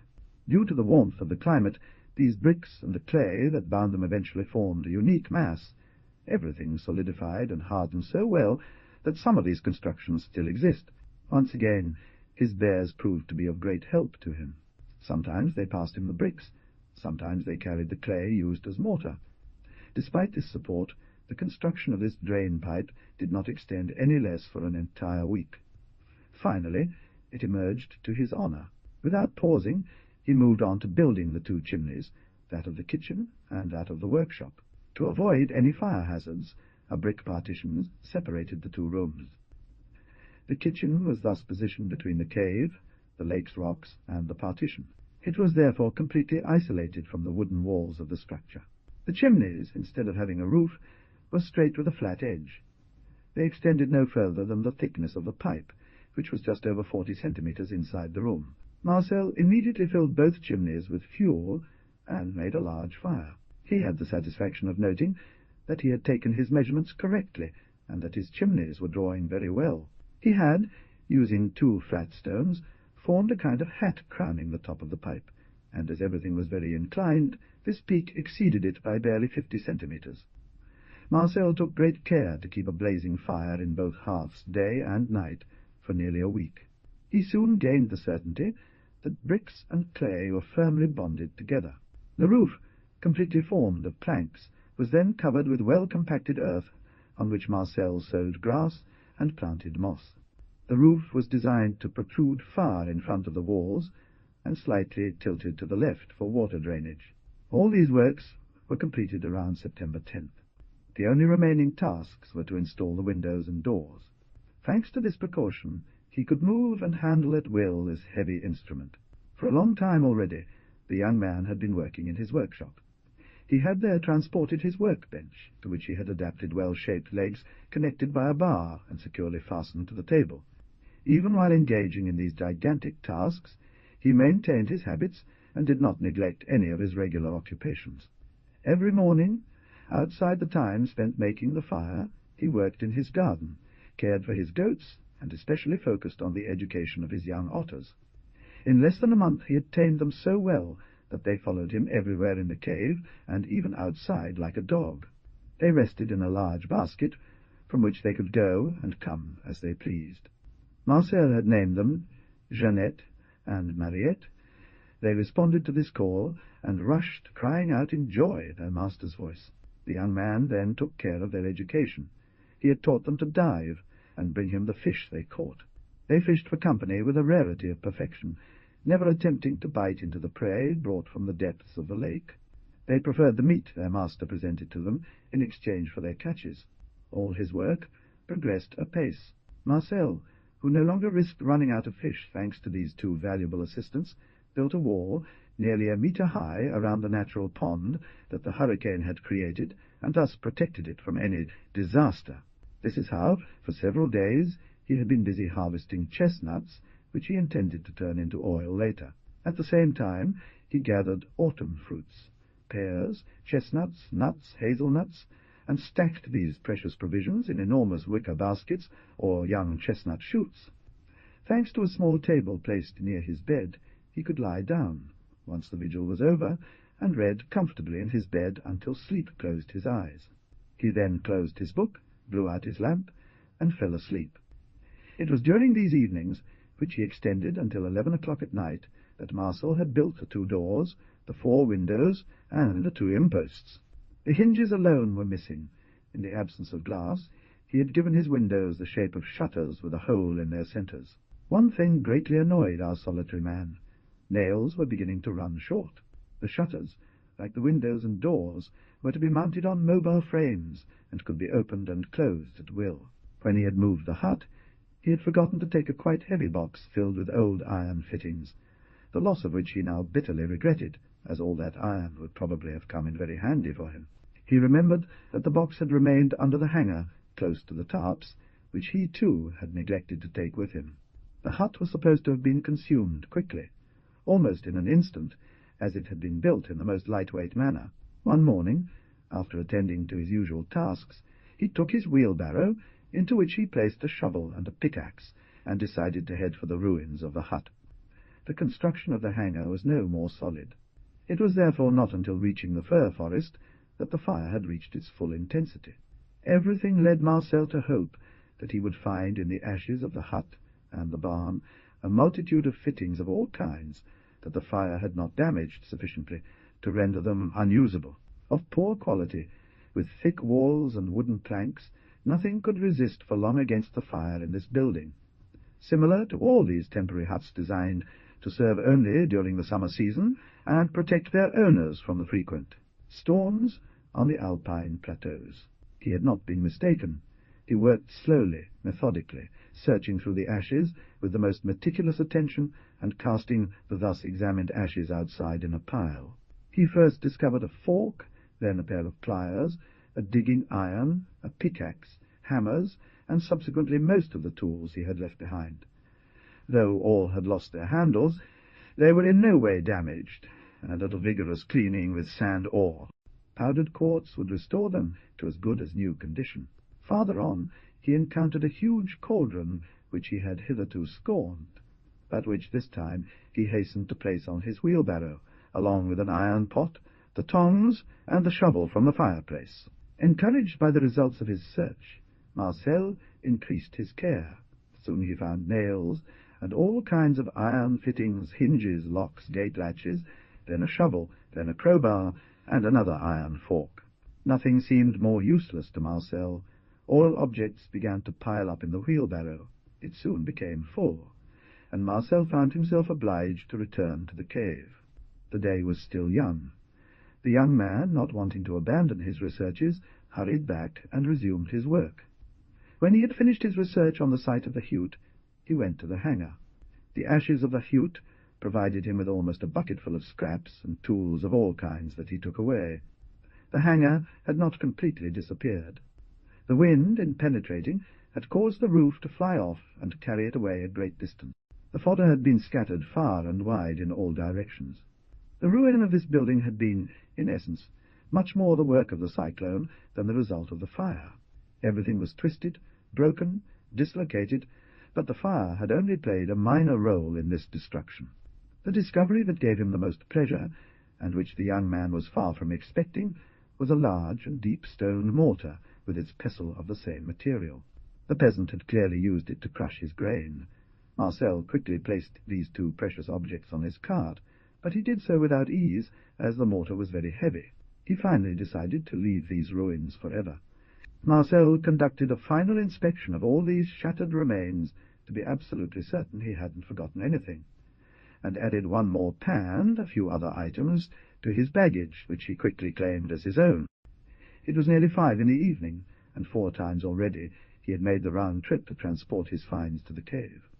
As he passed near the spot where lay the broken roof of the shed, he decided to make one last journey to secure the boards, most of them intact, that formed these debris. He removed all the nails driven into the planks, separated them one from another, detached the oak beams that held them together, and which he did not want to lose, stacked everything up, and left.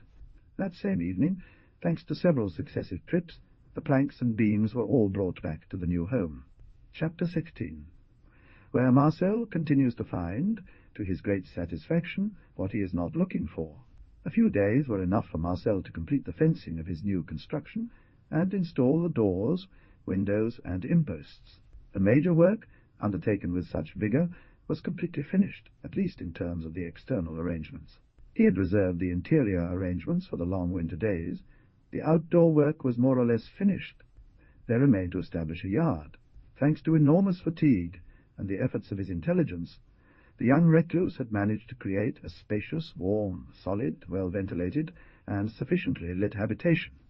He was now sure that in future he would be able, safely, without much suffering, to brave the storms and severe cold of the high alpine regions. A closed shed, divided into various compartments by doors, would serve this purpose. The location of the poultry yard had already been determined a long time ago. She would be adjacent to the building and communicate with it through the exit door located near the rocks where the cave entrance opens. There, rabbits, pigeons, heathcocks, and partridges, the hope of the happy owner's kitchen, could live in peace. A stable would be set up for goats. As for bears, dogs, and otters, Marcel would let them come and go at will. A fairly wide stream ran diagonally across this land, dividing it into approximately 2 equal parts. The young builder had created, at the entrance and exit of this watercourse, reeds dams, so well woven that they made it impossible for any animal, no matter how small, to pass through. For greater convenience, he built a bridge using 2 boards joined by crosses and nailed to sturdy stakes firmly embedded in the ground. Outside, and at a distance of 65 centimetres from the hedge, he planted a double row of young chestnut trees, at the end of which he placed benches under a canopy. These already robust trees would provide shade in the first year, and soon form a cool and charming walk. With his courtyard completely finished, he then focused on levelling the front of his home. He thus established, across the full width of the facade, a gentle sloping ramp that allowed him to reach his home without steps. The poultry yard was built, but logic dictated that it be stocked. During his leisure hours, while undertaking these important works, he would climb over rocks, catch pigeons, and transport young captives to his dovecote, which soon became sufficiently populated. Marcel had no chickens, roosters, or hen birds at his disposal. However, he had long ensured that pheasants, heathercocks, and partridges abounded on the ledge. This is choice game that seldom appears on rich tables. He also hoped to witness the migration of passing birds, and capture some. He was therefore always on the lookout, and no longer left without his rifle. He did not stop at that point, and searched the burrows. In the meantime, he remembered his childhood's hunting exploits, and made snares from reed, willow, and wire. The rabbits abounded on his lands. He set his traps, as the day waned in front of the entrances to a dozen burrows, and when he returned, 3 or 4 hours later, 5 rabbits were trapped. In 2 of them he found young ones already strong enough to be taken away. He installed them in the cabins prepared for this purpose, on a well-heated litter, and his breeding yard was established. The farmyard slowly filled up. This hunt, being intended to meet future needs, Marcel soon abandoned it, reserving himself, moreover, from time to time, to row a rabbit in the clearing. He left one beautiful day, followed by Petiot, Briffaut, and Ravaud, and went to explore the thick forest at the end of his domain. After introducing the pigeons and rabbits, Marcel wanted to get some broyer cocks and partridges, but he couldn't think of doing so before February. Seeing how much time he still had to wait, he turned his attention back to the pheasant, whose stupidity is proverbial, and who lets itself be caught in all kinds of traps. He instinctively lifted his head and let out a cry of surprise. It was a beautiful and very cold day at the beginning of October. He walked briskly to warm up, and he was completely hidden by the underbrush, some distance from the end of the lake, when suddenly the day seemed to darken, and he heard a great noise of wings. He attended a passing of wild geese in full migration. These birds flew in close ranks with extreme speed, and were only 20 meters above the ground at most. Several hundred of them suddenly descended upon the lake. Marcel was an expert hunter. The opportunity he had been waiting for presented itself to him when he least expected it. He restrained himself from letting it escape. The exquisitely trained dogs had rushed into the water and carefully brought back the game to their master. In a few minutes he had shot, or rather dismounted, 8 birds. The others took flight, terrified, issuing cries of distress and joining the column of emigrants, which continued on its way unhurriedly, without rushing its flight.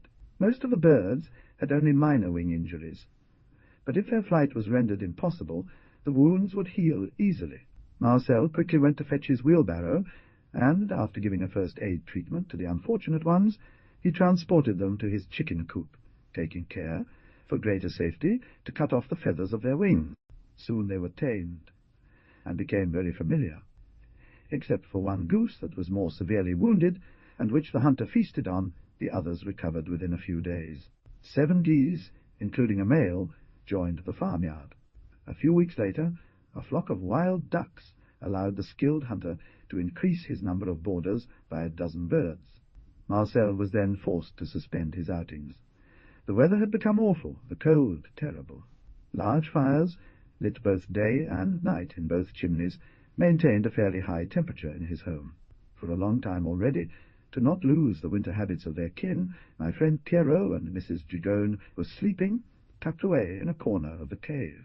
Marcel took advantage of rainy and snowy days, as well as long winter evenings, to finish his renovations and complete his furniture, which left much to be desired. On a huge oak log, which he had sawn and rolled in his kitchen, he placed the mortar found among the ruins of the shed. He then set about making oil from the chestnuts he had carefully collected. Marcel spread his meal on the press and placed it over a square block of oak, increasing its weight by stacking heavy stones underneath. The pressure extracted 2.5 barrels of grain oil and nut oil for his lamp and cooking. Marcel's inventive spirit did not stop there. He had decided, with a certain amount of flour brought from the hut, to make bread.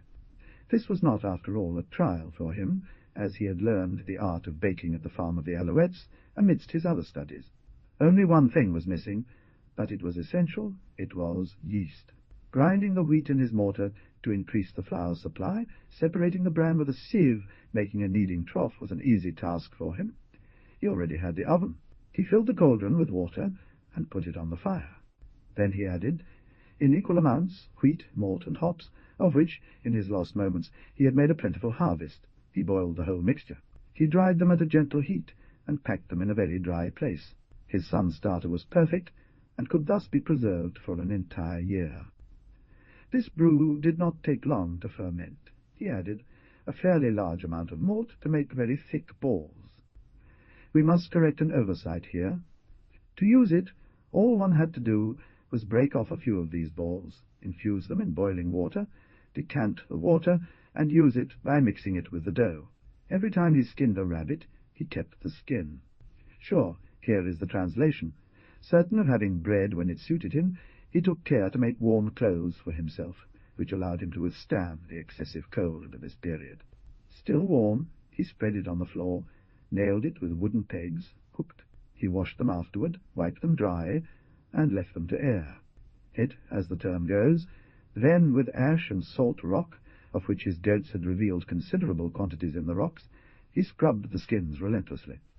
When they no longer retained moisture, he removed the legs and folded the skin, which remained supple thanks to this very simple treatment. The time had come to use these skins. Marcel had done the same with the skin of the otter and those of the 3 fawns that he had eaten. Here's how he did it. He had 2 pairs of heavy cloth trousers, aside from his canvas ones. He didn't attempt to make more with the skins. He did better, doubling the lining of his worst pair of trousers, a vest, a jacket, and his limousine.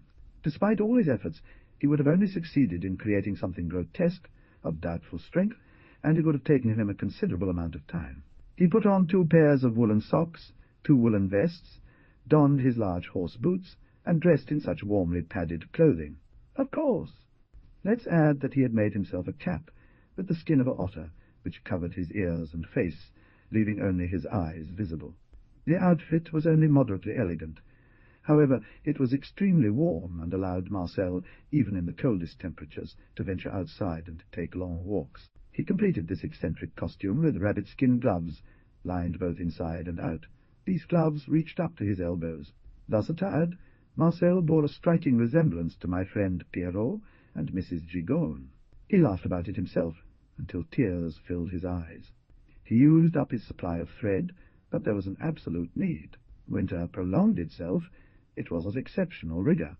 Amidst terrible and frequent storms, followed by frosts of 10 to 12 degrees below zero, these dreadful times kept him a prisoner in his home. He could barely venture out for a few moments to feed the animals on his farm. Within his home, thanks to the high temperature maintained by his 2 fires, he was content with his ordinary clothes. Time seemed very long during these forced confinements, so he tried to use it by doing everything that his fancy suggested. Work alone managed to keep him from boredom. For these short absences, he would wrap himself in his limousine and push his otter cap down to the nape of his neck, saving his bear costume, which he called his furred clothes for the days when he ventured out for hunting or a walk. Thus he never remained idle. Every 3 days he made his bread in batches of a dozen 2-pound loaves, each one very tempting, and shared them with his animals. All must live, said the proverb, and the young man's companions rendered him too many services for him to leave them to graze. Tea dried in the oven, apples, pears, and cherries, which made excellent desserts. This region known as Alpines. He made, in spring and summer, preserves of morels, later provisions of tomato sauce, which he liked very much. His table was also well supplied with vegetables. He had all kinds of cabbage, turnips, turnip roots, onions, leeks, not to mention leeks, onions, leeks, dried beans and peas, lentils and fava beans, potatoes and burdocks, chestnuts, nuts, hazelnuts, fruit. Unfortunately, he had neither ox, calf, pig, nor sheep, and it was a great deprivation for him, from which he had no choice but to accept. In his pond he only had to bend down to catch trout, perch, pike, and carp. In his warren rabbits had proliferated. Sometimes he would roast a kid. Hunting allowed him from time to add to his regular meals, sometimes a hare, or sometimes a hare, or sometimes a flock of lark, or occasionally some of those delicious mountain partridges that are only found in it. Fruits and delicious cheeses, which he made with the milk from his goats, complemented these very comfortable meals. It was almost the end of February. The days were getting longer. The weather, still very cold, was nevertheless more pleasant. Marcel would occasionally hunt with great fervour, and rarely return empty-handed. He noted the arrival on the promenade of various birds that usually precede the beautiful season by only 2 or 3 weeks. Spring was therefore not far off from signalling nature's awakening. The woods, silent and dreary during winter, began to fill again with life and joyful songs.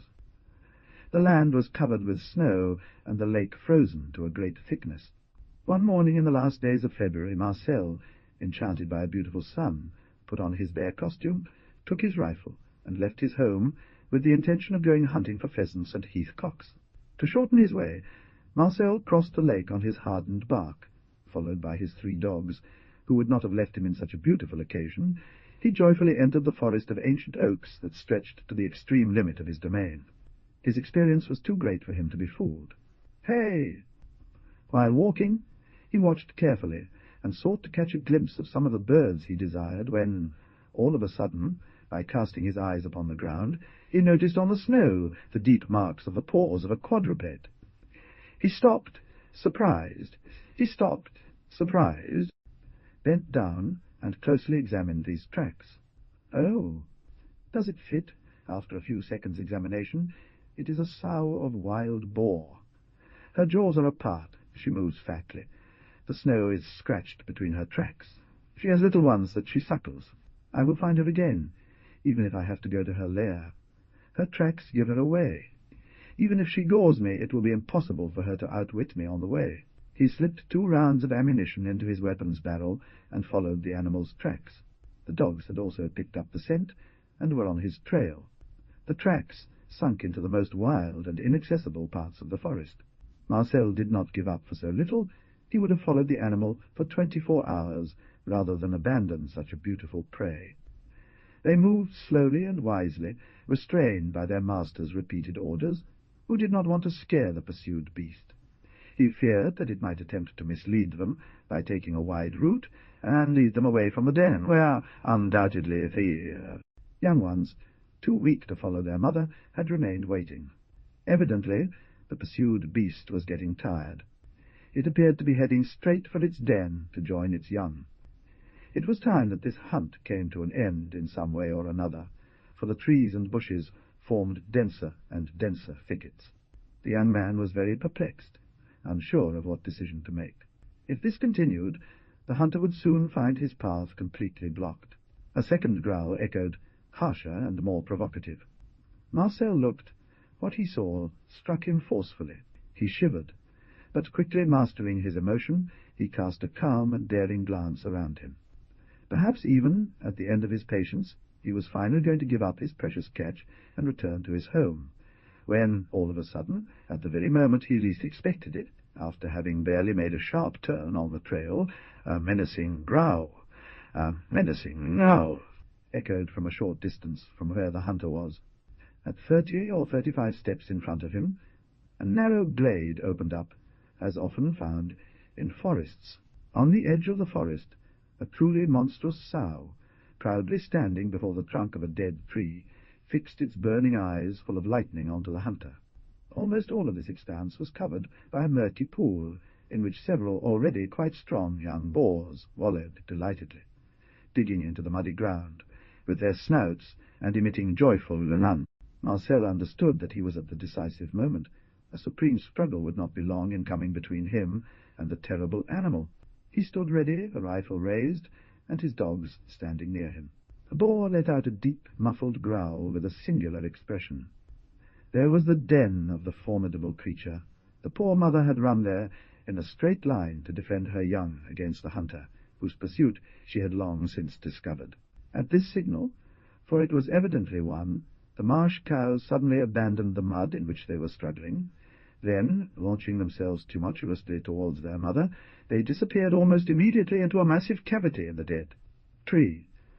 But he had not lost sight of her, and stood on his guard. As soon as her pups disappeared, the sow, leaping forward with a dizzying speed, charged at Marcel. "Away!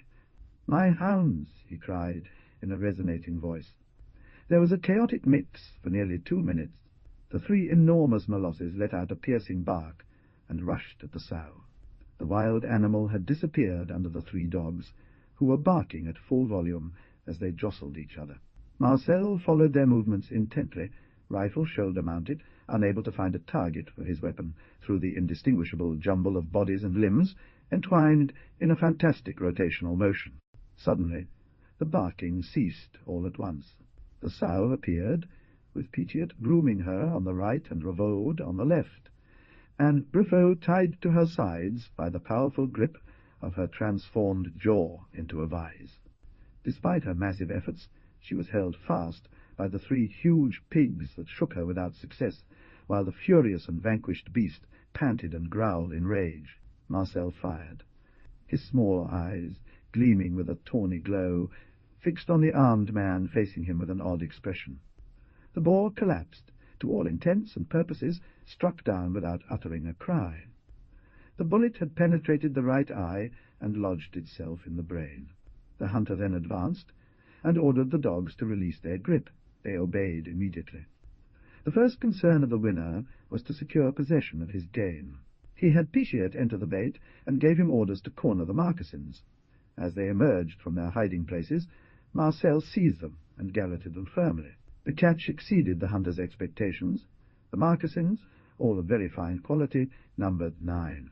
After ensuring himself of the safety of the cubs, he returned to the mother and examined her carefully. She was a monstrous beast, very strong, well-fleshed, with 3 inches of fat on the breast, and weighing between 80 to 90 kilograms, a superb result for an animal nursing its young. 2 journeys were necessary. On the first he took the markhor, on the second their mother.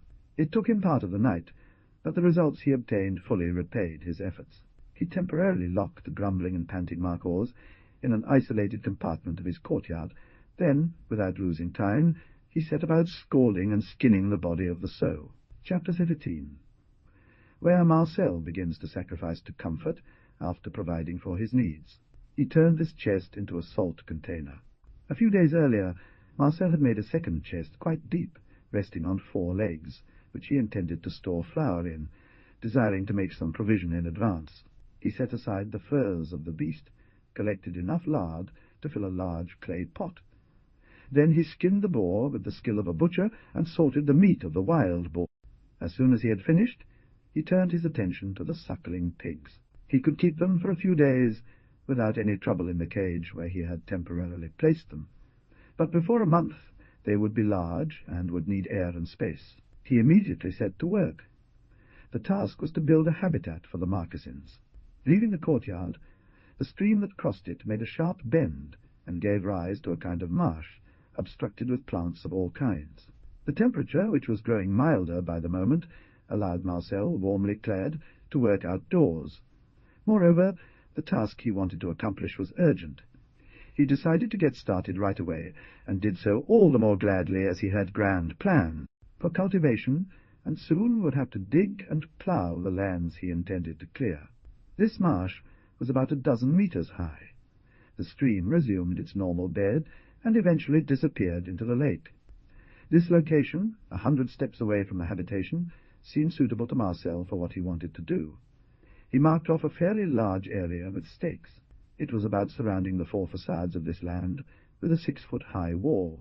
To the right it would raise a double stone partition, in the middle of which he would make a wide door, and thus form a sort of cabin that he would cover with straw. The floor of this hut and the rest of the enclosure would be paved with stones extracted from the lake. After 8 days, the cabin, enclosure, and paving were completed. After spreading a thick and soft litter in the cabin, Marcel went to get the colts one by one and installed them definitively in their new home. The first thing the animals did was to go and plunge into the marsh, where they wallowed in each other's company, expressing their satisfaction with growls that they were no longer confined in a dark cage. While he was still masonry, Marcel had an idea for another project. In less than 2 or 3 days they were perfectly accustomed to their abode, and when Marcel came to bring them their food, they rushed towards him and welcomed him as he poured their porridge into a large trough embedded in the ground. He thought of building, by leaning it against the wall of the pigsty, a hut 2 meters high, deep enough, covered in straw, and capable of being completely closed when needed, especially during winter, and oriented towards midday. He built under this shed 6 types of supports made of cemented stones, raised 20 centimeters from the well-compacted ground, in the shape of a circle and round. From the very first days of his arrival on the ledge, Marcel had noticed many bees. During the winter, while engaging in other more important work, and to occupy some rare leisure time, he had built 6 beehives with rare perfection out of osier, which he intended to put into use. He was short on sugar. It was a great deprivation for him, as he was a glutton at times. He counted on his friend Pierrot and Mrs. Gigon. At the moment they would emerge from their winter sleep to help him discover swarms and procure honey. Besides sugar, bees would provide him with wax, for which he knew how to find use. So he had built a hive for 6 swarms. When the time came, everything would be ready to receive and accommodate the precious hymenopters. Here is how he did it. After selecting a good location, he proceeded to build these aviaries. He wanted them to be very large and square, with a 10-foot facade and 12 feet high. Having completed these works, Marcel decided to establish in the alley he had planted 3 aviaries to confine the birds: pheasants, heathcocks, partridges, quail, which he could not let run freely in his courtyard. The foundations were established with cemented stones, raised 50 centimeters above the ground, and only 30 centimeters wide. Each cell would have a special entrance. The angles of each aviary were formed from solid oak posts, rounded and sealed into the masonry of the foundations, with a base of boards held in place by strong wooden beams. At a height of 2 meters, separate cells, divided by partitions and standing 65 centimeters high, would serve as nests for the birds when they desired to incubate. Below, perches would be set up for the night. The very structure of the aviaries would be wicker. They would end in a dome and be covered in straw. 1 or 2 dead trees planted inside would spread their branches and form perches. Through a cut made in the stream before it enters the courtyard, a narrow and shallow ditch would run diagonally across the grassy floor of the aviary, offering clear and fresh water baths to the birds in its bed, lined with aquatic plants. Slats could enclose the aviaries and close them completely to protect them from the harsh winters. These birds quickly grew accustomed to captivity, all the more pleasant as they found everything there to make their lives enjoyable. Marcel took the entire month of March to complete this important construction and the meticulous work it required. He emerged from it with great honor. Thanks to his traps, glue, and some nets he had made during the winter season, Marcel was joyful to possess, after a dozen days of waiting, around 20 samples of each species he desired. Marcel had a lot to do. He spent his entire days ploughing, digging, felling trees, and sowing new fields that he planned to surround his home with. As soon as dawn broke, he was up, tending to his crops. The seeds brought back from Pierre Morin also successively added, through new harvests, to Marcel's already considerable wealth. In his idle moments, or during his hours of daydreaming, the young man would forage for herbs and gather supplies of useful and medicinal plants. He had made himself a harrow and a roller, the absence of which during autumn had been painful and difficult for him, and he intended to use the good will and strength of his 2 bears to drag them over his spring seedlings. After carefully drying them in the shade, he stored them away in a specially constructed cabinet, so that he would always have them at hand if need be. The trees provided him with lime blossom and willow catkin. Thus he procured flowers of lavender, violet, pensine, burdock, and white clover. He stocked up on rhubarb roots, licorice roots, and the precious gentian root. He exploited his botanical knowledge at every opportunity. Taste. This precaution was not in vain. What he had foreseen happened. It is thus that he sowed a large field of savory before his still empty hives, from which he had found the seeds in his bag. Indeed, he knew that besides its flavour and fragrance, which make this plant precious for seasoning certain dishes, bees are fond of it, and it is the nectar of these flowers that gives Narbonne honey its delicate and exquisite. His bears led him to several swarms in the woods. He managed to capture them by fumigating them, and besides a provision of honey and wax that served as his reward, he transported the fleeing bees into his hives, where they quickly became accustomed and took pleasure. Marcel, who had ample leisure upon completing his work, decided to put into action a project he had long conceived, but had not yet had time to address. It involved attempting the ascent of the rocks from which the waterfall tumbled, and at the base of which was the cave where he had established his dwelling. This enormous mass rose more than 100 meters above the ground of the corniche, and was to be crowned by some sort of terrace, as one could see from below a large number of century-old spruce trees greening its peak. On this side the rocks extended into the mountain, but they were so steep that it was physically impossible to climb their sheer, sloped sides. Marcel had promised himself to build on top of this peak a sort of observatory.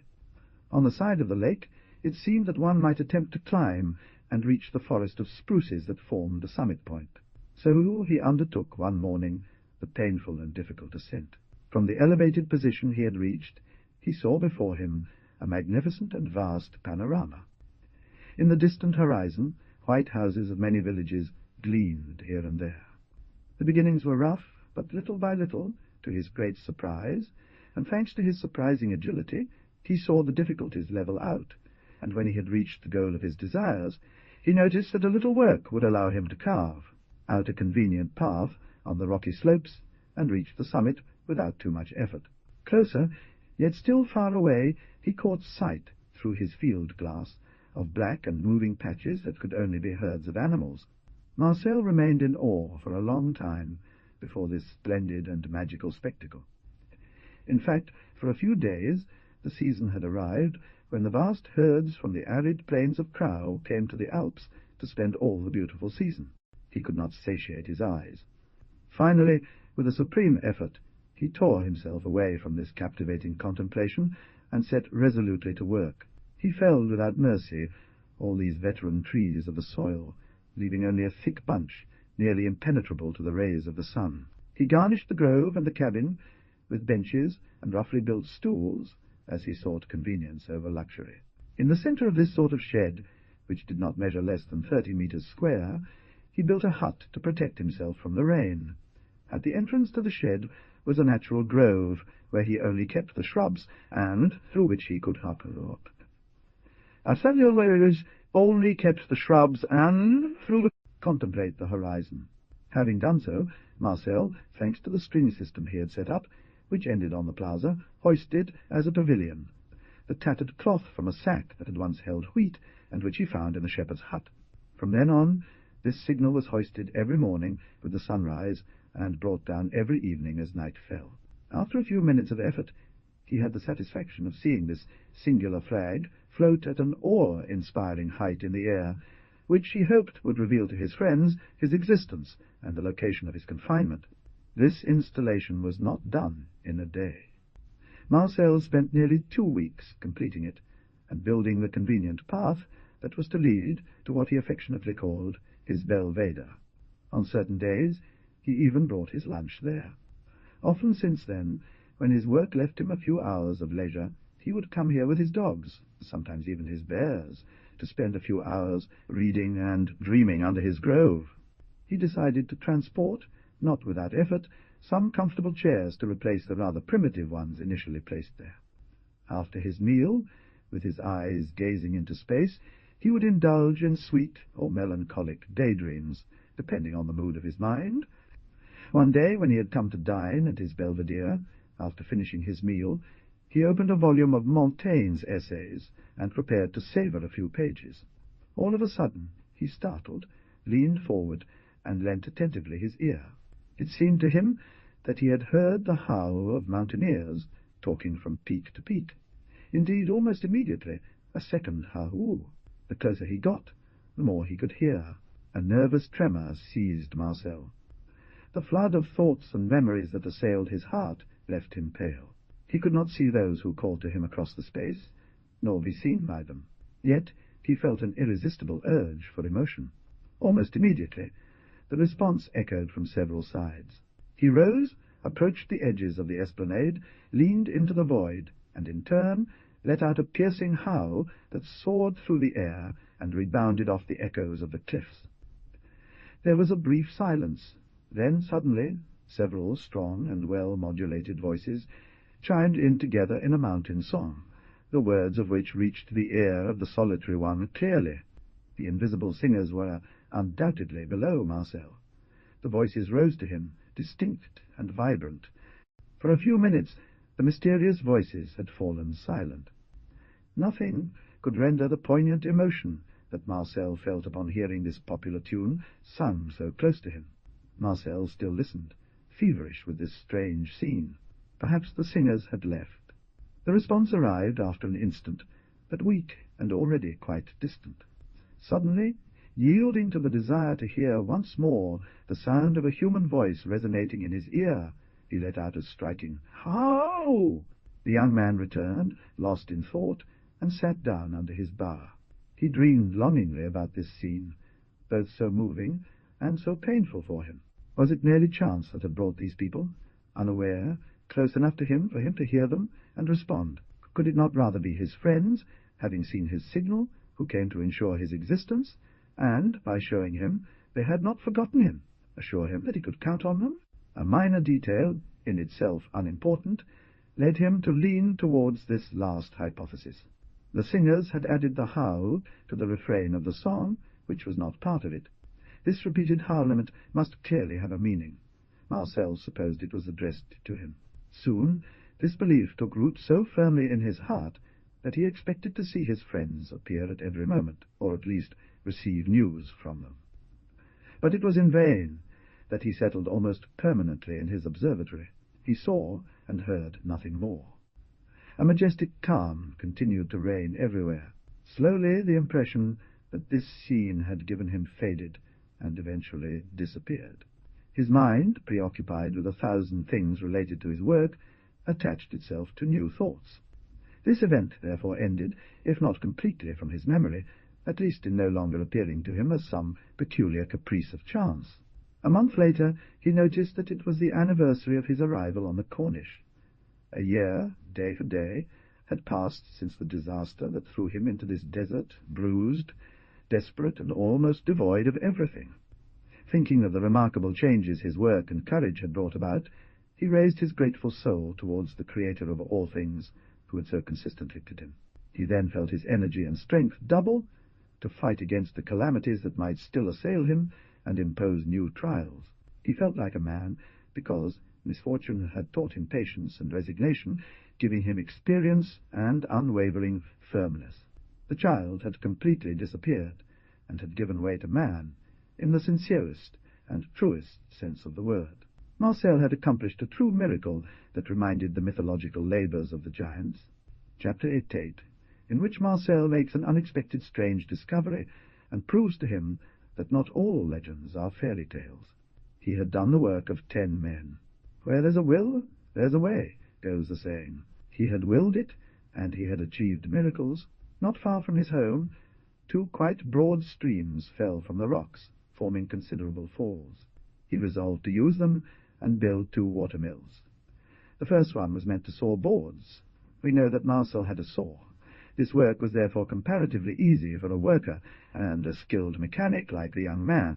The other, which he wanted to make into a flour mill, was more difficult to construct.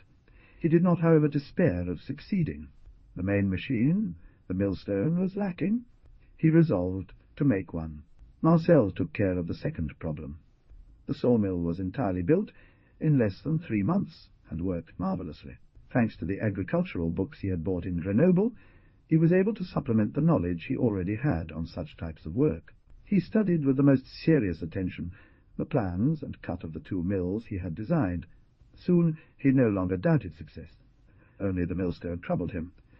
In a word, it was the essential instrument of the flour mill. The temperature hardly fell below 6 to 8 degrees below zero, even at the peak of winter. That year, by an extraordinary exception in these high regions, the winter was very mild, except for a few storms. The young engineer could thus pursue his usual occupations with full freedom, without suffering from the cold or being halted by snow, which was very rare and melted almost immediately after falling. The lake was only covered by a very thin layer of ice. Most streams did not even freeze. He studied it, so to speak, inch by inch, and soon knew it in its smallest details. Marcel, taking advantage of this unusual mercy of the temperature, pushed vigorously his works, and made use of the time he could dispose to perform long and meticulous explorations on the pier. This is how he did it when he least expected it, making valuable discoveries that nothing could have foretold. We said that he had kept his garden from the hut, that he had enlarged it and surrounded it with cleared and sown land. The ashes resulting from the fire, piled up after being sifted and raked, had been used as fertilizer in new crops. This work, rather fatiguing, was drawing to a close. At the time of autumn, ploughing and sowing, Marcel got to work with his usual fervour, transporting the ashes in his wheelbarrow, spreading them out and carefully mixing them with freshly turned soil. Marcel loaded the last wheelbarrow, and with his shovel he carefully raked the earth when it seemed to him that the iron of his tool, as it scraped the ground, made a peculiar noise. He thought he had been mistaken, and repeated the experiment, redoubling his attention. This time, not only did the shovel make the same sound, but it suddenly collided with a hard body that offered serious resistance. Increasingly intrigued, the young man stopped and thought. After a few moments, he leaned towards the obstacle, cleared it, and, to his great surprise, saw a strong iron ring. He remained thoughtful, looking around him, trying to reconstruct in his memory the exact position of the hut and the place this singularly discovered iron ring should have occupied before the fire. This mysterious ring must therefore be buried or hidden under some piece of furniture. His surprise was all the greater as the floor of the cabin was a beaten earth area. He rightly thought that if, while living in the father's house, this ring had been discovered, he would not have failed to notice it. After much mental effort, Marcel finally established its exact location. It was to be hidden by the chest, serving as a bed for the priest, and, for greater security, buried under a layer of earth more or less thick. But what did this vault contain?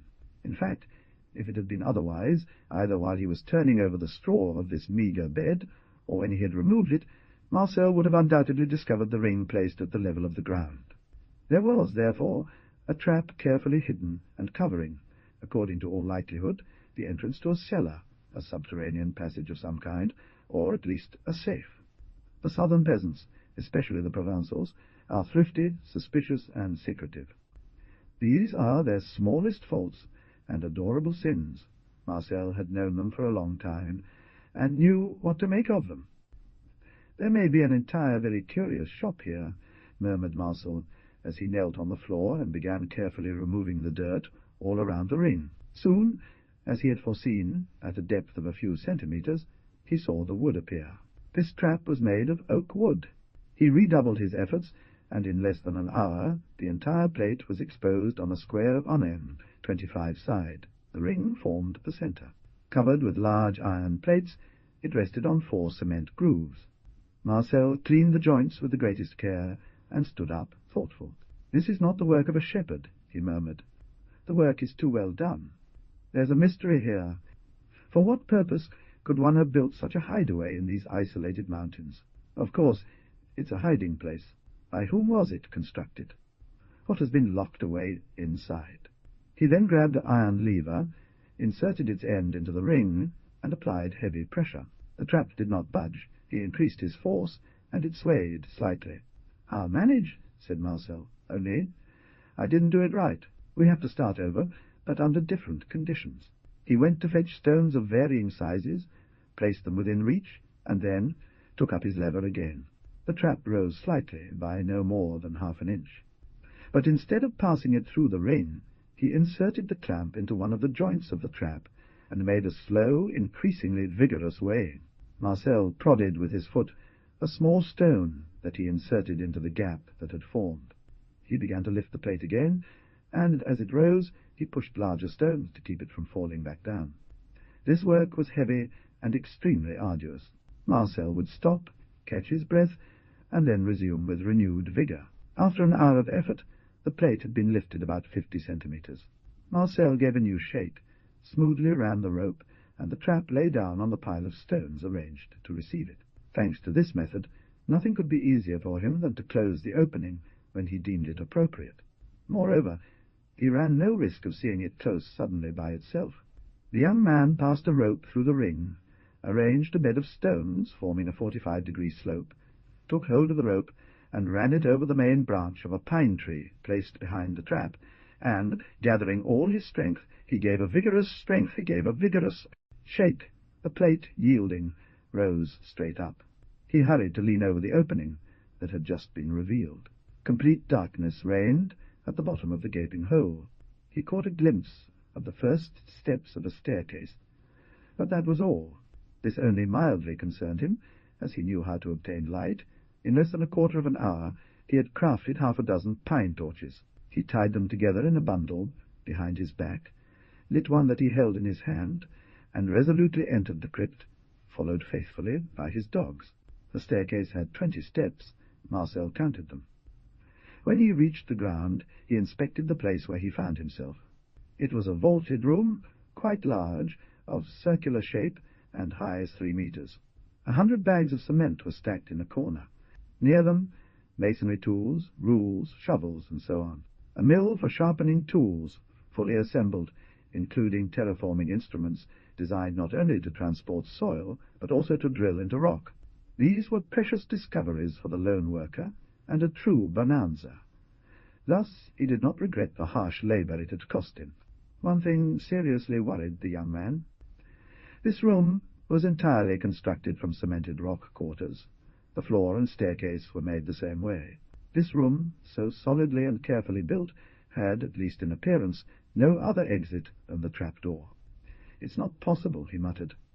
"There is something fishy going on here that I need to uncover. The people who built this crypt could not have done so intentionally to store the tools and materials they used for this work. Such a theory would be absurd. There must therefore be a secret exit that I need to find. Let's look, since there's no rush." And he searched. Throughout the smooth wall, no visible joint was apparent. His dogs followed him step by step, walking when he walked, stopping when he stopped. He had already circled the room several times, beginning to despair, ground and blowing loudly while wagging his tail furiously. "There is something," Marcel whispered. "Petiot has found a way out. It's over there, isn't it?" This secret issue, of which he had no doubt, continued to elude his research. In despair, he was about to abandon his investigations after having, with a hammer, probed the thickness of the walls, when suddenly Petiot stopped abruptly and stood motionless in front of a portion of the wall, precisely opposite the staircase, putting his muzzle to staircase. He added, addressing the dog, "That's right." Petiot wagged his tail more vigorously, fixed his master with an intelligent gaze, and barked happily. His master murmured, "Since you say so, my dear, I'll find a way, even if I have to break down the wall. Thank you. You are an excellent girl." Suddenly he started and stopped. He then approached the wall, examining it point by point with meticulous care, looking at the smallest details of the stone as if through a lens. He had noticed, etched on a block, a microscopic Gothic eye. The point of this eye was formed by a nail whose colour blended almost with the shade of the stone. He lightly pressed on this nail. Oh! To his great surprise, an entire section of the wall spun around on itself without making a sound, revealing the entrance to a subterranean chamber. "Oh!" He murmured, "This is getting complicated. Let's see it through." And he entered the gallery. It was nearly 2 meters wide and at least 3 meters high, carved into the solid rock. It formed several turns. The floor was made of very fine yellow sand. Air undoubtedly penetrated through imperceptible cracks, as one could breathe comfortably there. After walking quite quickly for at least a quarter of an hour, and following all the twists and turns of the underground, Marcel found himself suddenly stopped by a wall of limestone rock. "Ah! Well, the same old trick," he exclaimed. "I won't fall for it this time." And he resumed his search. Almost immediately he discovered a Gothic, whose point was made of a nail. He pressed it, as he had the first time, and no less silently the wall turned on itself and revealed a staircase. He climbed it, and after passing 30 steps, he encountered a secret door marked with a Gothic D. He then entered a vast natural cave, divided into several compartments. The first was filled with church vases, crosses, incensers, ostia, candelabra, and torches. It was the treasure of a church or abbey. One could see chalices and patens of gold and silver sparkling, and, stacked in chests, gold and silver coins from all countries. There, invaluable riches, precious stained glass windows, and numerous boxes filled with sheets of glass were gathered. The other compartments were filled with precious furniture, high-quality tapestries, paintings by old masters from all schools, works by Venetian, Roman, French, Dutch, Flemish, and Spanish artists. Where did these treasures come from? How had they been transported there? He had never wanted to believe a single word of it. Through sheer mental effort, Marcel recalled a legend that circulated among the mountain shepherds, and which they recounted to each other by the fire at night. In the time of the Great Revolution, it was said several priests from Lyon and Grenoble, gathered with religious from the Grande Chartreuse, believing their lives in danger, had taken refuge in the mountains. There they had lived for nearly a year relatively peacefully under the protection of the shepherds, who provided them with food and bought provisions for them from farms. One day a band of outlaws came, their origin unknown, reportedly to take advantage of the civil unrest. They had discovered the hiding place of the fugitives, surrounded it during the night, and mercilessly slaughtered all the religious refugees in the cave. This legend seemed to fit quite well with Marcel's unexpected discovery, but he quickly rejected this explanation. However, nothing confirmed these assumptions. People who had massacred the proscribed ones, he thought, would certainly have taken these immense riches with them, or at least I would find the bleached bones of these poor victims. Furniture, tapestries, paintings, church decorations, etc., were there, arranged in the most perfect order, and no bones were visible. The legend was true. After he had scanned his surroundings curiously, everything was made clear to him.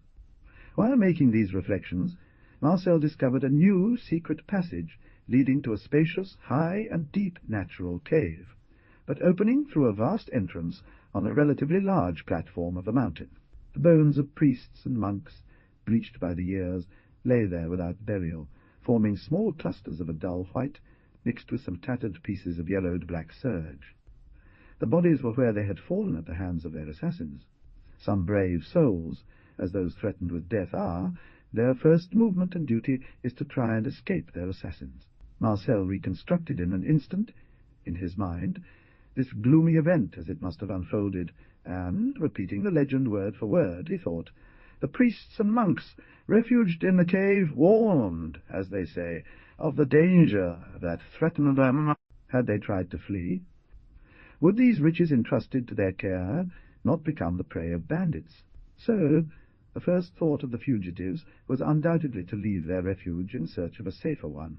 But would abandoning the watch over the church's treasure not be a true desertion? Certainly.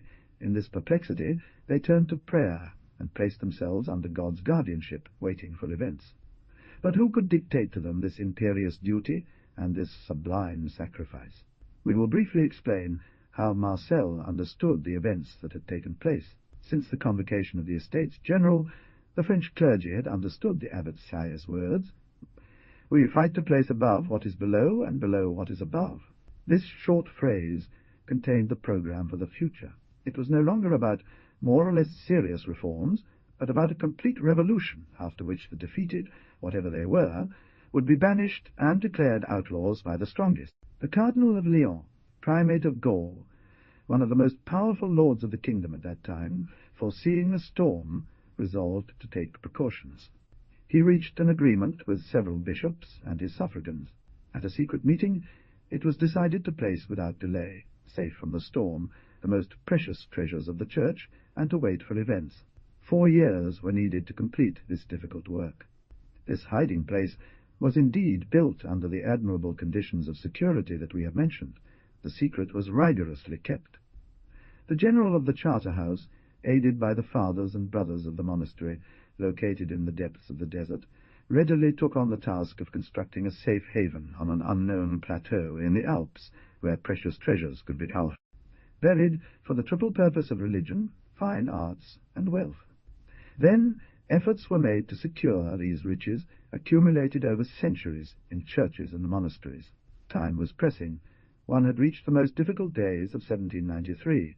Dealing blow for blow, she armed herself with everything to maintain the integrity of her borders and establish once and for all within the rights of man and the citizen. The French Republic, invaded from all sides by foreign nations, torn apart internally by civil war, the most terrible and dangerous of all, France wounded, mutilated, and, nearly at her end, defended herself with the desperation of despair and fear and enthusiasm of freedom. 25 priests were delegated to execute, in the greatest secrecy, the transport of these invaluable riches. To most of these poor religious or priests, only half confidences were made. 6 of them alone knew the whole secret. When the treasure had been buried in the depths of the earth, the chiefs chosen by the archbishop declared to their companions that all had been selected, due to their virtue and piety, to watch day and night over the sacred objects entrusted to their care. The holy men, fearing that their disappearance might inflame their enemies, and that in their rage to see them safe from pursuit, the bandits might discover the treasure and lay sacrilegious hands on it, made the sacrifice of their lives with devotion more admirable than calculated. When the bandits learned of their refuge's secret, taking advantage of these troubled times to spread massacre and pillage everywhere, the mountain people advised the clergy to flee as quickly as possible and reach another hiding-place that had been prepared for them by their pious efforts. They hoped that their cold resignation would disarm the assassins, and that they would not pursue their search further, finding only poor unarmed priests ready to die. This last part of their predictions came true on its own. It was due to this terrible event that the sacred treasure was lost for everyone. The bandits, furious at not finding any of the riches they had hoped to seize, mercilessly massacred these defenseless men, and retreated with their arms stained red by the blood of these innocent victims. Those who alone possessed its secret took it with them to their grave. No one found anything. Later, when calmer times had returned, the former Cardinal Archbishop of Lyon was dead. His successor conducted meticulous searches in the Alps, but these proved fruitless. The few landmarks we had noted were gone. Certain parts of the mountains, disrupted by storms and landslides, had completely changed appearance. It was time to accept it, and perhaps forever give up the hope of retrieving this immense treasure. As chance would have it, Marcel was favored, finding these riches without realizing it after so long and futile a search. Moreover, what use could all these precious things be to him in the position he was in? He remembered with a smile the cock from the fable who found a pearl, and for whom a simple grain of millet would have sufficed much better. Besides, even if he had found a use for these treasures, his honesty imposed on him the duty of returning them intact to their owners as soon as possible. After having given the remains of the unfortunate religious a proper burial, he placed a cross on their grave. The only real benefit he gained from this discovery was the provision of cement, plaster, and tools that he seized, as well as the whetstone and boxes of glass that served him in fitting his windows with panes and building a hot house. He then closed all the openings that had provided him with passage, removed the cement and anything else that could be useful for his constructions, and transported it all to his cave. He immediately set to work building his flour mill. Thanks to his new tools, jacks, levers, hoists, scaffolds, he was able to make a suitable grinding stone from a quarter of a rock, of sufficient weight and very well worked, where he had kept the secret. 2 months later, the mill was functioning. and Marcel, at the exact spot of the trapdoor leading to the underground chambers of the monks, had built a charming brick kiosk in an octagon shape, and placed a wooden floor that concealed the trapdoor, only revealing it through a mechanism of opening. He had thus arranged a charming retreat for himself. He reserved the possibility of making an excursion to the part of the mountain that he had discovered at the end of the underground. Perhaps he would finally find a passage there to descend into the valleys. Chapter 19, where Marcel completes his yard in wonderful conditions, and why he builds a bridge. Let us say it straight away. The young solitary no longer had a great desire to find a passage. For nearly 2 years of exile his thoughts had changed significantly on this matter. The birds, the fish, the quadrupeds had become his dependents and associates. Not a single stream, rock, or tree was unknown to him. The meadows were either his creation or his domain. The harsh struggle he had been forced to wage against the elements conjured against him. The hardship he had endured to carve out a suitable place in this overlooked corner of the world had gradually, and almost without his notice, identified him with the land he had tamed. The trees provided him with their fruits, the animals with their fur, their flesh, and their milk. The fowl gave him their eggs and their feathers.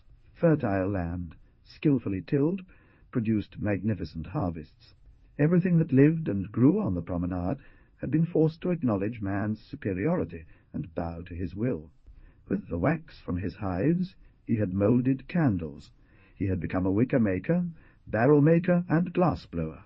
After having successively been a mason, carpenter, joiner, cabinet-maker, glazier, bricklayer, roofer, baker, oil, suet, and fat producer, carpenter again, cook, pastry cook, architect, he had become a surveyor, miller, lathe operator, as he had made a operator, as he had made a lather himself, and candle-maker. Finally, through patience, he had managed to make a trade for himself, and he had become a weaver. The textile plants were not in short supply on the coast. Marcel, who had cultivated hemp and flax there, knew how to prepare them, soak them, spin them, beat them, and spin them. The fabrics produced by his primitive trade were solid, if not of impeccable fineness. Nothing was lacking to him. Thanks to his work, courage, and skill, he had overcome all difficulties, shattered all obstacles that initially halted him at every step. Strange thing! The more he worked, the easier the work seemed to him. He had first worked to provide the indispensable. Later he found the useful. Now he was able to procure well-being, the comfortable, and what is agreed to be called the superfluous. It was as if he were playing when he completed the most complicated tasks. His mind, constantly alert, found the solution to the most difficult problems without apparent effort. The construction and arrangement of his greenhouse were undeniable proof of this. The more you engage your intelligence, the greater it grows and embraces a wide horizon. And then, as his constructions and arrangements took shape, as his fields and vegetable gardens expanded, as cultivation replaced undergrowth and woods, and as the scale of operations increased considerably, Marcel felt a great interest in these magical transformations. He was proud, thinking that these improvements were due to his genius, and that his will, like a fairy's wand, had brought forth treasures from this previously unproductive land. The forests, fields, meadows, gardens, streams, even the rocks of his vast domain had become dear to him. He loved all kinds of animals gathered by him, tamed by his care. When he went out, even for a simple walk, his dogs, bears, otters followed him.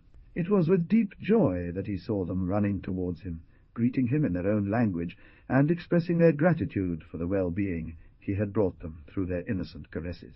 The bees buzzed around him, familiar with him, getting tangled in his hair, landing on his shoulders and even his hands, making a buzzing sound but never thinking to harm him. The boars themselves loved him. The ducks, geese, partridges, heathcocks, grouse, pigeons, and all the other birds confined to the farmyard or aviaries beat their wings joyously at his sight, and eagerly received the bread he scattered for them. The solitary knew all his winged, or otherwise fellow diners. He spoke to them, and they understood him. When he went out, a single word or gesture was enough to call them, or have them return home. Animals are created to be the friends and collaborators of man. Their instinct drives them to seek his protection. Only human malice drives them away and makes them his enemies. On his return, he found them waiting for him at a certain distance from the cave, and the joyful group accompanied him back to the house. He felt his soul touched by this revelation and abandonment. He would never have consented to accept freedom at the cost of parting from the friends of his solitude. In a word, the sad, desolate Cornice, 18 months ago, had become for him a terrestrial paradise. Without thinking, he had resurrected a golden age. The initial sufferings of exile had therefore completely disappeared. He lived there with his animals, resigned and content, as if he were supposed to spend his entire life there. When the time of deliverance would come, he would greet it with joy, but he had come to do nothing to hasten it. He was happy, and he was right, for he had everything that human nature allows for happiness. "The happy man," said a sage, "is he who knows how to be content with what Providence gives him." Marcel was in such circumstances. As his work left him some free time, and he could not remain idle, he had started a journal. This journal was most singular. Here is what it consisted of. Well supplied with paper and pencils, Marcel had created a remarkable series of pen, pencil, or charcoal sketches. At the bottom of each he had written a legend relating to one of the most notable incidents of his time spent on the promenade. Nothing more intriguing than this panorama, whose first sketch represented the catastrophe that had thrown him into his desert. Then followed a general view of the primitive landscape. Then, by turning the pages of the album, the appearance of the places changed. On the last page, the landscape was completely transformed. Nothing as gripping as some of these sheets, due to the comic or serious scenes they represented. The whole formed the most curious story one could imagine. Each page representing a fact one could follow, so to speak, step by step, the changes made, and the circumstances in which Marcel found himself at various times. Each day he added a new page to this singular journal. The legends were sometimes sad and sometimes cheerful. In none of them would one have found traces of despair and discouragement. When he had put his album, or as he called it, his journal, into circulation, Marcel also drew up the parcel plan of his possessions. This work suggested to him the idea of visiting in detail the plateau on which the cave opened, in which the unfortunate priests had been massacred. At this point, as we have said, it held little importance for him. It only served as a memory in his combinations. Perhaps this plateau would provide him with new resources. He would probably find a path that would allow him to descend into the valley. When he set himself a project, he executed it immediately. He therefore resolved to make this long excursion the very next day, provided the weather was favorable. It was the height of winter, but the season was not severe. The sun rose radiant. Everything promised a fairly cold day.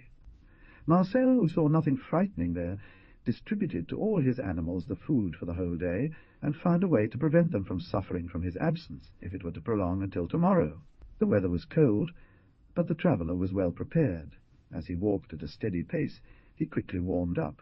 He arrived at the kiosk he had built, lifted the table, and entered the underground. After having freshened up and enjoyed a hearty lunch, he loaded his bag, filled with food provisions and some tools, onto his broad shoulders, hung his axe on his belt, slung his rifle over his shoulder, grabbed his mountain staff, whistled for his shoulder, grabbed his mountain staff, whistled for his shoulder, dogs, and set off on his journey.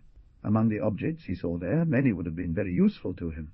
He would not even touch these riches, let alone claim them. This treasure was to have a legitimate owner, the Cardinal Archbishop of Lyons. Such were the torches, antique chairs and desks, and above all, a number of bottles of wine intended perhaps for the meals of the fugitives, 2 or 3 casks of brandy, ice, stained glass windows, and other things as well. It seemed to Marcel that picking up even the smallest object would be considered theft. He was determined, as soon as he found an opportunity or possibility, to return these riches intact to their owner. So he crossed the caves with quick steps, not even glancing at these piled treasures. Thus he reached the last cave. The tools, the glass cases, and the materials piled up in the vestibule were enough to satisfy his desires, and he had no scruple in using them, as they were not part of the treasure. He closed the door behind him. After bidding farewell to the unfortunate ones buried there, he stepped outside and began his excursion. He made a singular remark almost immediately. In a corner of the cave he had seen egg-shells, and these eggs were chicken eggs. Perhaps the religious people had brought some of these birds to their hiding-place, which, after the assassination of their masters, had been left behind. That is indeed what happened. The chickens had undoubtedly taken refuge in the woods. Marcel did not despair, after a thorough search, of finding their perch. In a dense wood, located no more than a pistol-shot from the cave, he discovered this hiding-place, and even spotted some chickens. Unfortunately, as soon as he saw them, they fled chattering and disappeared into the deepest part of the undergrowth. He noticed that they were very beautiful. Their flight did not trouble him at all. He knew that even if they had become wild, it would be easy for him to capture them. Deep within himself, he even vowed to take as many as he could that very day. These beginnings seemed auspicious to him, so he continued merrily on his way. Natural prairies throve and covered all parts of the soil that the woods had not conquered. The plateau he visited, heavily wooded, was much larger than the one on which his shipwreck had occurred, but it was watered only by a few thin streams that tumbled down as waterfalls into the valleys. Marcel noticed some signs of goats and sheep there, and finally, to his great surprise, he discovered 3 or 4 wild donkeys. The young man discovered there some very ancient traces of paths, but either the passages had been destroyed by human hand after the massacre of the clergy, or they had been obstructed by landslides similar to the one he himself had suffered. He found no path that allowed him to either descend or reach the summit of the mountain. These discoveries completely baffled him. As he always did in similar situations, he sat on a patch of rock, placed his rifle nearby, opened his bag, and began to eat while thinking. There was a problem to be solved. The same reason that explained the presence of chickens also justified that of other animals. When the religious people had taken refuge on the mountain, they had taken with them all the necessary objects they could procure. Marcel, in fact, in the underground, had found beds not very comfortable, but in short sufficient to sleep on, clothes, bedding, and a fairly complete kitchen set. The young man had shown no hesitation in appropriating these worthless items for himself alone. Only the barrels of wine and liqueur seemed worthy of being kept intact. This baggage, inevitably carried on a donkey's back, had required the animal's arrival, which he had seen but failed to capture yet. The discovery of these diverse animals was precious for Marcel, but it was necessary to seize them and lead them along the promenade. Left to their own devices, they had taken refuge in the woods, slowly returning to their wild state, and it was not without surprise that the solitary observer noticed their voices had changed, no longer braying like domestic donkeys, but rather braying like domestic donkeys, but rather barking like deer. There a whole series of difficulties began. The chickens and sheep did not worry him. He would have carried them on his shoulders if needed. It was impossible for the donkeys to think of crossing the tunnels or being hoisted up the staircase to the trap that served as a closure. It would have been very long, no doubt, but he would have succeeded. How, then, to gain possession of the donkeys whose aid would be so precious? All his thoughts converged on solving these difficulties. Having finished his meal, he packed his provisions and set off again. That's good. All around him, but at a respectful distance, donkeys and sheep were jumping, gambolling, watching him with wide, startled eyes, and seemed to be mocking him. That's good, grumbled the young man, casting them a scornful glance. Mock me, you rascals. I'll have my revenge. He who laughs last laughs best. The donkeys were bending their backs, kicking up dust, and galloping as fast as they could. What a pity, thought Marcel, shaking his head, that I did not discover this underground soon after my arrival on the promenade. Those donkeys would have been valuable helpers to me. Finally, they would have spared me immense troubles. My work would have been better and finished more quickly. God willed it that way. One must resign oneself. Today their help is not to be scorned. I will build carts and ploughs. I will plough and harvest my crops more easily. While making these plans, he continued his exploration. His mind, to put it simply, was elsewhere. He racked his brains to find a way to guide these useful animals along the ridge. He had been walking for 2 hours, and arrived at the edge of a precipice with a vertiginous depth, into which invisible waters murmured mysterious sounds. Suddenly he stopped and slapped his forehead. He stood before the forest of old oaks, where he had slain the sow. The last trees of this 100-year-old wood grew on rocks placed barely 10 meters from the edge of the precipice near which he was walking. Marcel was the man for quick decisions. Several enormous oaks projected their branches far above the precipice, both edges of which were level. The forest interrupted by this chasm continued immense and dense on the side where he had arrived, that is, on the plateau of the monks, as he had named it. He climbed one of these oaks, shook it from top to bottom, did the same with a second and a third. It was a tough job. After carefully removing and stacking the branches, he took up his axe again and vigorously attacked the base of the first tree. These trees were not less than 12 to 15 meters high, and from top to bottom they had almost an equal thickness, as he had taken care to cut off the top. But he was vigorous, and had sworn to himself to cut down those 3 giants before sunset. Marcel had so skilfully guided their descent that they seemed welded together.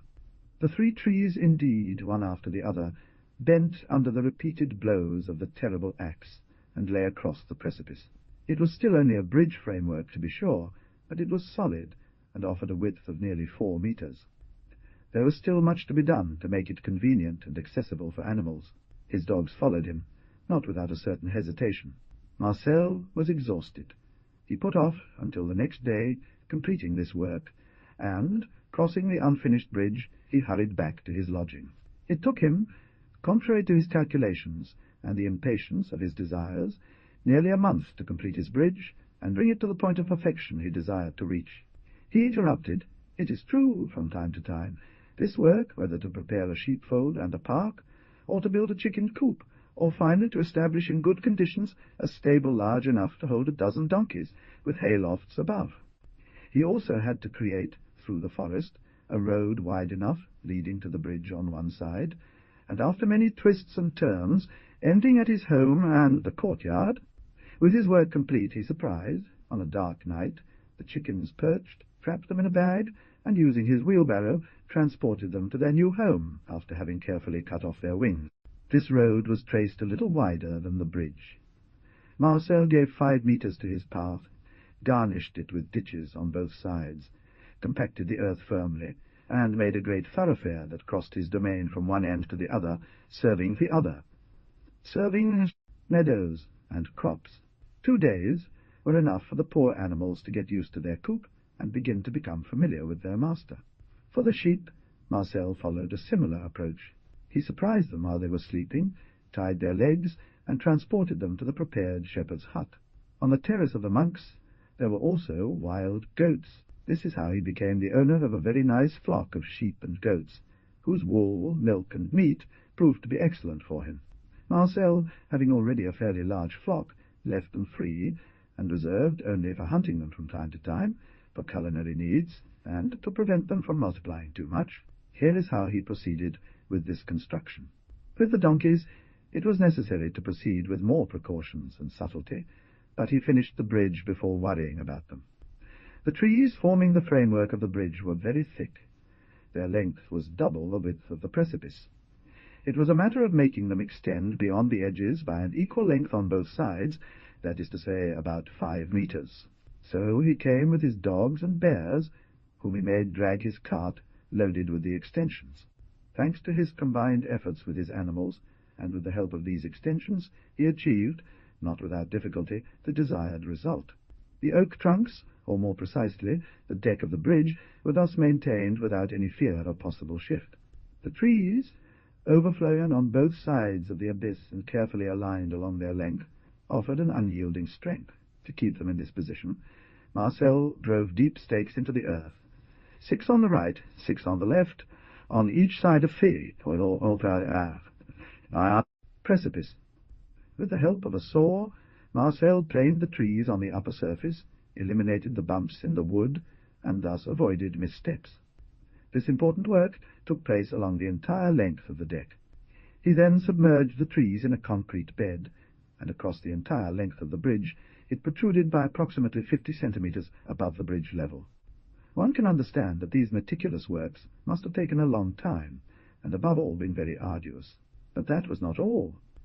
This type of double wall was intended to maintain a false floor of rammed earth and crushed stones. so that when this area was completed, it had the same appearance as the road surface of the path it seemed to continue. As a final precaution, to prevent the animals from the Plateau des Religieux from foraging in his fields and damaging his crops, he installed gates at each end of the bridge. These doors were solid, thick, wide, and high. They closed not just at the latch, but were further reinforced by a safety bar of oak, which no animal, however vigorous, could have forced. With the bridge complete, Marcel installed solid guardrails on each side, at the height of the support, consisting of a series of posts nailed upright and connected to each other by other posts, in the form of a St. Andrew's cross. This last very wise precaution was taken primarily against wild donkeys that Marcel intended to capture, so that once caught they could not regain their former domain, and also so that those remaining free could not penetrate the ridge and come to devastate the harvests. Now it was a matter of gaining control over a certain number of donkeys. Marcel had, on several occasions, caught a glimpse of them, which seemed very beautiful and very vigorous to him. He would occasionally throw them handfuls of wheat, barley, and oats. This bridge, thrown across an apparently insurmountable abyss, this new route established, and crossing the entire estate, had completely altered the landscape's appearance, and, far from harming it, had given it a picturesque and lively aspect that was a pleasure to behold. The animals, noticing that he didn't seem to be attending to them, gradually grew accustomed to his presence. They joyfully ate what he threw to them, but at the slightest movement he made, they fled at full speed. The young man had noticed where they gathered to spend the night. He used methods employed to hunt bears and other wild animals to surprise them. He dug large pits, about 20 deep, and nearly 2 meters wide, with sheer walls. Above them he placed a large quantity of grain. He covered these pits with interwoven branches that would give way under the slightest effort. Having set up these traps, he waited.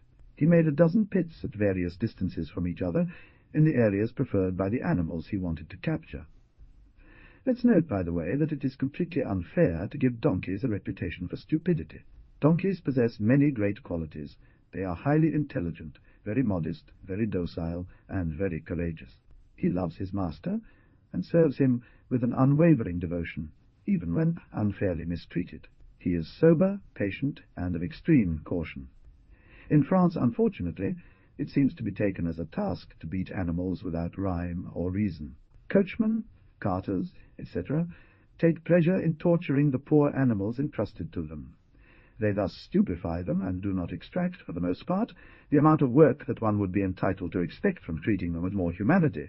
Today, this task has begun. Coachmen and carters are being condemned for acts of excessive brutality, but there is much more to be done.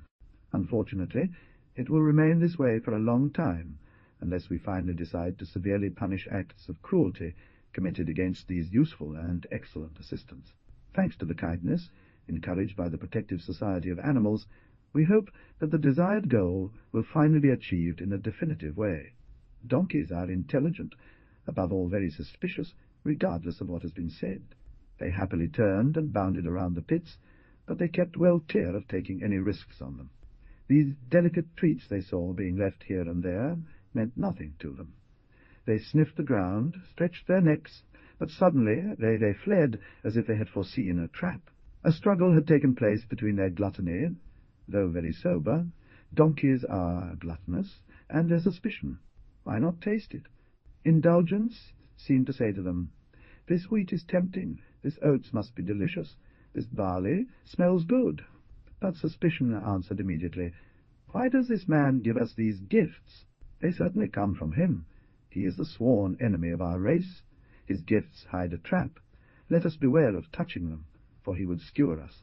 Thus, the strong-willed ones of the donkey race, the old and experienced, must surely have reasoned, while the young ones believed them and abstained. Marcel, who knew the character of donkeys, did not appear on the plateau again. For several days he refrained from crossing the bridge. The donkeys, no longer seeing him, relaxed, especially the younger ones, whose greed had been provoked. The outcome of these discussions was easy to foresee. One night Marcel, shortly after the moon had risen, crossed the bridge and went to visit his traps. They had all been ransacked. 3 or 4 were empty. The animals had evidently sensed the trap in time, and escaped. The others were inhabited. 3 contained each an ass with her foal. In the others there were 10 young asses of the most beautiful breed. The poor beasts trembled with terror. They were literally dying of hunger. When they caught sight of the young man, they groaned lamentably and made no effort to resist. Hunger and terror had tamed them. They obediently followed their new master. 10 days sufficed to fully tame them. Marcel stroked them, rescued them, and one by one they allowed themselves to be put in a harness. At sunrise all the prisoners were settled on a soft bedding in the stable built for them, eating the provisions placed in the troughs and racks. Difficulties did not frighten him. Now he needed wagons. He set to work with the intention of building 4. Marcel considered the number of his captives sufficient. He left their companions free, certain that if he ever needed them again, it would be easy to regroup his cavalry. He would make vehicles of the most primitive model, with solid wheels, and in one piece. This time the Corniche had become a truly great farm. There was nothing lacking, except for oxen and cows, but donkeys and goats could amply suffice for both farming and cooking needs. Unfortunately, Marcel had no outlets to sell his products, which weighed heavily on him. Chapter 20. How Marcel fell ill, and was healed by a ghost who paid him an amicable visit during the night. 2 years had passed since Marcel became a prisoner on the cliffside. The young hermit now made his excursions, and walks mounted on a magnificent donkey, remarkably gentle, which he had named Jean-Pierre. The dairy had taken considerable proportions: goat's milk, sheep's milk, and donkey's milk. His domain had significantly expanded. The annexation of the Plateau des Religieux more than doubled its size, and it had taken only the construction of a bridge to achieve this enlargement. Butter and cheese were in abundance. He thus assessed the state of his domestic animals. 5 dogs, Pitiot, had a new litter. Little One, Ravaud, Breffaut, Gamin, and Lisette. 2 bears, my friend Pierrot and Mrs. Gigon. 12 donkeys, 2 new females who have each given birth to a foal. Each of the donkeys had a particular name.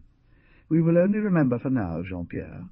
2 otters, Jeanette and Mariette, about 80 sheep, 25 goats, 100 chickens, 15 domestic pigs.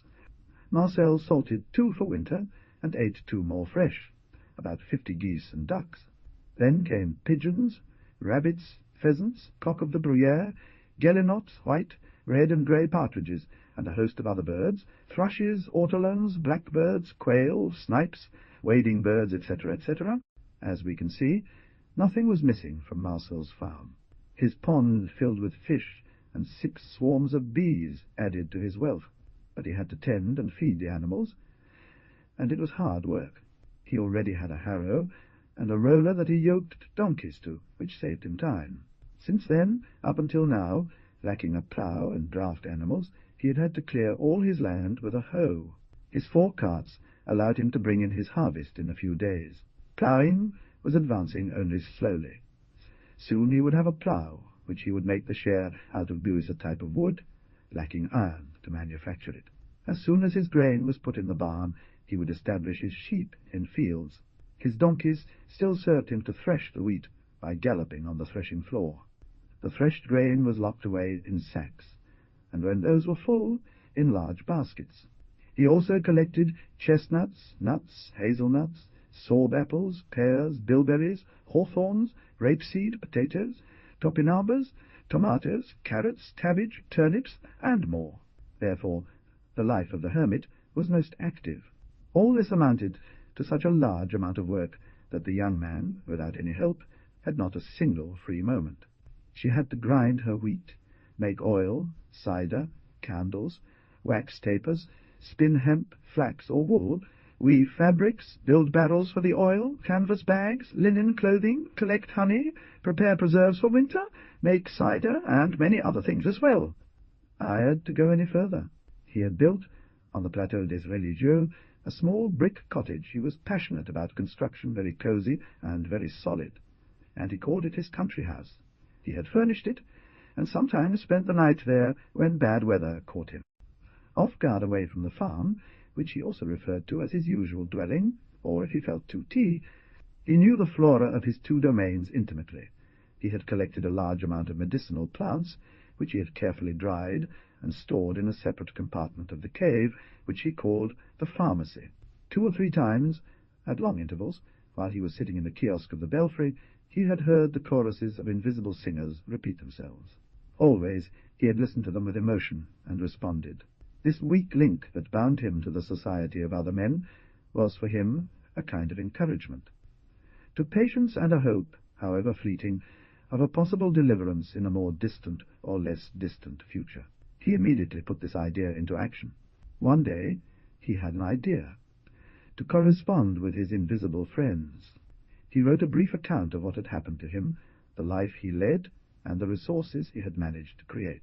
He added to this narrative the topographic plan of the Corniche and the Plateau des Religieux, of which he mentioned the discovery, without, however, uttering a word about what he had found in the underground. He finally prayed to the person who would read this letter to communicate it to the owner of the farm, L'Auzette. He concluded by saying that, despite his efforts, it was impossible for him to find a passage, and that his rescue could only come from outside. Having done that, he folded the paper, carefully wrapped it in a rabbit skin, tied it to a heavy stone, which he attached to firmly woven ropes making a cord at least 50 meters long. Occasionally, solitude weighed heavily on him. After doing so, it seemed so basic and simple to him that he wondered why he hadn't thought of it sooner. He fed the cable through the space and attached one end to a section of rock overlooking the precipice, which he had held in his hand. Yet, under no circumstances would he have consented to part from such devoted friends. During these hours of melancholy, as affectionate and eager as they might have been, he felt their company was not enough for him, as he could not converse with them or share his thoughts. This soil, which he had cleared and fertilized, had become dear to him, and if those he loved had been near, he would have readily agreed never to return to the society of other men. He did not precisely desire his liberation, but he would have liked to be able to communicate freely with his friends from the outside, and without giving up his domain, to have the possibility of going and coming from a mountain to the valley. By carefully exploring the limits of the religious plateau, he had, on several occasions, and at various points, found traces of former passages. Some of these passages might perhaps, through effort and patience, be restored. Trained by experience, he had become a sort of practical philosopher, without ambition. His desires were limited to living in the mediocrity that he had made for himself, and sharing this modest comfort with childhood friends. These ways may have been destroyed by the very religious people themselves, eager to ensure the safety of their refuge. In other places it was easily recognized that storms and cyclones had destroyed the old paths. Marcel noted one in particular, and traced it on his map. It was undoubtedly the only one that the fugitives had kept to have an escape route. It made 1,000 tangled twists and turns in the most bizarre way. It was through this path that the assassins had arrived. These, having committed their crime, furious at not finding the riches they desired, had to destroy the passage as they retreated, leaving no trace of their horrible deed. This path was only interrupted for about 30 meters.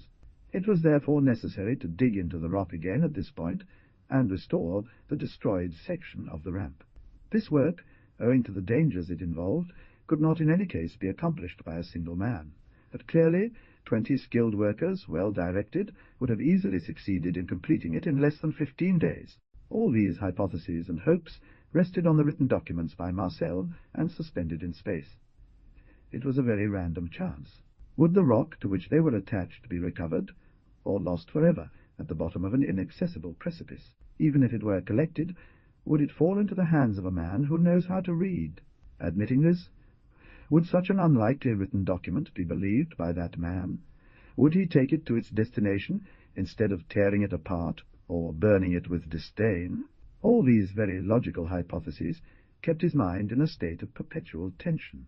The solitary one gave himself over to this series of thoughts, still wondered if, even admitting that his paper fell into friendly and well-meaning hands, the inquiries that his revelations would trigger would not go astray, and if, in the face of our first failure, those who wanted to save it would not give up hope.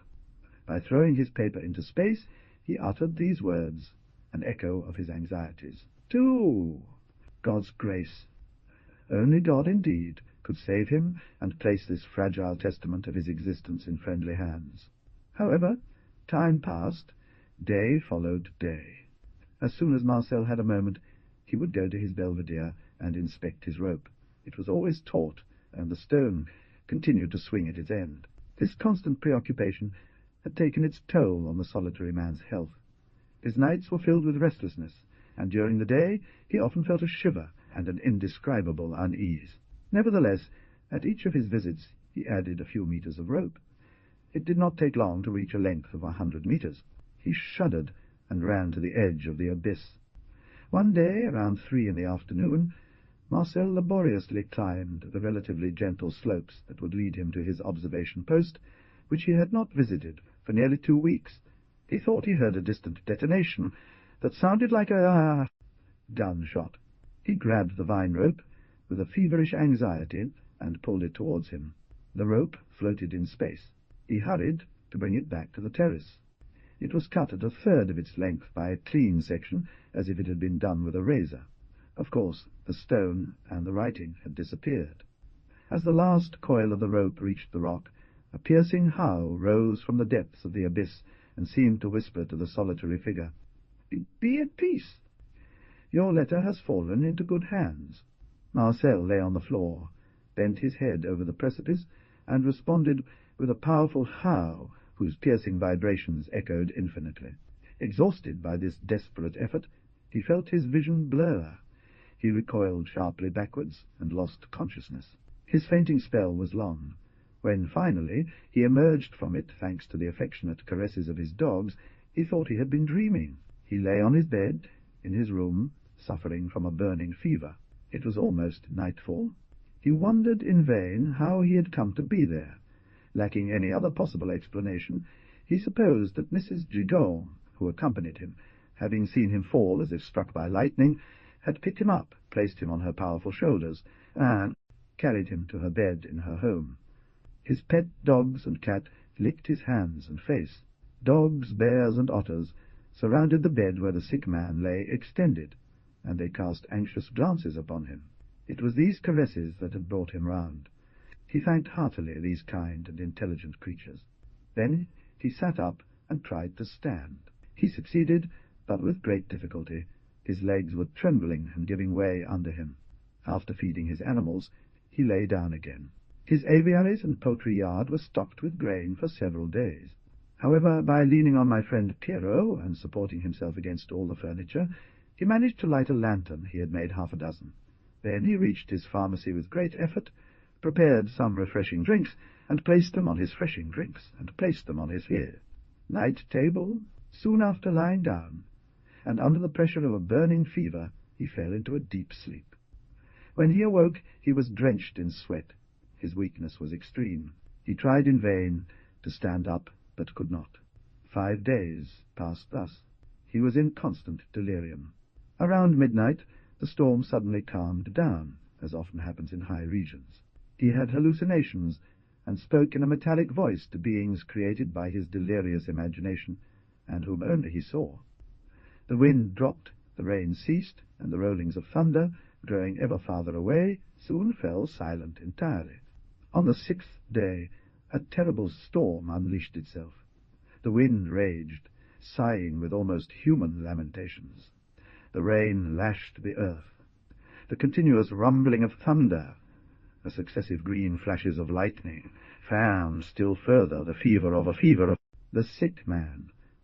A sudden fresh breeze replaced the smouldering atmosphere and deliciously cooled the gasping chest of the sick person. He drank small sips of herbal tea and sank back into his damp, with sweat-soaked bed, with an expression of indescribable well-being. His animals, lying down, surrounded his bed. The room was only illuminated by a lantern, whose dimmed light, filtered through a mesh, cast only an uncertain glow. Marcel opened his eyes. Overwhelmed by fever and broken by the storm, he had closed his eyes and sought sleep. Suddenly, dogs, bears, and otters let out a muffled wail in unison, and they slithered under the bed, where they stood still, shivering from head to toe and exhaling in terror. Then he saw, or rather thought he saw, for himself could not say if he was the victim of a feverish hallucination, or if what presented itself to his gaze was reality. Marcel saw a shadow emerging from the depths of the cave, walking, or rather gliding across the floor and heading towards him. The steps of this phantom, whatever it was, made no sound as it touched the beaten earth. The closer the shadow got, the more Marcel thought he recognized it. The outlines of the apparition became more distinct, clearer, and more defined. There was a moment of grim silence. The animals moaned loudly. Finally, the ghost stopped at the sick person's bedside. He, with his eyes abnormally wide open, watched it approach and followed every movement, leaning on his elbow and bending his upper body forward. Finally, the spectre spoke in a soft, clear voice, imbued with an admirable expression of tenderness. "Do you recognize me, Marcel?" he asked. "Yes, my old friend," the patient replied. "You're the man in the burnous." "Oh, I haven't forgotten you." "Thank you." "Neither have I. I haven't forgotten you. You were happy, weren't you?" "While I suffered," Marcel continued, with a hint of bitterness. "May God will it." "That accusation is unjust, my young friend. You'll recognize it soon enough." "God knows everything, and can do anything." "So you suffer, poor child?" "Yes, but my pain is essentially moral. I suffer from being far from all those I love. Alas, perhaps they have forgotten me? This thought is bad, Marcel. I am amazed that it should occur to you. You are right, I am wrong, but for almost 3 years now I have lived alone and forgotten on this promenade." "Forgotten?" "No, Marcel, not a day, not an hour. Have we ceased to think of you and seek ways to help you? Be therefore blessed for this constant friendship.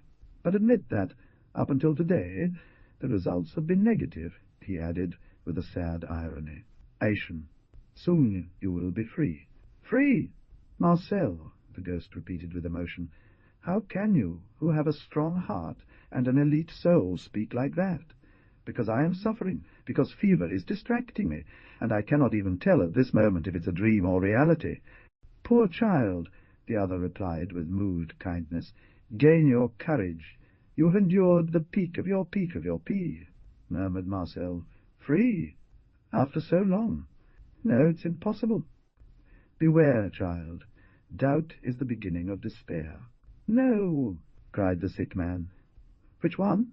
the shadow asked anxiously, going back to the alouettes. "Yes, but with the ease of returning here whenever I please. I do not fear it. If I had my friends close to me, I would not consent to leave this plateau, where I have indeed suffered much, but where, now, I am so happy, amidst the marvels that through force of will and work I have managed to achieve. There is only one thing I would desire to be completely happy. The only inconvenience of this terrace, so vast and splendid as it is today, is that I can't leave or enter at will." "Yes, that's how humans are," the ghost murmured thoughtfully. "Anything imposed on them causes them discomfort." "You are that man, Marcel." "No," the young man replied sharply. "He has never left the house he lives in since his childhood, in a large city. Condemn him not to go further than 20 leagues from his home. This man, sedentarian by disposition, by habit, and by the temperament, will be immediately seized with an frenzied love for travel, which he will need to satisfy any way possible. If I had truly wanted it, perhaps, on the plateau adjacent to this one, would I have carved out a path to descend into the valleys? Why didn't you do it? Most of them have saved my life several times, and have always been rewarded with a caress. But I would have condemned to an inevitable death the poor devoted animals with whom I filled my solitude, these humble friends whose precious aid has never failed me. You would thus have joined your friends, whose desperate absence you share, and who would have been so happy to see you again." "It's true," answered Marcel, nodding. "But if I had made this attempt and succeeded, I would indeed have filled my friends and myself with joy. But solitude enlarges the soul by killing selfishness. Suffering taught me kindness and gratitude. There is no animal, however small, that does not willingly become a friend and servant of man, when he knows, through his care, that he is not ungrateful. I suffer horribly, I admit, from being separated from my adoptive parents, my sister, my farm friend, and you, my old friend, especially. They have given themselves to me entirely, without any thought. All of you suffer from this separation, I know. I feel it, but my heart defends me from abandoning the friends of my solitude, however humble they may be. By leaving them thus voluntarily, I would be committing a bad action, a cowardice. My heart revolts at even the thought of it. My friends at the farm, no matter how great the sorrow their absence causes them, can wait. Those that I would leave behind here would die of grief and pain at not seeing me any more. If I cannot take them with me, or establish a line of communication that allows me to come and go from the farm to here in my own way, I am resolved, though my heart breaks at this thought, to stay here near my animals. There was a brief silence. I do not wish to repay with the blackest ingratitude the boundless devotion they have so often shown me. That is well, said the ghost at last. You spoke as a man of heart and character. I will not forget you. All shall be done according to your wishes. I do not say, be brave, child. Your courage stands firm. I say to you, patience and good hope. Patience is only a form of resignation. I have learned to be patient by resigning myself for a long time. You seem to be suffering, Marcel. Yes, a lot. For 5 days and 5 nights, fever has kept me pinned to this bed. The patient then saw a dozen small bottles carefully capped with emery and arranged in separate compartments. The water immediately took on a golden yellow hue. The mysterious man chose one of these bottles, filled a cup with water, then dropped in a few drops of liqueur. The man in the burnous, or ghost, as it shall please the reader, examined the young man with the most serious attention. Then he rummaged through his gibbs shear, removed an oblong box made of leather, and opened it with a microscopic key. All this was done slowly, almost automatically. The strange being recapped the bottle and closed the box, which he put back into his satchel. Then, taking the cup and presenting it to Marcel, "Drink," he said affectionately. The young man took the cup and drank, then returned it half full to the man in the burnous, who placed it back on the nightstand. "Now sleep," the ghost repeated. "When you awake, you will be healed, poor child." As he drank, he felt an indescribable sense of well-being spread throughout his body and all its joints. Marcel fell back on his bed with a sigh of well-being. When he woke up, it was broad daylight. His eyes closed. Nevertheless, between his half-closed eyelids, he followed, as best he could, the movements of his strange visitor. The sun was casting its golden arrows over all nature. A fresh and fragrant breeze penetrated the room. The weather was magnificent. It seemed to him that the latter was moving away from his statue-like stance, silently and mechanically, towards the back of the cave, but his thoughts became muddled almost suddenly. He lost consciousness and fell into a deep sleep. Marcel felt full of energy. He no longer experienced any pain. Dogs, bears, and otters, sitting gravely around their master's bed, watched his awakening with anxious expressions. He was cheerful and happy. He caressed his beloved animals affectionately, spoke to them, and jumped joyfully out of bed. He was greeted with cries of joy and flapping wings. He groomed himself with the utmost care, then went outside to feed his creatures, which he had, much to his regret, neglected for 5 days. When everything was put back into its usual order, he mounted Jean-Pierre and took a long walk through his plantations to assess the damage caused by the storm of the night. This damage was insignificant. 2 or 3 hours would be enough to fix everything. He then returned to the house, and after putting Jean-Pierre in the stable, he quickly prepared his lunch. He felt a true appetite of a convalescent. While eating and distributing dainty pieces to his usual companions, he pondered. He was highly intrigued by his night's adventure. He only recalled very vaguely the conversation he had with the man in the burnous. Tomorrow, he wondered if this fantastic encounter was real or merely a dream, an hallucination brought on by his fever. Both were equally possible, especially as his nervous system, overexcited by the storm and the intense fever consuming him, could easily have produced such a strange dream. Nevertheless, without positively remembering what had been said between himself and the man in the burnous, or the ghost created by his overexcited imagination, he remembered that the conversation had lasted a very long time, and his interlocutor had ended it by offering him a refreshing drink, prepared by himself, saying, "Drink. You will be cured." Then the ghost seemed to fade away into the depths of the cave. In any case, the prophecy of the apparition had completely come true, as he was indeed fully cured. "The dream, if it is one, is certainly singular," said Marcel. Oh, there is something strange and odd at the bottom of all this that eludes me. The rest is in the cup. Let's see. He got up, and with one leap reached the nightstand. If suddenly, by striking his forehead, I will know at once if this encounter is real or merely a dream. The potion that the man in the burnous presented to me, and of which I remember very well, I only drank half, was of an admirable golden hue, with a pungent and aromatic taste. Come on! The cup was there, half full, but what it held was a simple violet infusion, prepared by Marcel himself, and its colour was a somewhat purple-blue. Exclaimed the young man with some disappointment, "I've had a dream. Obviously, I've had a hallucination." Then he added with a smile as he resumed his lunch, "It doesn't matter whether it's an illusion or not.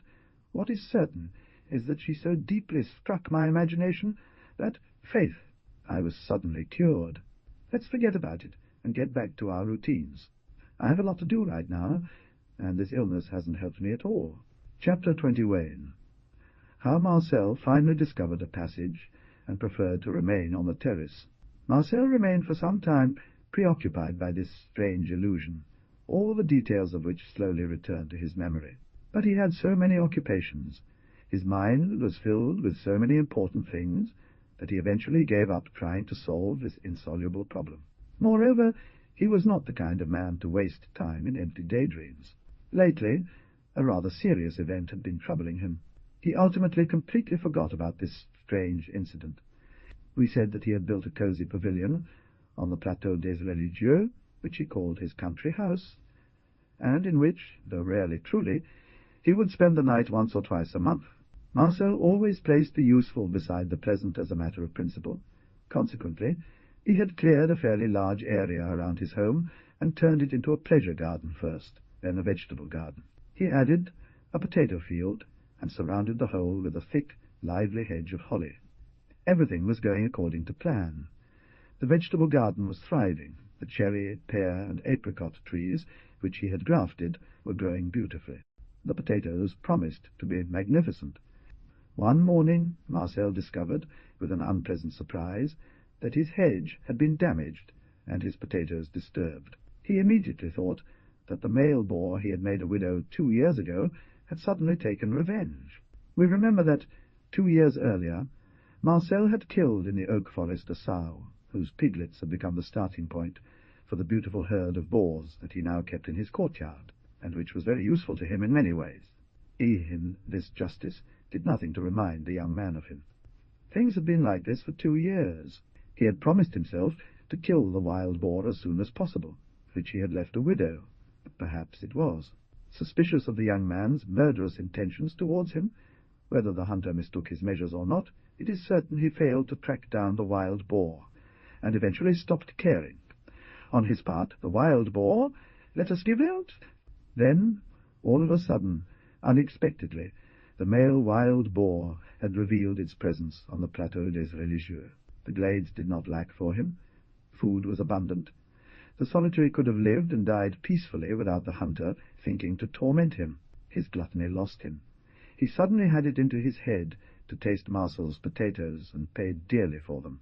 How many misfortunes has greed not caused since the beginning of the world? Distressed and afraid by the clearings made by Marcel, and feeling uneasy and unsafe in the oak forest where he had established his home, he had taken advantage of a fine night, when the bridge, not yet completed, lacked its doors to cross it, and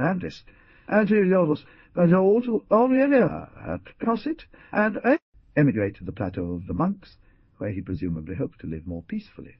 The unhappy wild boar only added to the list of these ones, having everything he wished for. If he hadn't wanted to taste the forbidden fruit, too, perhaps he would have died of old age.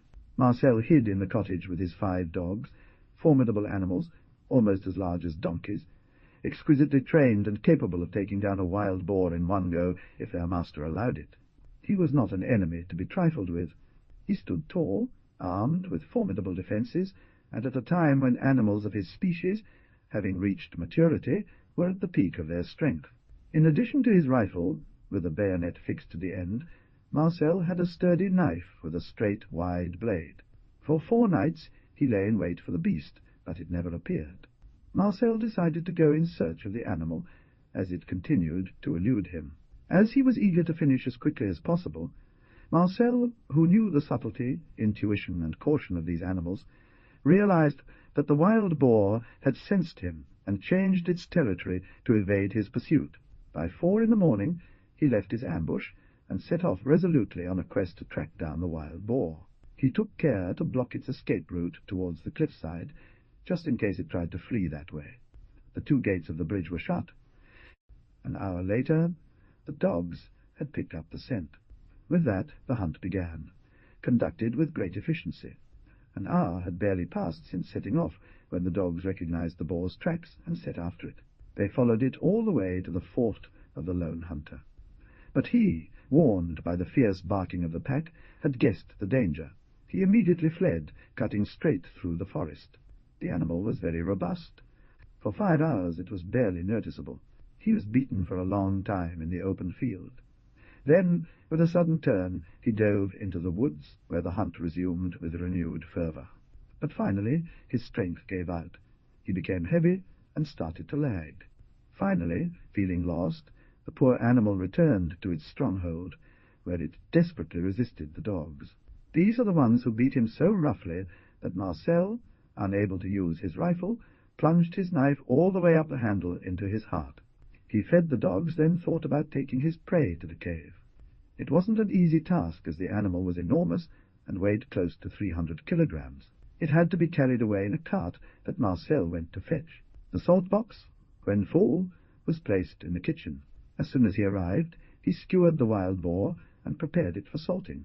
This one, already very crowded with objects of all kinds, without counting the stove and oven, which took up a lot of space, Marcel, to get rid of it, had relegated the empty salt cellar to a compartment quite far from the cave. As soon as the wild boar was prepared, the young man lit a lantern and descended into the depths of the cave.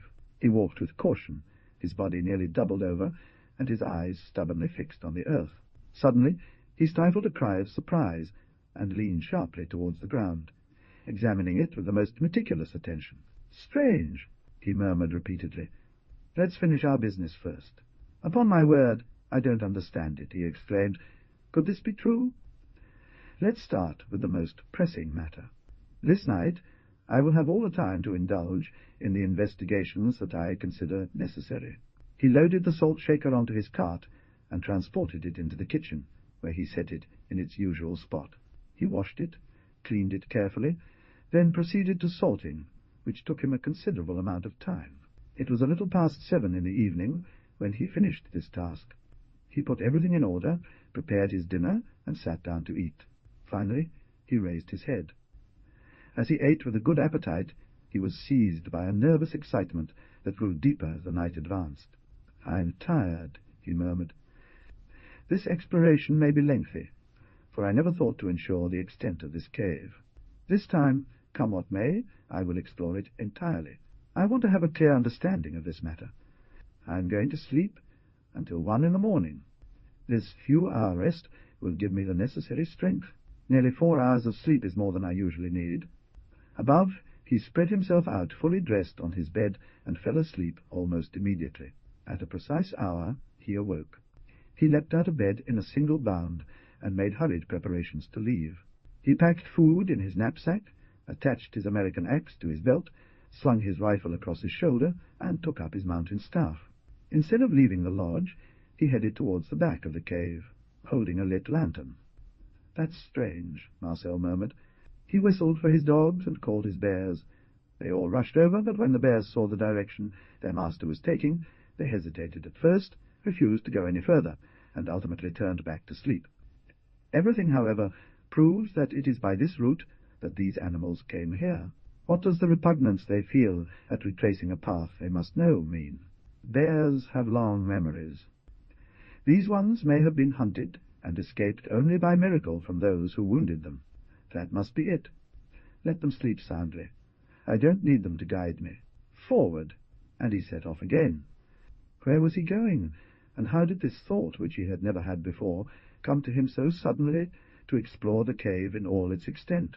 How, above all, had this idea arisen unexpectedly and almost suddenly in his mind?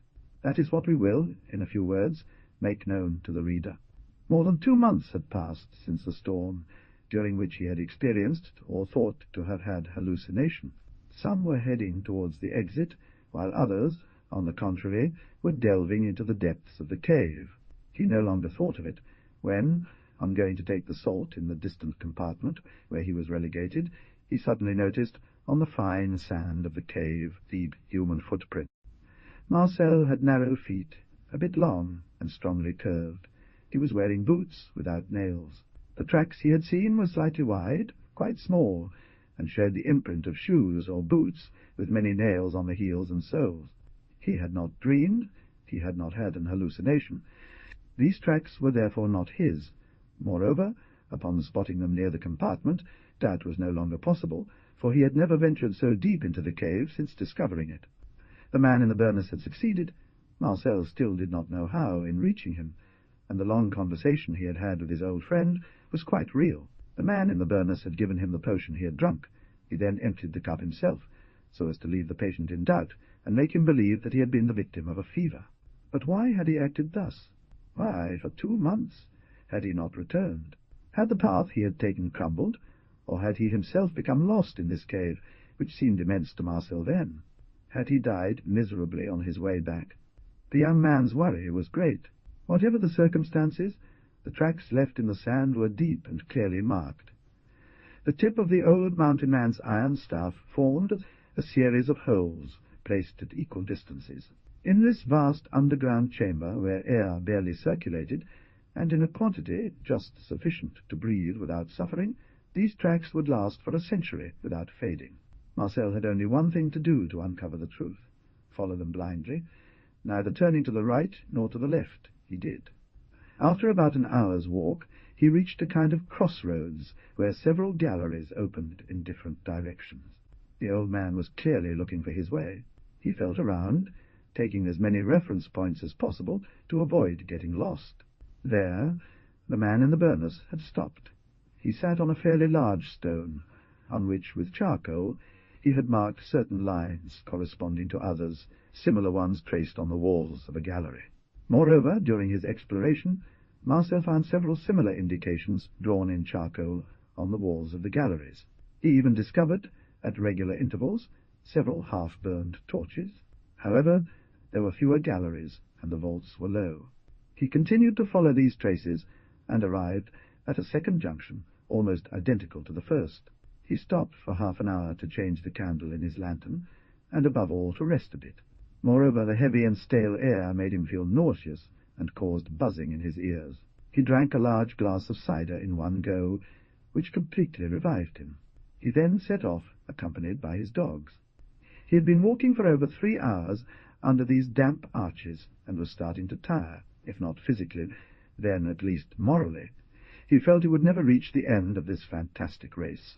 The faithful animals were also affected by the place in which they found themselves. The good beasts seemed sad. They did not run and play as they usually did. The underground had indeed soon taken on a completely new appearance. On the ground, sandy terrain had given way to piles of rock formations that made walking extremely difficult. He had unexpectedly emerged into a vast hall, with such a high vault that it was invisible. Marcel for a long time heard intervals of deep rumblings that sounded like, to all intents and purposes, the continuous rolling of distant thunder. The charcoal marks on the wall continued to guide him until suddenly he stopped and let out a cry of admiration before the grand and majestic sight that suddenly unfolded before his eyes. These sounds, at first very distant and barely audible, increased in intensity at every moment, and soon changed into a horrible rumbling, whose roar far exceeded the dazzling flash of several large-caliber artillery batteries firing simultaneously full blast. From a height of 7 to 8 meters, a frothy sheet of water fell, at least 5 meters wide, forming a sort of lake on the ground. In the depths of this hall, strewn with stalactites, light reflected off the countless facets of these magical diamonds, and repeated all the shades of the prism. A stream, broad and deep, emerged from it, roaring, and just a few steps further it branched into several other waterways. Where did this majestic waterfall come from, this unknown source? Marcel ignored it. He did not even try to guess, already certain that he wouldn't find a sufficient explanation. The more he advanced, the lower the vault became. It was barely 3 meters high. He continued, following the main watercourse, until he reached another chamber, where it further subdivided and followed directions roughly parallel. The signs of the passage of man to the burners continued. Marcel drowned his hand in the stream. He stopped. This water, of an unparalleled transparency, was of a glacial cold which made him shiver. He reached a low room, where the stream, quite wide, left on either side only a narrow strip of land. Should he go further? He reflected for a few moments, and found himself rather embarrassed. He had set off at 1 in the morning, and his watch showed 7½ hours. For nearly 7 hours he had been walking in the darkness. He expected more surprises. The distinct black marks on the wall compelled him to continue and go the whole way. In short, he thought, I must have covered the greater part of the journey. The path he had taken must have been considerable, and all he had done was to notice the immensity of the cave, of which he occupied only an insignificant part. Since the man in the burners completed it entirely, why shouldn't I, being young and vigorous, do as much as that old man whom nothing could deter? Later on, I may need it, and be happy to use it. I will follow this example, if only to know to what extent this immense underground network reaches. The water that I have been following for so long has obviously carved out an exit. It is this exit that I want to discover. In short, after all his reflections, the young man decided to continue his adventurous exploration. He resumed his march. On the opposite side, the water reached up to the wall. The tunnel was getting narrower. The strip of land on which he advanced was barely a meter wide. The vault lowered so much that for nearly a quarter of an hour he had to walk almost doubled over. The floor became wet, muddy, and slippery. Marcel struggled to advance with extreme difficulty, and it was only thanks to his cane that he managed to maintain his balance. There, a surprise awaited him. Suddenly, without anything warning him, the vault rose almost suddenly to a great height, and the young man emerged into a vast hall, in the middle of which the stream, quite wide in reality, seemed very narrow. On the sandy ground, where once lay the footprints of the man in the cloak, Marcel discovered the marks of several people, 8 or 10 at least, among which he recognized the endearing imprints of women's feet. The trace of steps, perfectly marked on the wet sand, indicated that the entire company, after a longer or shorter stay, had taken the same path that brought them to this place. These people, whoever they were, had accompanied the man in the burnous. They had stopped there. They had sat down on patches of rock, had taken a meal. Marcel confirmed this by noting a large quantity of reliefs of all kinds, which the dogs hastened to clear away. Alone, the man in the burnous had ventured further. He had only had to return after the departure of the others, as the mark of his steps overlapped those of his companions, and often even erased them. "Well," murmured Marcel, "my old friend didn't attempt his expedition alone. Other people who were interested in me wanted to follow. Who were the women in this group?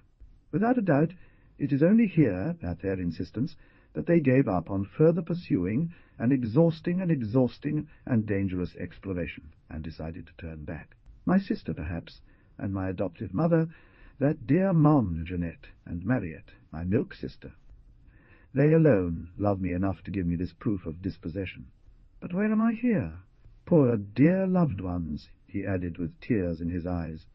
"May they be blessed for this friendship they maintain with me. Where does this cave open up, that my friends thought to explore it? I want to know. Come on, courage and forward." And he set off again with renewed vigor. He was no longer alone. The thought of his friends kept him company. Their tracks seemed to whisper, "Be strong, Marcel. We haven't forgotten you. We still love you." He laughed and cried at the same time, unaware of the feeling of happiness that shook every fibre of his being. His fatigue was a distant memory. All his past life retreated in fiery characters within his thoughts.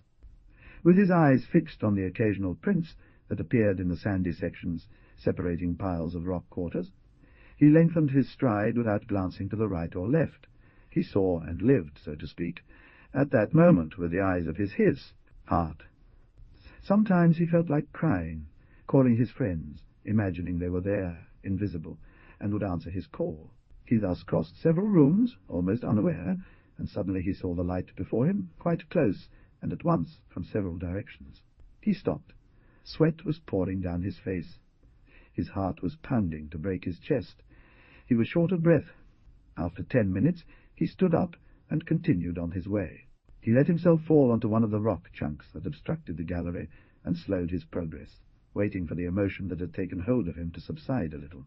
A quarter of an hour later he crossed a vast hall supported by a colossal natural pillar and opening onto the sunny sky. Then he reached a platform above a magnificent waterfall that leapt from rock to rock and descended into an admirable valley, encircled by high mountains. Suddenly he let out a cry of joy and surprise. Surprised, enraptured by the magnificent landscape unfolding before his eyes, he inhaled the fresh, fragrant morning air through every pore. This splendid panorama had been familiar to him for a long time. He had finally recognized it. "The Entremont Valley? It is in the very cave where they are born that I live," he cried out. "The mountain of Haute Duceil, the sources of Diersvif. These sources, whose point of origin no one knows, I have seen them. I have walked alongside them for several hours, deep within the earth. What a singular destiny mine is! But since God had decided otherwise, let his will be done. I had there, close to me, at my disposal, the means to escape my captivity, and never did it occur to me to explore this mysterious underground, into which Providence, as it were, had guided me by the hand." He sat down on the platform and looked at his watch. 9 o'clock, he exclaimed. "Now I can rest at my leisure." It took me 8 hours of uninterrupted walking to reach the exit of the underground. He opened his knapsack and spread out his provisions in front of him. "I am hungry," he said, laughing. "I've earned my lunch." Then he became pensive and gave himself over to long daydreams. He remained thus for a long time, as he never grew tired of admiring this splendid spectacle. He ate, surrounded by his dogs, but he was distracted, stopping at every moment to admire the landscape and name, one after the other, the places he knew. Finally, just before noon, he closed his knapsack and stood up. He immediately recognized it. He had given it to his nurse when she had made her first communion. Dear little cross! At that very moment he saw something sparkle in the grass. He bent down quickly and picked up a small, simple golden cross. He said with emotion, kissing her full on the mouth, "Oh, I will keep you on my heart. Mariette must be so sad to have lost her. If she knew that it was me who found you, she would be happy, for she loves me dearly, the dear and gentle one. I will return you myself to your owner, little cross." He stopped. "What should I do?" does he murmur. "If I wish it, I could be at the Alouettes in a few hours. How happy they would be to see me again." "No," he said, "I cannot do that." He made a gesture as if to set off down the path winding in long perpendicular curves to the cascade and descending into the valley, but he stopped immediately.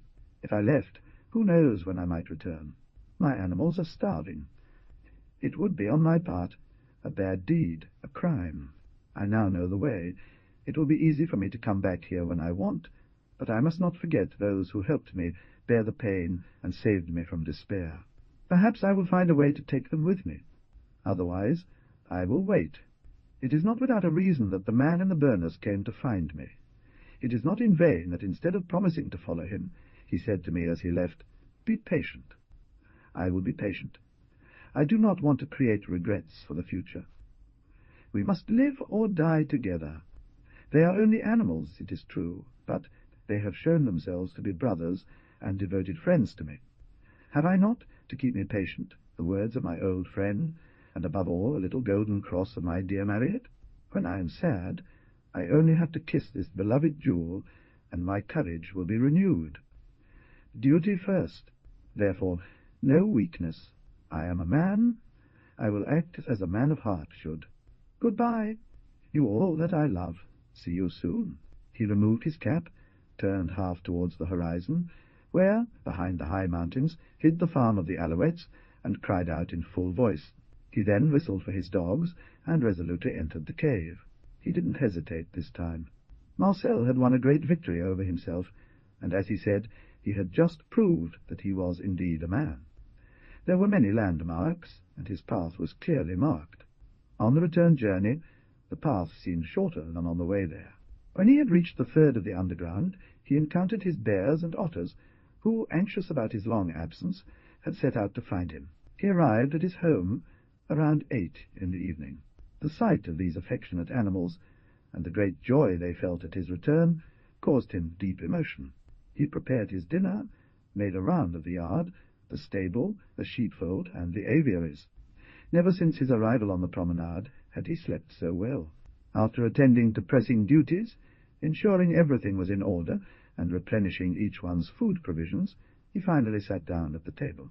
As he had a large appetite, he ate well, sharing his meal and conversing, as was his custom, with his usual companions. Then, having finished dinner, instead of prolonging his vigil, as he usually did each night, he went to bed at once, and slept soundly until the next day. The next day he rose fresh and ready, resuming his regular work, as if nothing extraordinary had happened. Since he had found a way out, his captivity no longer weighed on him, for he was master of ending it whenever he pleased.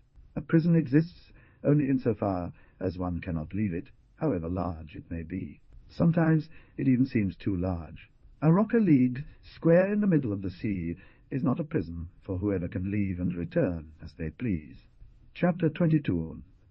How Marcel celebrated the memorial feast according to tradition, and how the feast ended. Certainly, we will not claim that Marcel, after his long journey of discovery through the caves of Gaia's Vif, had retained the same peacefulness of mind as before, that is to say, at a time when he did not believe in the possibility of deliverance. His character was too firmly rooted for this unforeseen incident to change his way of being.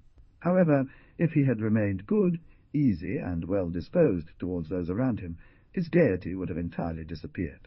Often he would sigh, and no matter what care he took to try and react against his worries, the days seemed interminably long to him. One should not conclude from this that he regretted the generous and manly resolution he had taken. On the contrary, it was this very resolution that supported him and gave him the courage to wait. A secret premonition warned him that he would receive aid from outside, even though it was impossible for him to understand how this promised help would arrive. It wasn't his solitude that caused him pain. The feeling he experienced he couldn't explain to himself. We are going to try to analyze this singular defect. In sum, he was a man, in the best sense of the word, but if he possessed most of the good qualities of the species, he also had some of its defects, and there is one very great defect which touches the human race to its very core, without even their knowing it. A great philosopher, long since dead, said that every man is unknowingly doubled by an actor, and in all the good or bad actions of life, man is, despite himself, playing a comedy. Another philosopher, no less great than the first, but very much alive still, thanks to God. A single word slice, almost cynical, the question poses everything plainly to its contemporaries, who are hardly flattered by the compliment. Man proceeds from the monkey, his ancestor. Lo, one cause, night stargate, what are the fated calico, old gas? Is it true? The word is harsh. We will not discuss this hypothesis, even just out of courtesy for our kind and dear readers. Unfortunately, the consequences of this brutal aphorism are terrifying. One does not say such truths to oneself. These two philosophers, despite their renown, seem to us, humble writers, very harsh on humanity. We leave them to be guessed at most, and then with extreme caution. But it does not necessarily follow that we proceed in a straight line from the simian race. The man we know feels the need, against his will, to pose. We know only too well that men love all things glittering, embroidered, plumed, and dressed up, that they have become masters of curtsies, smiles, and all sorts of expressions, and that in this area many men we know could give even the most skilled, even monkeys, a run for their money. We ask pardon for this neologism that the Academy rejects, but it so well expresses our thought that we still use it at our own risk and peril. This need to pose, that is, to astonish his contemporaries, is so innate in man that he poses on every topic, both good and bad, but more so for the latter, as his vanity and pride require satisfaction at any cost. Heroes and great criminals pose, the first before history, from whom they solicit admiration. That is why it is said that there is no great man for his chambermaid, and this quip is truer than it seems. Great criminals pose before the public they then like to terrify with the tale of horrifying crimes, often imaginary. These wretches returned to their cell, tremble, weep, and become as weak and as fearful as they had shown arrogance and bloodthirstiness before their astounded audience. The comedy played, with or without success, the hero, good or bad, disappears, and often leaves only a vulgar person, who may have great acting talents, but is never a man of spirit. What is most strange about this singular flaw is that the man is the first victim of this pose madness. Let us pause on this treacherous path, down which we have ventured a little lightly. If the public is absent, if he is alone, he stages this comedy of admiration for his own benefit, and what is most singular is that he does so with conviction, believing, as another expression from theatrical slang has it, that it has actually happened. Marcel was at that point. Perhaps we would eventually give credit to both great philosophers mentioned above, and we would be truly desperate. He was posing against his will, but since he inevitably lacked an admiring audience, he was posing. To be sure, it was great and beautiful, and we wouldn't want to diminish it for anything. In front of himself he would reason without end, trying to prove that his decision to stay in his desert was admirable, even sublime. Marcel was all the more deserving because there was no calculation on his part, but a genuine surge of goodwill and the horror of cowardice. If it had been possible for him to confide in any friend, that would have been enough for his happiness. But alas, from there his sadness and boredom. His animals, as intelligent and devoted as they were entirely incapable, save for expressing their gratitude for what he had done, of conveying their thanks to him through speech. One would certainly have been greatly surprised, and above all shocked, had one analyzed, as we have just done, the hidden causes of the state in which he found himself. Fortunately, after having for a long time yielded to this strange feeling, he had gradually regained control. The forced labor he was compelled to perform each day, from morning until night, was not conducive to daydreaming, and served him well in this case by diverting his mind from these new thoughts. Not once did it occur to him to embark on a new excursion through the cave. Thus he hermetically sealed the passage, taking care not to leave any door open. On the contrary, at the very entrance to the underground, that is, at the mouth of the long tunnel leading to the first great hall, he brought with his wheelbarrow a quantity of bricks, cement, etc., and built a thick wall rising up to the vault. He made it, in short, his most important warehouse. He then carefully arranged this part of his home. He transported his high-quality cider barrels, oil barrels, vinegar, lard, wax, candles, and candles there. He knew this, and did not claim to remove the means of leaving whenever he pleased. It is true that if he had absolutely wanted to penetrate once more into the interior of the underground, a day's work would have been more than enough to re-establish a passage. He simply wanted to protect himself from a sudden fancy or a momentary impulse that he feared. While he carried out the necessary work to restore the passage, he would have time for reflection, and could correct the intensity of a first movement. If he left, it would therefore only be after having carefully considered and deeply pondered in his mind his determination. He went even further. This calculation, so sensible from a man of his age, proved a great maturity of mind, a strong character, and above all, a well-decided resolution to faithfully keep the promise he had made to himself. One morning he climbed up to his observatory, and he finally hoisted the flag that had been floating at the tip of his mast for so long. What did that signal matter to him now? It became useless, since his friends, informed by the man in the burnous, knew without a doubt the exact location of the place where he had found refuge. It was the early days of May. He himself had not discovered a passage that would allow him to leave the Corniche. When the moment to do so arrived, master now of his destiny, he considered it useless and unworthy of him to attract the attention of strangers whose aid would arrive too late. He was 21.5 years old. 10 months had passed since the fantastic visit the man in the burnous made to him during a storm night, and 8 months since the day he carried out the exploration of the undergrounds, at the bottom of which lay buried the sources of Fee. Diers Vift. He was a man. His rough life, spent outdoors, and the constant labor he engaged in, had considerably developed his physical vigor and moral strength. He appeared much older than he actually was. He possessed that male beauty which characterizes truly strong men. Veiled, each year he celebrated the sad anniversary of his confinement on the promenade. In physiognomy, soft and energetic at once, was illuminated by an open dreamer's gaze. His wild, dense, soft, and fine beard joined the long, silky curls of his blonde hair, cascading down his shoulders, and gave him a striking resemblance to a lion cascading down his shoulders, and gave him a striking resemblance. Rest. One could sense the spark it sprang forth beneath her long lashes, whose blue eyes were half A's. It was a sombre ceremony, made so by the memories it evoked.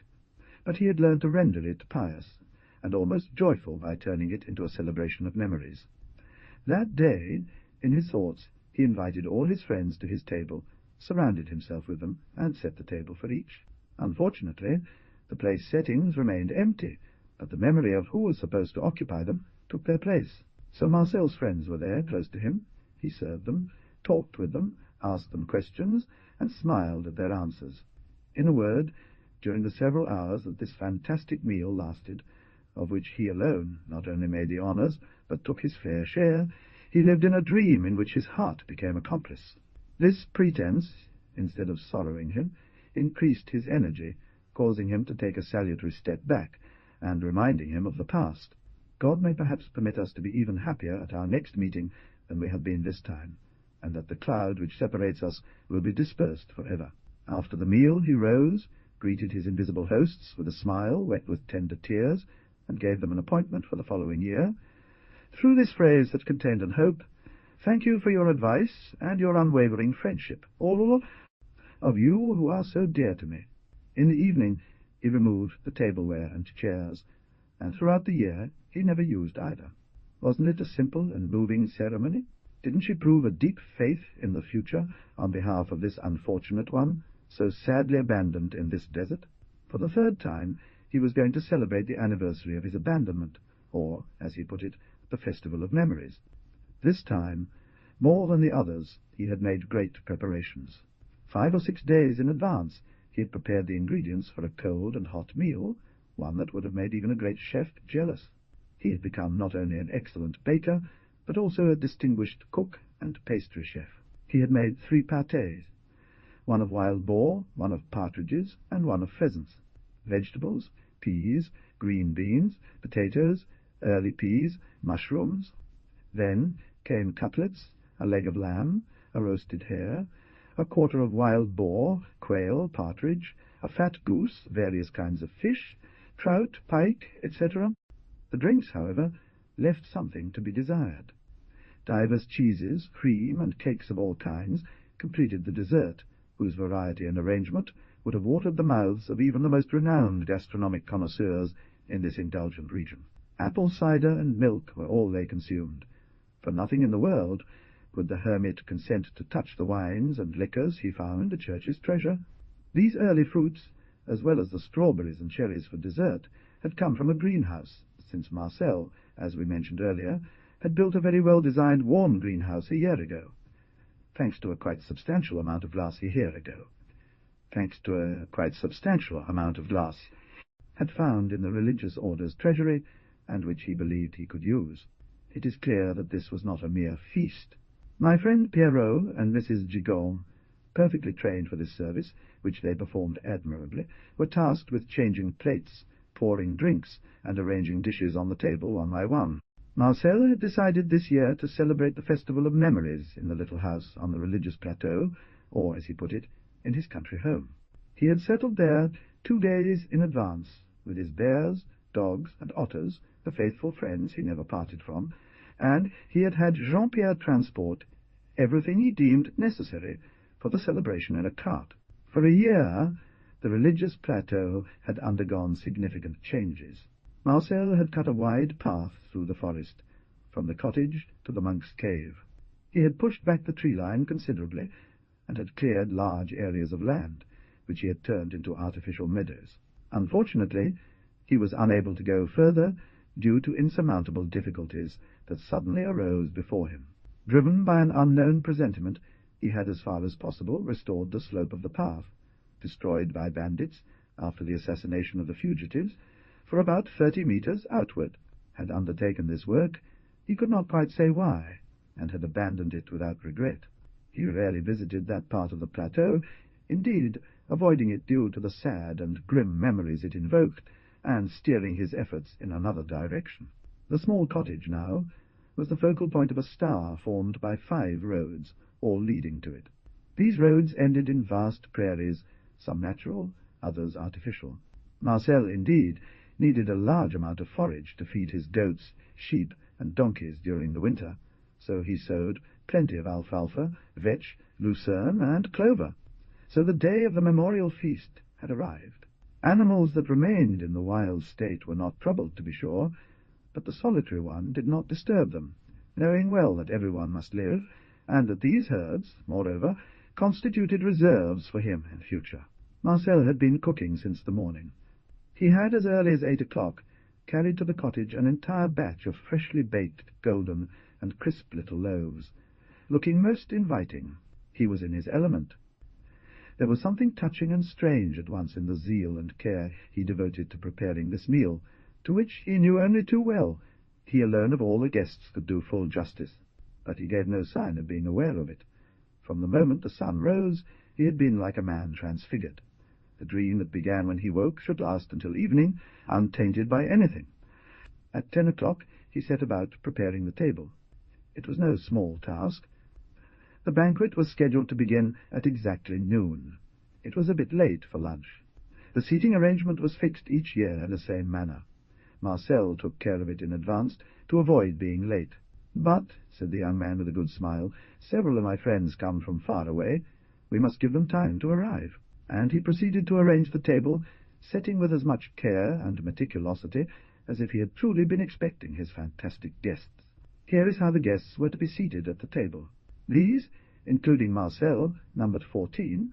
They included all his friends, those of his father and his father himself, for he had never wanted to believe, despite the long silence kept by the latter, that he was dead. Michel Sauvage, Marcel's father, presided over the banquet. Jacques Chrétien occupied his right, Marcel his left. In front of Marcel stood the man in a burnous, with Claire Sauvage to his left and Mariette Chrétien to his right. To Marcel's left was Jeannette Chrétien, his adopted mother, followed by Master Corbin, the notary, Jérôme, the forester, and Mr. Paquet, who thus found himself next to Mariette. To the right of Jacques, Mrs. Paquet, Dr. Cavalier, Madeleine, Jérôme's wife, Reine Pierre Morin, who thus became Claire Sauvage's neighbor. This time, when the places had been so designated, Marcel realized that Jérôme and Mr. Paquet were sitting next to each other, breaking the symmetry among the guests. He touched his forehead and added a cover, Miss Paquet's, the sister of Milk, and his sister's devoted friend, which he placed between the two men. Instead of 14 guests, there were therefore 15. Then he arranged the pies and other large cold dishes. With this change made, Marcel quickly loaded the table with hors d'oeuvre, butter, pink radishes, oil-preserved fish, blood sausage, etc. Worried about his task, he gave it no further thought. For some time, while laying the table, he was compelled, almost at every moment, to silence the dogs, who, in contrast to their usual behavior, growled loudly by putting their snouts to the ground and blowing hard. His dogs, indeed, soon calmed down by themselves. Petiot, who had seemed most uneasy at first, suddenly fell silent and began to wag her tail furiously. The little cries she uttered were immediately imitated by the others. "What excellent and devoted animals!" murmured Marcel with a look of tenderness. He assumed he had guessed the reason. He gently caressed the brave animals, and as time pressed, he got back to work without worrying further about the peculiar demonstrations of dear Petiot and her children. "Would one not think they understand that I am preparing a feast, and don't they seem to share in the joy I feel in sending, through the space that separates us, a memory to those I love and who love me?" When the table was fully set and loaded with everything it could physically hold, Marcel cast a final and serious glance at it to ensure nothing was missing and that everything was in order. We shall observe, with our impartial narrative perspective, that in reality this table presented the most delightful and appealing aspect in terms of provisions. After his last examination, Marcel took out his watch from his pocket, the last and precious souvenir of his former teacher, Pierre Morin. The clock marked exactly noon. Certainly, many merchants, even from Lyon and Grenoble, would not have been able to compete in terms of splendor and good taste with this meal served by the active and intelligent industry of a single man in the middle of a desert, and therefore with his own resources alone. Marcel had planned in advance an entire ceremony for this solemnity. He would not have strayed from it under any pretext. "Please enter, I beg of you, and take your part of the simple lunch that I am so happy to offer you, and which awaits you." This first phrase, spoken in the most affectionate tone. The young man waited for 3 or 4 minutes, as if to give his friends time to enter the room. Then he continued, "Welcome, my friends. Here is the translation of the text from auteur to on." This is how the ceremony went. As soon as he checked his watch and saw that the regulatory time had arrived, he took a few steps closer to the door and said in a very loud voice, addressing imaginary guests, "I am delighted to announce, my friends, that the time for our meeting has come.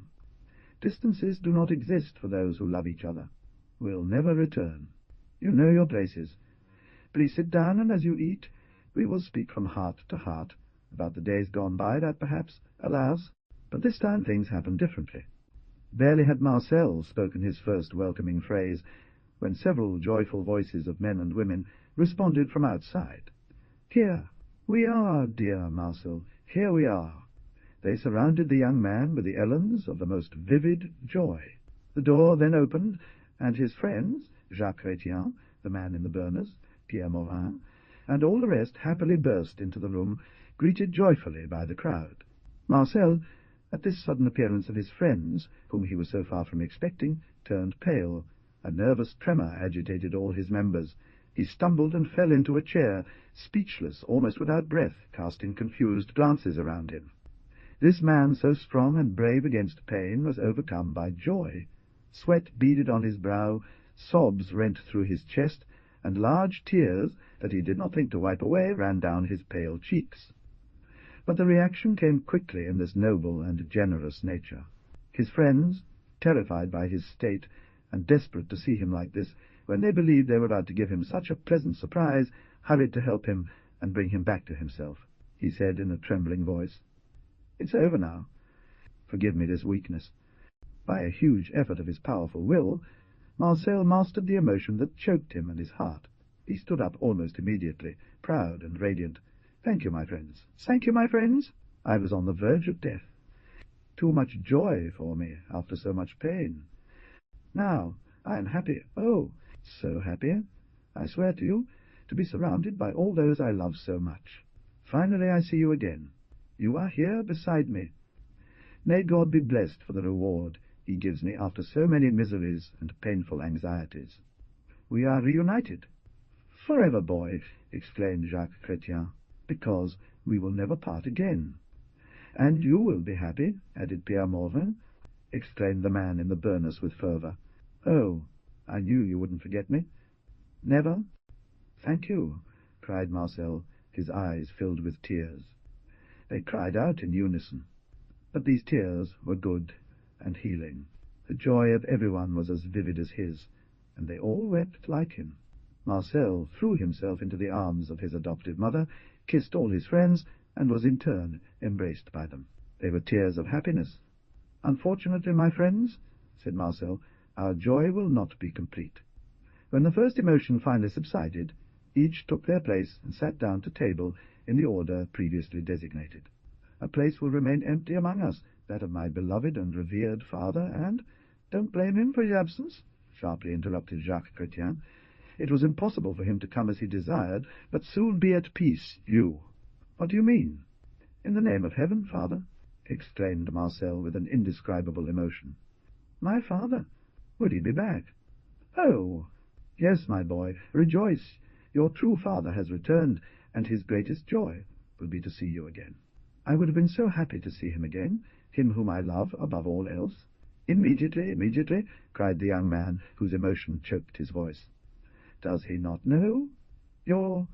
That's why he had the courage not to come and thus deprive you of immense joy." "Father knows all, Marcel," the man in the burnous said affectionately. "He understands that your love for him is a cult." He feared the consequences for you of a sudden recognition. And he was 100 times right, Pierre Morin interrupted. What happened upon our arrival proves it. It's true. The joy would have killed you this time, poor child, said Jeanette with tenderness, murmured the young man. I couldn't have endured such great happiness. I swear it to you, Pierre, said the young man with a radiant smile. Now I will be strong. But now that you are warned, that you know your father is only a short distance away, that you will see him soon, said Pierre Morin. You will behave like a man, and your friends will have nothing to fear from this meeting. Little by little, conversation resumed its normal course, and frank and cordial cheerfulness never ceased to reign. Occasionally the ladies would give a little cry of fright when the hairy paws of Marcel's peculiar servants changed their plates or filled their glasses. But my friend Pierrot and Mrs. Gigon performed their task with such serious conviction and amusement that they soon made the two bears laugh and stuff them with chatteries, letting themselves be done so blissfully. Marcel, at the request of his friends, recounted everything that had happened to him since the disaster that had relegated him to the Corniche.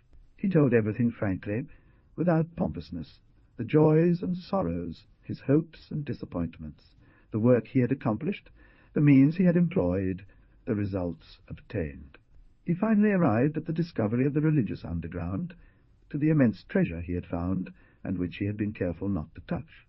It was nearly 5 o'clock when they finally rose from the table to proceed with a tour of the buildings. To better engage his listeners, he made them follow under their eyes the journal he had not written but drawn. This visit could not be completed on the same day. The ladies settled as best they could in the small house, while the men took up residence in the house and in the cave. At sunrise they were all standing, and Marcel gave a tour of his domain. Marcel offered his bed in turn to his adoptive father, the man in the burnous, and Pierre Morin, but they all declined firmly, and the young man slept in his own bed. It was indeed only 6 in the morning. After they had seen everything, the stables, the sheepfolds, inspected the fields in full crop, the 2 water-mills, Marcel excused himself and asked them to continue their walk without him, while he prepared lunch in the annex, so as not to disturb the ladies who were still asleep. "No," said Jacques Chrétien sharply, "this concern is ours. We accepted your excellent lunch yesterday. Today we expect you to accept ours, young man. Don't worry about a thing, and lead us to that famous treasure you told us about." "Speak, then," he said sharply. "Speak, my second father. Besides, our old friend in the burnous, Pierre Morin, and I have something to discuss with you about your father." "Well, my boy, but speech is not my forte. If you permit me, I will ask our old friend to act as proxy and explain the matter to you. What is this about? Only lead us to the crypt." "You shall see. Curious one," Jacques Chrétien laughed. "As you wish. Follow me." "My! Dear Marcel," said the man in the boo, "your father has been back in France for several years now. How is it possible? And he let me ignore it." "He had good reasons, my friend," the man in the boo continued softly. "Your father wanted to make you a man. He watched every step you took and knew everything you did. The burning memory you had kept of him in your heart filled you with joy. Oh, I never doubted my father's love. The day he waited for you at Les Alouettes upon your return from Beaurevoir, determined to finally be recognized by you, as he suffered more than you could imagine during this prolonged incognito, he wanted to open his arms to you and say, 'Child, I love you too. I am returning so as not to leave you again.' My heart told me how much he loved me, and the heart never lies," he added with a radiant smile. "Poor good father! Oh, who has suffered such horrible pains? I will console him. I will bring him happiness." "You have already given it to him, child," the man in the burnous replied with deep energy. "He knows what you are worth, and is proud of you." His disappearance nearly drove him mad with pain. He had returned from America a millionaire several times over. He wanted to share his immense wealth with you, but his riches mean nothing to me. It's him I want, him alone. I love him alone. Let my father be given back to me, and his kisses will make me richer than all the gold of a new world," exclaimed the young man with fervour.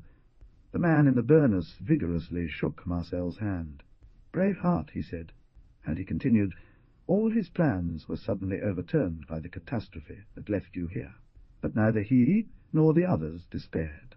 They searched relentlessly, and finally found you. The songs you heard were from your friends. The stone that you attached to a vine was knocked down with a single gunshot by your own father. I had guessed almost all of it. Your well-established position, the mountains, were examined. Finally, after long hesitations, and having found my bearings, I decided to risk everything in the caves of Gaia's Vif. I was not left alone. They waited for me in the very caves. I shared this plan with my friends. They all wanted to try, but the idea was mine. They had no choice but to let me proceed. You know how I reached you on a stormy night. You lay in a bed, burned by fever. You took me for a ghost. It's true. A few words that escaped your delirium made me realize that you had arrived on a second plateau where, it was said, a horrible tragedy had taken place once upon a time. You told me approximately this legend, and added that it was from this side that you hoped to carve out a passage, not just for yourself, but for your animals that you would under no circumstances abandon. And even today, he exclaimed vigorously, despite the ineffable joy that floods my heart.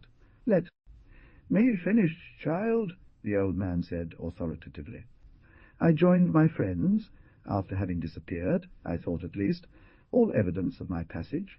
I did not want to leave you with a hope that perhaps would not materialize, and I thought that after your awakening you would believe it was a dream or an hallucination caused by fever. In fact, I believed it for a long time, said Marcel with a smile. I reported my mission to your father. He approved your resolution, but at the same time he swore to save you at all costs. Today this work of deliverance is finally accomplished after 8 months of immense labor. What do you mean, my old friend? Soon you will judge by your own eyes the work that those who love you have done to save you. Here we are at the kiosk where the vault opens, says Marcel. Just a moment more. Listen patiently, friend. Speak, speak. Your father purchased this cornice just as he did the plateau of the monks. The enterprise begun by you will be continued by Jerome, to whom your father has signed a lease in your name. These 2 plateaus are yours. Your father supposes that this cornice, where you have suffered so much, must be dear to you, and that you will be happy to remain its master. You will thus be able to carry out all the improvements you consider necessary. Good and excellent, father, murmured Marcel. You will reside, if you wish, at Beaurevoir, which is your father's property. He gives it to you. Beaurevoir to me. And Pierre Morin, my friend. Well, Marcel, you think of your friend. Your father thought of him, too. He will be your neighbor and owner of a very beautiful farm, bordering yours. He will move in tomorrow. Oh, I recognize the justice and inexhaustible goodness of my father. Perhaps he will surely live with me. It depends on you, Marcel. You will consult each other on this matter when you see him. But how shall we leave? You'll see. It will be this evening at the magnificent property that he purchased in the Grès-Vaudan valley. Let's go down to the cellar. The visit began. Marcel lifted the trapdoor, and after lighting a lantern, we descended into the cellar. Oh! Visitors examined with the most serious interest the work done to secure the treasure from the greed of all sorts of bandits who abounded on our borders at these troubled times. Excellent boy, I must agree. Oh, said Jacques Chrétien, laughing, you have wine that is 80 years old, and you gave us cider. Though, was this cider good? Asked Marcel with a smile. It's true. You know I've never been a great drinker. So this wine wasn't essential to me. I could do without it, and leave it to its owners. That's fair, said the man in the burnous. You acted like an honourable man. They belong to the churches. Cardinal Archbishop of Lyon will be pleasantly surprised to find these immense riches which he believed for ever lost, said Pierre Morin. Within 48 hours the Archbishop will be notified of their discovery by Marcel himself, said Jacques Chrétien. Oh, why would I myself take such a step? Said the young man. This will be the reward for your loyalty, child, said the man in the burnous in a stern voice. We finally reached the cave. Marcel let out a cry of surprise. The esplanade was unrecognizable. Cows, bulls, and draught horses, tied to posts, were eating their provisions under the watchful eye of some 20 robust farm workers. Several carts, ploughs, and other farming tools were waiting in good order, neatly arranged. Horses harnessed were eating apart, near an elegant carriage. On the carts were piled furniture of all kinds, bedding items, etc., etc. But the man in the burnous cut him off. "Oh," said Marcel, "if I had had at my disposal. Isn't that better? The tools that were needed you made yourself, thanks to your will and courage. You are right as always, my friend. I am ungrateful, because God has helped and supported me." The tablecloth was laid on the table, sheltered by a canvas tent. We could see a wide and well-paved road winding down the mountain slopes. The sun was radiant. All nature smiled. It was a splendid day. As Marcel and his friends emerged from the cave, ladies appeared on the esplanade from the opposite side.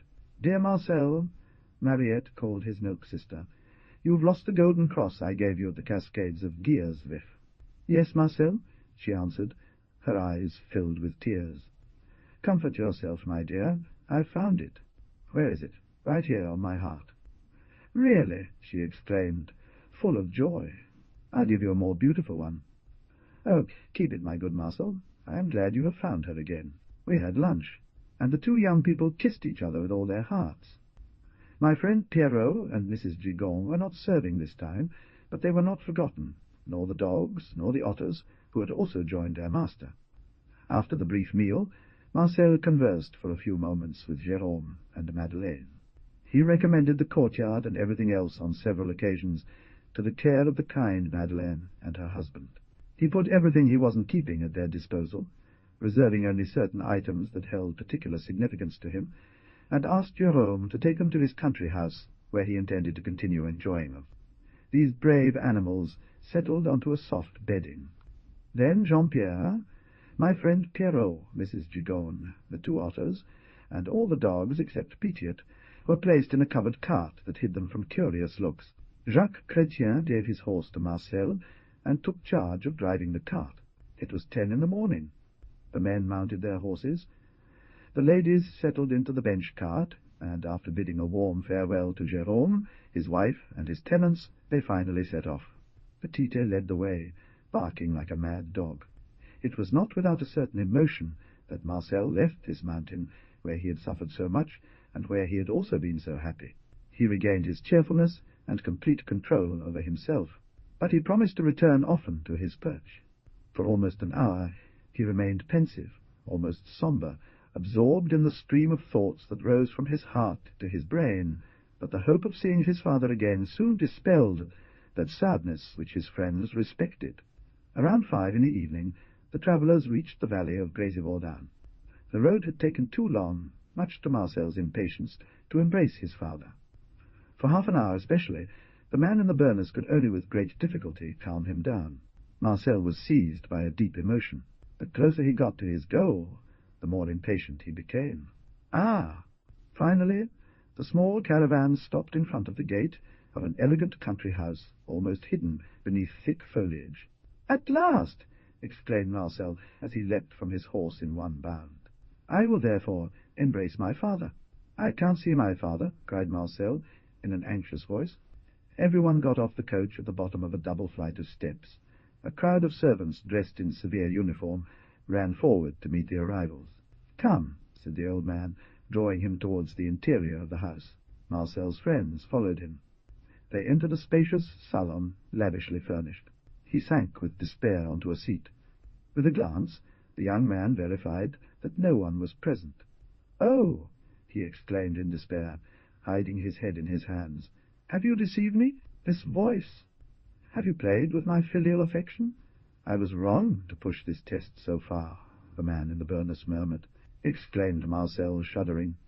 "In the name of heaven, I beg you, tell me where is my father." With a swift motion like thought, the old man shed the burnous in which he had been so carefully wrapped until then, and with a resonant voice, "Behold, Marcel, my beloved child." He suddenly raised his head. In front of him, eyes sparkling with tears, and opening his arms, the old man resumed with a strange gentleness. "My son! Father!" "Oh, father!" cried the young man with delirious joy. He could say no more. Happiness and surprise choked him. He fell into his father's arms and hid his head in his chest while sobbing. The embrace of the two men was long and passionate. They saw and heard nothing. Outside themselves, the world no longer existed for them. They were entirely given to this meeting, bought at such a cost of anguish and pain. A few months later, 2 weddings were celebrated on the same day and at the same time in Saint-Jean, the cathedral of Lyons.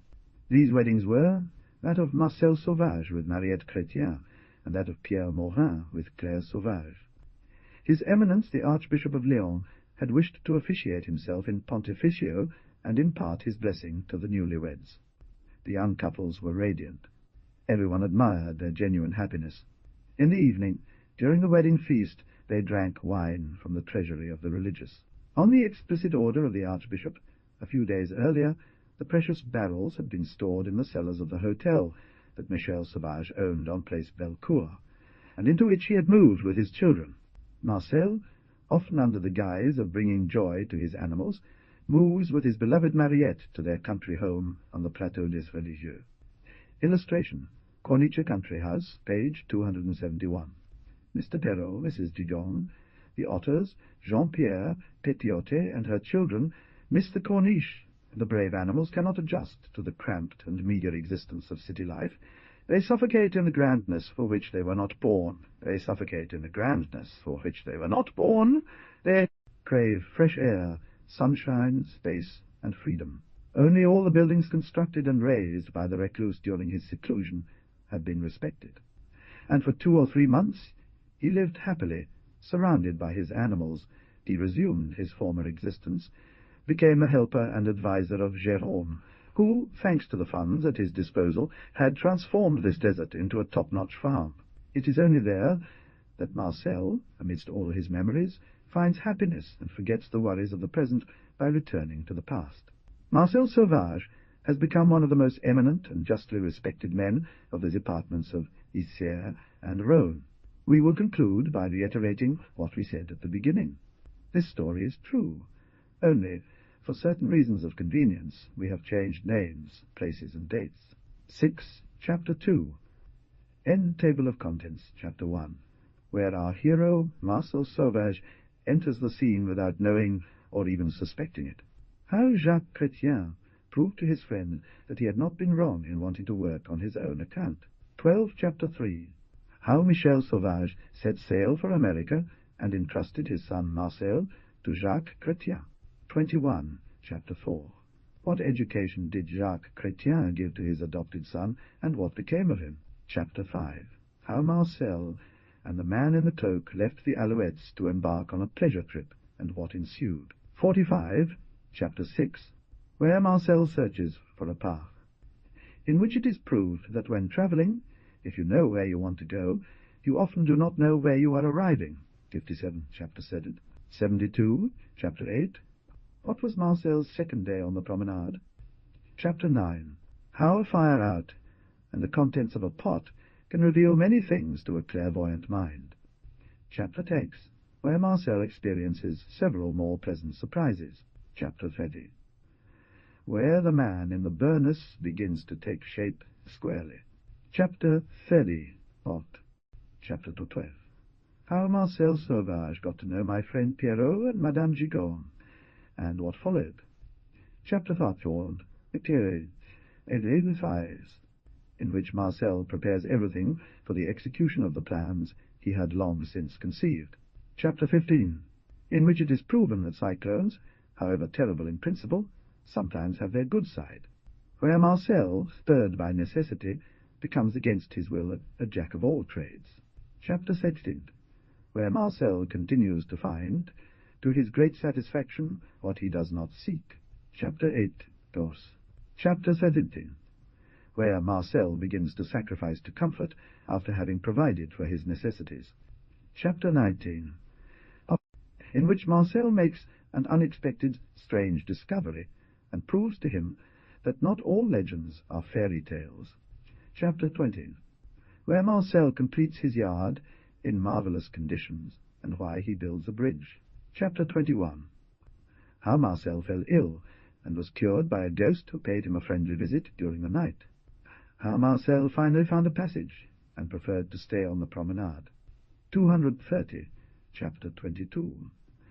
How Marcel, according to tradition, celebrated the Memorial Day, and how this celebration ended. 247 in George Jacob, Orleans. Library of Travels, Hunts and Adventures volumes, for sale. Main Read, Children of the Woods. 1 vol. 2 The White Chief. 1 vol. Daltrey. 2 Hunters of Hairy Chests. 1 Volde. 2 Hunters of Hudson Bay. 1 vol. d'Hôtel. 2 Victor Tissot, From Paris to Berlin. 1 vol. de la Child. 2 Fenimore Cooper All Sales Set. 1 vol. de 2 The Deer Slayer. 1 vol. de 2 Louisiana Voyages, Adventures and Battles. 2 vol. de 4 My Pontoons. 1 False Ch. 2 Rowcroft in Search of a Colony. 1 vol. de 2 Prisoners of the Blacks. 1 vol. de 2 Ch. Paris. Tite Podthorn. To receive each of these books free by post or railway, it is sufficient to send by money order or other value, 2 francs per volume, to Mr. Henri Gautier, publisher, 55, Quai des Grands Augustins, Paris. Unsinger, 83, Rue du Bac,